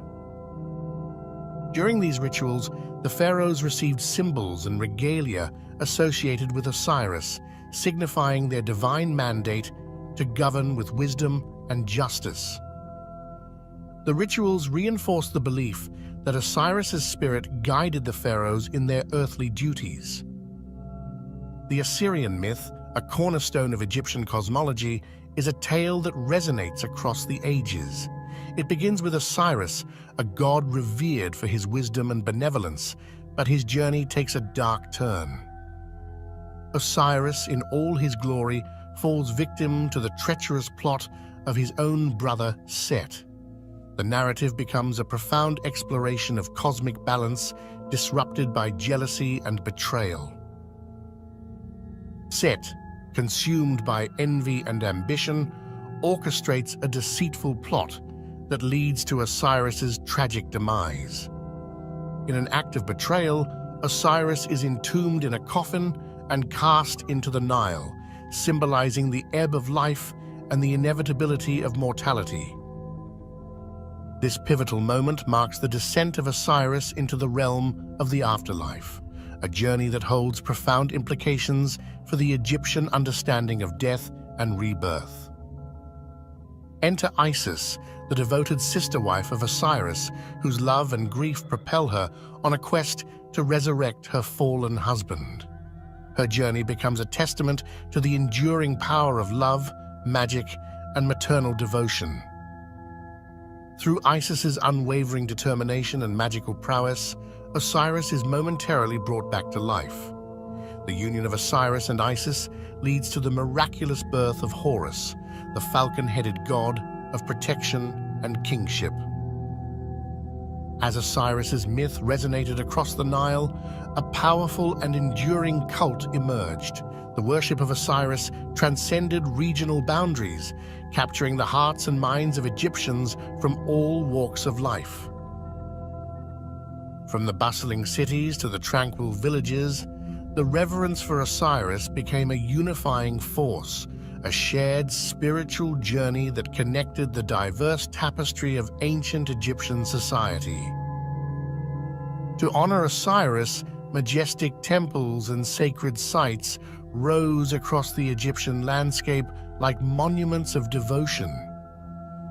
These architectural marvels were not just places of worship, but gateways to the divine, where the presence of Osiris was felt profoundly. Temples dedicated to Osiris, such as the renowned Temple of Abydos, became focal points for pilgrims seeking spiritual enlightenment, solace, and a connection to the God of eternity. Pilgrimages, sacred journeys undertaken by devout followers, played a crucial role in the cult of Osiris. These pilgrims traversed the ancient Egyptian landscape, seeking proximity to sacred sites imbued with the divine essence of Osiris. The spiritual significance of Osiris varied across regions, with unique rituals and traditions evolving. Yet the underlying theme remained the same: an earnest quest for spiritual enlightenment and a connection to the god who held the keys to the afterlife. The cult of Osiris, with its diverse expressions and shared devotion, stands as a testament to the profound impact of this god on the spiritual fabric of ancient Egypt.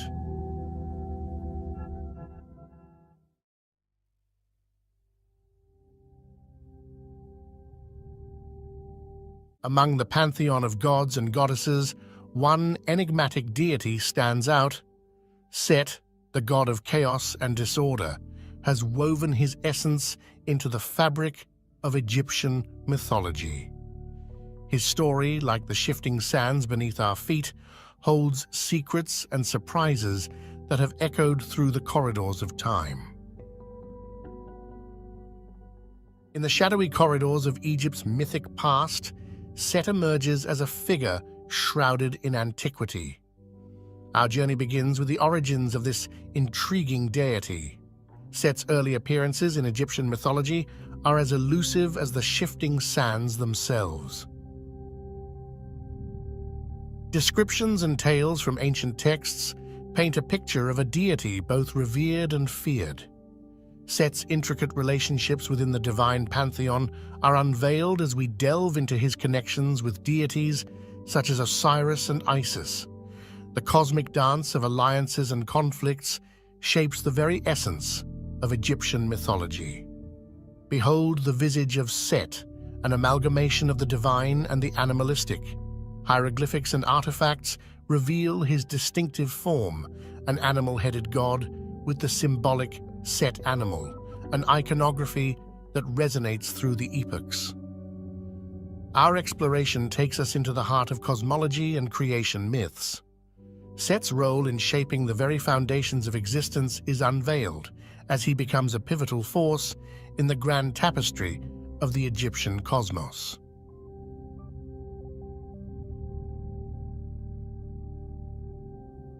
As we venture deeper into the annals of Egyptian mythology, our focus shifts to Set's role in the grand tapestry of the pantheon.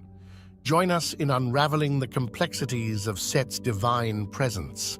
Set, the god of chaos and disorder, strides boldly through the pages of history. His essence, a turbulent force, shapes narratives of tumultuous events and cosmic discord. But within chaos lies a delicate balance.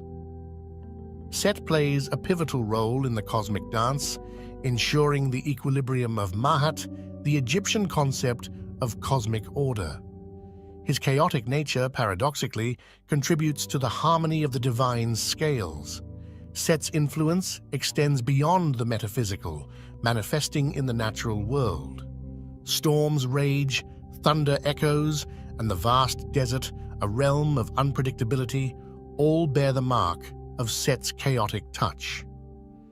Yet, as we traverse the sands, we discover that the worship of Set is a tapestry woven with regional nuances. His veneration fluctuates, adapting to the diverse landscapes and cultures that embraced his chaotic divinity. Over time, the perceptions of Set transform, evolving with the ebb and flow of history.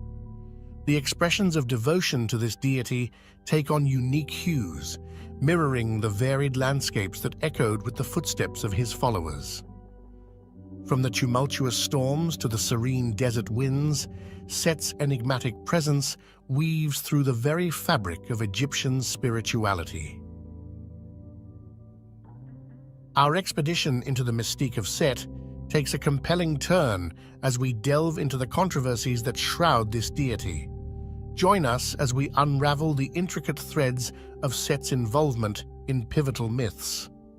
At the heart of intrigue lies Set's central role in the Osiris myth, a tale of murder, betrayal, and resurrection. Explore with us the tumultuous narrative that binds Set to the fate of Osiris. Set, a figure of paradoxes, is often cast as a trickster in the divine drama. Today, we analyze the controversial aspects of Set's character, a deity whose actions blur the lines between chaos and cosmic order. The cosmic stage witnesses the clash of titans as Set and Horus engage in an infamous battle of gods. We unfold the pages of this timeless rivalry, exploring the motivations and consequences of their divine conflict. In the galleries of ancient art, we encounter Set in diverse forms, a benevolent protector and a malevolent force. These depictions mirror the complexity of his essence, revealing a deity whose nature defies simplistic categorization. From guardian to adversary, Set's duality captivates the artist's brush, leaving us to ponder the multifaceted facets of his character. Join us as we navigate the artistic tapestry that unveils Set's enigmatic nature, a character woven with threads of controversy and contradiction.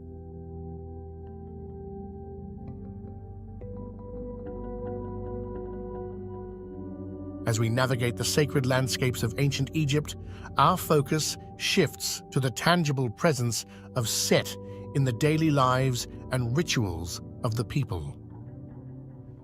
Join us on this expedition into the heart of devotion and ceremony. Set, the god of chaos and creation, held a significant place in the religious ceremonies of ancient Egypt. His presence permeated the rituals, a force invoked to bring blessings, protection, and perhaps a touch of the unpredictable. Temples dedicated to Set stood as monuments to divine reverence. Today we explore the echoes of these once grand structures, where the faithful gathered to pay homage to the enigmatic god. Offerings and prayers, like whispers in the desert wind, were directed to Set. Join us as we uncover the artifacts and relics that speak of the devotion expressed through these sacred acts, a testament to the intricate relationship between mortals and the divine.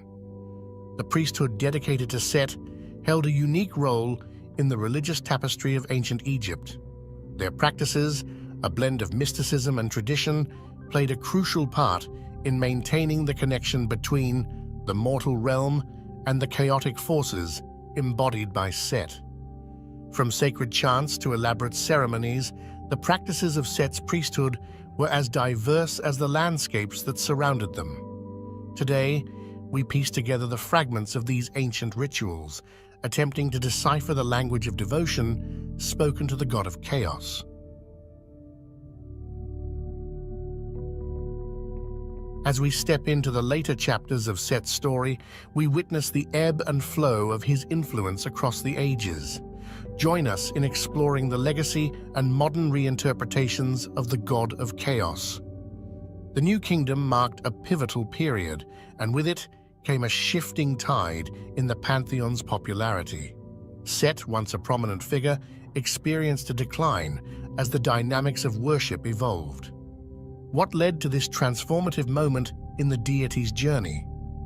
Fast forward to the present day, where Set's ancient spirit resonates in unexpected ways. Explore with us the realms of literature, pop culture, and modern spirituality as Set finds new life in the imaginations of artists, writers, and seekers. The god of chaos, once confined to the pages of history, now strides boldly into our modern consciousness. Discover the myriad faces of Set in contemporary tales, art, and even spiritual practices that draw inspiration from the ancient. But what about the lasting impact? As we navigate the landscapes of Egyptian and global cultural heritage, we examine how Set's presence endures in the collective imagination.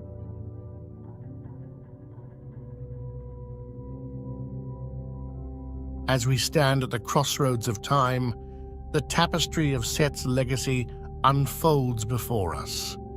From the ancient scrolls to the canvases of today, the god of chaos has woven himself into the very fabric of our exploration. Each stroke of the artist's brush, every carefully carved hieroglyphic, tells a tale of a deity who defies simple definition. Set, with his duality and controversy, continues to captivate and mystify, leaving an indelible mark on the sands of history. As we conclude our expedition into the mysteries of Set, we invite you to carry the spirit of chaos and creation with you. Let his enigma linger in your thoughts, a reminder that the ancient world holds secrets waiting to be discovered.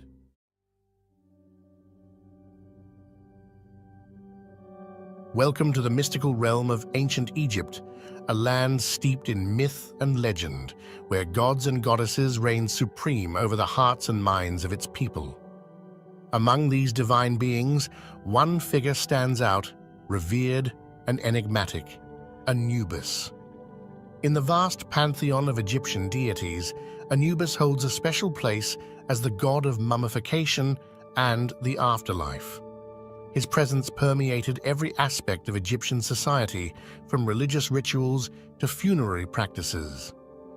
Before we delve deeper into the mysteries of Anubis, let's take a moment to understand the role of gods and goddesses in ancient Egyptian society. To the ancient Egyptians, these divine beings were not merely distant figures to be worshipped, they were integral to every facet of life. From the mighty Ra, the sun god, who journeyed through the sky each day, to Isis, the goddess of magic and motherhood, who protected her people with her powerful spells, the gods and goddesses of Egypt were seen as both protectors and guides. They were believed to intervene in the affairs of mortals, offering blessings to the virtuous and punishments to the wicked. And at the heart of this divine hierarchy stood Anubis, the jackal-headed guardian of the dead. We will now unravel the myths and legends surrounding the god of the afterlife, Anubis. To understand the origins of Anubis, we must journey back to the dawn of Egyptian civilization, where myths and legends intertwine with history. Anubis, one of the oldest gods in Egyptian mythology, emerged from the primordial chaos, embodying the mysteries of life and death. Often depicted with the head of a jackal, Anubis's appearance is as striking as it is symbolic. The jackal, a scavenger of the desert, was associated with death and the afterlife, making it a fitting representation for the god who presided over these realms. Anubis was more than just a symbolic figure. He played a vital role in Egyptian religious rituals, particularly in the process of mummification. As the god of embalming and the afterlife, Anubis oversaw the preservation of the deceased's body and guided their soul to the underworld. As for his parentage, the origins of Anubis are shrouded in mystery, much like the god himself. While some myths suggest that he was the son of Osiris, the god of the afterlife, and Nephthys, others propose a lineage with Set and Nephthys. Regardless of his parentage, Anubis's role as the guardian of the dead remained constant throughout Egyptian history, his presence offering comfort and protection to the souls journeying to the afterlife. In the realm of Egyptian religion and funerary practices, Anubis reigned supreme, his presence felt in every aspect of the journey to the afterlife. From the moment of death to the final judgment, Anubis played a crucial role in guiding the souls of the departed. One of the most sacred rituals involving Anubis was the weighing of the heart ceremony, conducted in the Hall of Ma'at. Here, the heart of the deceased was weighed against the feather of Ma'at, the goddess of truth and justice. Anubis presided over this solemn ceremony, ensuring that the scales remained balanced. If the heart was found to be lighter than the feather, it meant that the soul had lived a righteous life and could proceed to the afterlife. But if the heart was heavy with sin, it would be devoured by the fearsome beast, Ammit. Beyond the halls of judgment, Anubis continued to guide the souls of the departed through the treacherous journey to the afterlife.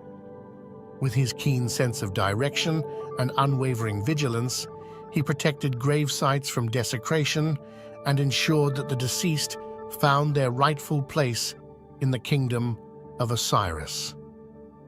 The importance of Anubis extended beyond the realm of the spiritual, as his statues and imagery adorned tombs and temples throughout ancient Egypt. These representations served not only as symbols of protection, but also as reminders of the eternal cycle of life, death, and rebirth.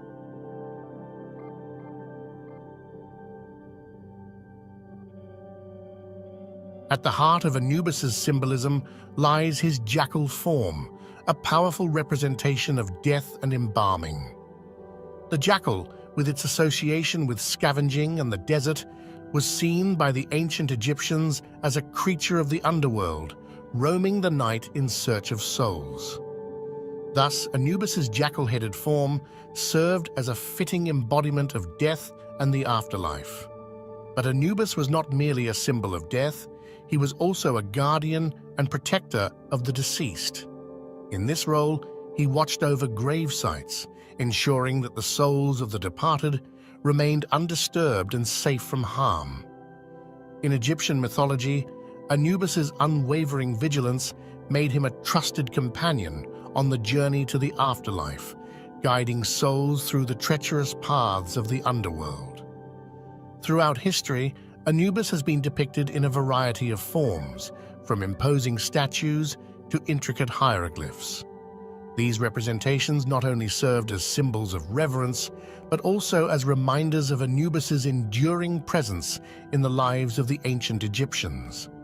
Anubis's influence extended beyond the realm of art and imagery, as his presence could be felt in the sacred texts and rituals of Egyptian religion. In hymns and prayers, Anubis was invoked as a protector and guide, his name spoken with reverence and awe.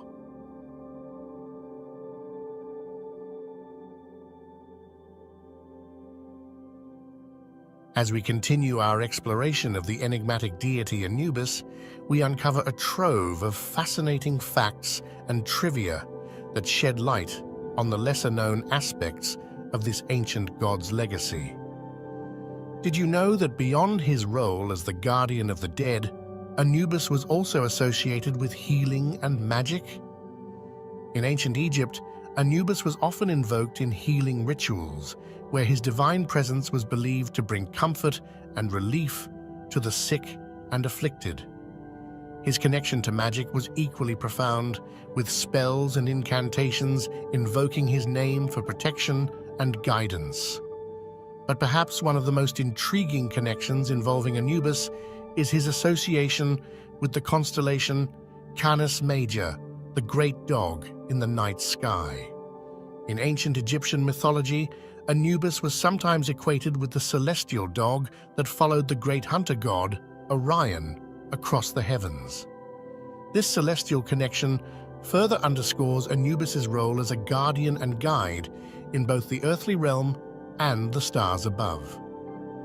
Anubis's significance extends beyond his celestial associations, as he played a central role in the Osirian myth cycle, one of the most enduring narratives in Egyptian mythology. In this myth, Anubis played a crucial role in the journey of Osiris, the god of the afterlife, who was slain by his jealous brother Set. It was Anubis who embalmed Osiris's body, preparing him for his journey to the underworld and eventual resurrection. Finally, Anubis's legacy lives on in modern interpretations and representations, where he continues to captivate audiences around the world.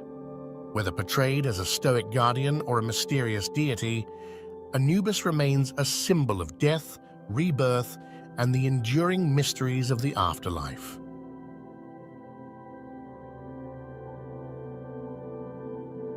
As we reach the conclusion of our journey through the realm of Anubis, we are left with a profound appreciation for the enduring legacy of this ancient deity. Across the millennia, Anubis has left an indelible mark on Egyptian culture and continues to captivate hearts and minds around the world. Anubis's imagery and symbolism have permeated every aspect of human expression, from ancient art and literature to contemporary media and pop culture. His jackal-headed form and enigmatic presence have inspired countless artists, writers, and filmmakers to explore the mysteries of death and the afterlife. In today's world, the fascination with Anubis in Egyptian mythology remains as strong as ever. From blockbuster movies to best-selling novels, Anubis continues to play a prominent role in popular culture, his image serving as a potent symbol of death, rebirth, and the eternal cycle of life. The legacy of Anubis extends to the hearts and minds of people around the world who are drawn to the rich tapestry of Egyptian mythology. Through museums, exhibitions, and archaeological discoveries, Anubis continues to inspire wonder and curiosity, inviting us to explore the ancient wisdom of the Nile Valley. In closing, Anubis stands as more than just a figure from the distant past. He is a timeless symbol of the human quest for understanding and transcendence. As we gaze upon his jackal-headed visage, we are reminded of the mysteries that lie beyond the veil of mortality and the enduring legacy of those who have come before us. And so, we bid farewell to Anubis, the guardian of the dead, the guide to the afterlife, and a symbol of the eternal journey of the human spirit. Thank you for joining us on this journey through the fascinating world of Anubis and Egyptian mythology. See you next time.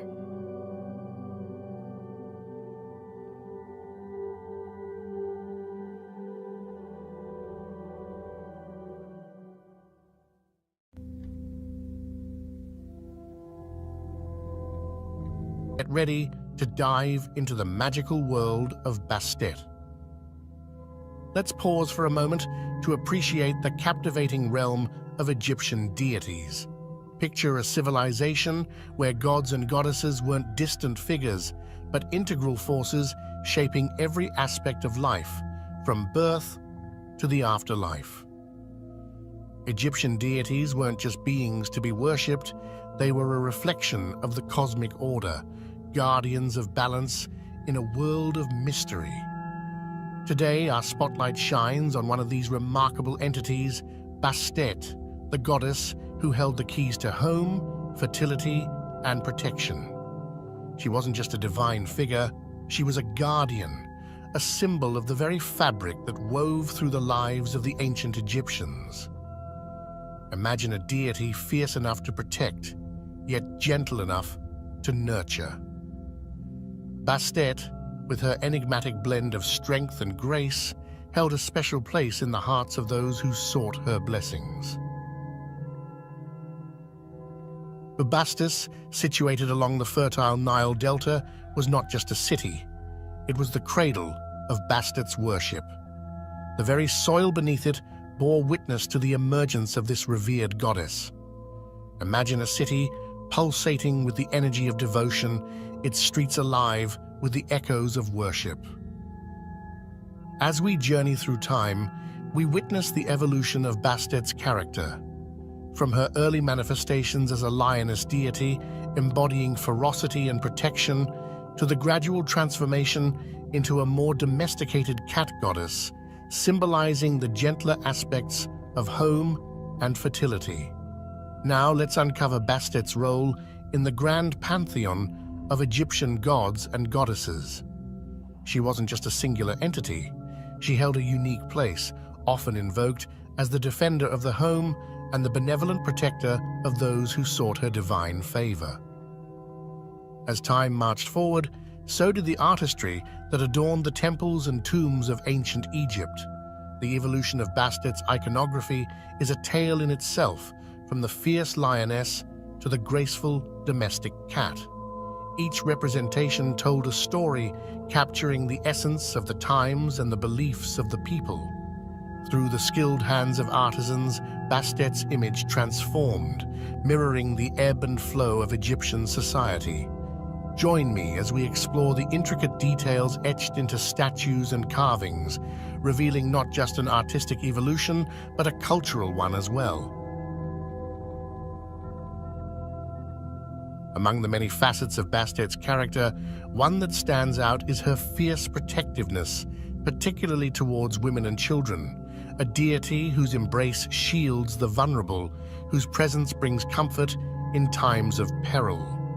Bastet was painted as a guardian, a nurturing force in the lives of those who sought her refuge. Let's unravel the intriguing transformation of Bastet from a formidable lioness deity to a more domesticated cat goddess. Witness the shift from ferocity to grace as Bastet adapts to the changing beliefs and values of ancient Egyptian society. Imagine Egypt coming alive with the rhythm of drums, the sway of dancers, and the jubilation of festivals dedicated to Bastet. These celebrations weren't merely rituals. They were expressions of gratitude, joy, and the profound connection between the people and their goddess. These gatherings were not only a time for merriment, but also moments when the divine and mortal worlds converged, forging a bond that transcended time itself. Our next stop is the renowned Temple of Bubastis, a colossal structure that stood as a testament to the adoration for Bastet. Imagine wandering through its grand halls, where the air was thick with the fragrance of incense and the chants of devoted worshippers echoed through the sacred chambers. We step further into the heart of worship and delve into the intricate rituals and ceremonies performed in honor of Bastet. From offerings of food and incense to elaborate processions, each ritual carried profound significance, symbolizing the devotion of the ancient Egyptians to their beloved goddess. Central to the worship of Bastet were the priests and priestesses who served as intermediaries between the mortal realm and the divine. Explore with us the roles and responsibilities of these spiritual guardians who ensured the sanctity of the rituals and maintained the connection between the people and their goddess. Through the sacred spaces of Bastet has unveiled the devotion and cultural significance surrounding her worship.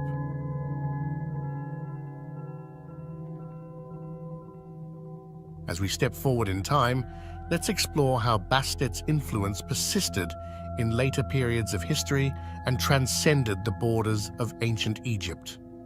Discover with me the threads connecting this feline deity to different cultures and civilizations, showcasing the adaptability and timeless allure of Bastet. Fast forward to the present day, and Bastet continues to prowl through the fabric of modern Egyptian culture. From street art to contemporary literature, explore with us how Bastet's image has seamlessly integrated into the tapestry of global popular culture, captivating the imagination of people around the world. Archaeological excavations have unveiled treasures that further illuminate Bastet's story. Join me as we discuss the artifacts and inscriptions that provide invaluable insights into the practices, beliefs, and the widespread worship of this goddess in ancient times. Our journey doesn't end in the pages of history. Bastet's charm endures in the contemporary world, captivating the hearts and minds of many. From fashion to film, explore how this ancient deity has become an icon, leaving an indelible mark on the cultural landscape of today. As we conclude, let's take a moment to summarize the key points that made our journey so special. We explored Bastet's origins in the ancient city of Bubastis, witnessed the evolution of her character through different periods of history, and delved into the myths and stories that surrounded this benevolent goddess. From her protective nature towards women and children to the vibrant festivals dedicated to her, Bastet's influence resonates through the annals of time. We uncovered the symbolism behind Bastet's various forms, her associations with animals, and the symbols that adorned her temples, the Ankh, the Sistrum, each carrying a profound meaning in the worship of this divine feline. Our journey also took us to the temples dedicated to Bastet, where rituals, ceremonies, and the devotion of priests and priestesses echoed through the sacred halls. We traced Bastid's influence through later periods of history, explored her presence in modern Egyptian and global popular culture, and discovered how this ancient goddess continues to capture our imaginations even today. Thank you for being a part of this journey. Your curiosity and engagement have truly made this exploration of Bastid's world a remarkable experience. If you're as fascinated by ancient Egyptian mythology as I am, I encourage you to continue your quest for knowledge. Remember that the mysteries of the ancient world are boundless. May your curiosity continue to lead you on exciting journeys of discovery. Until next time, thank you and farewell.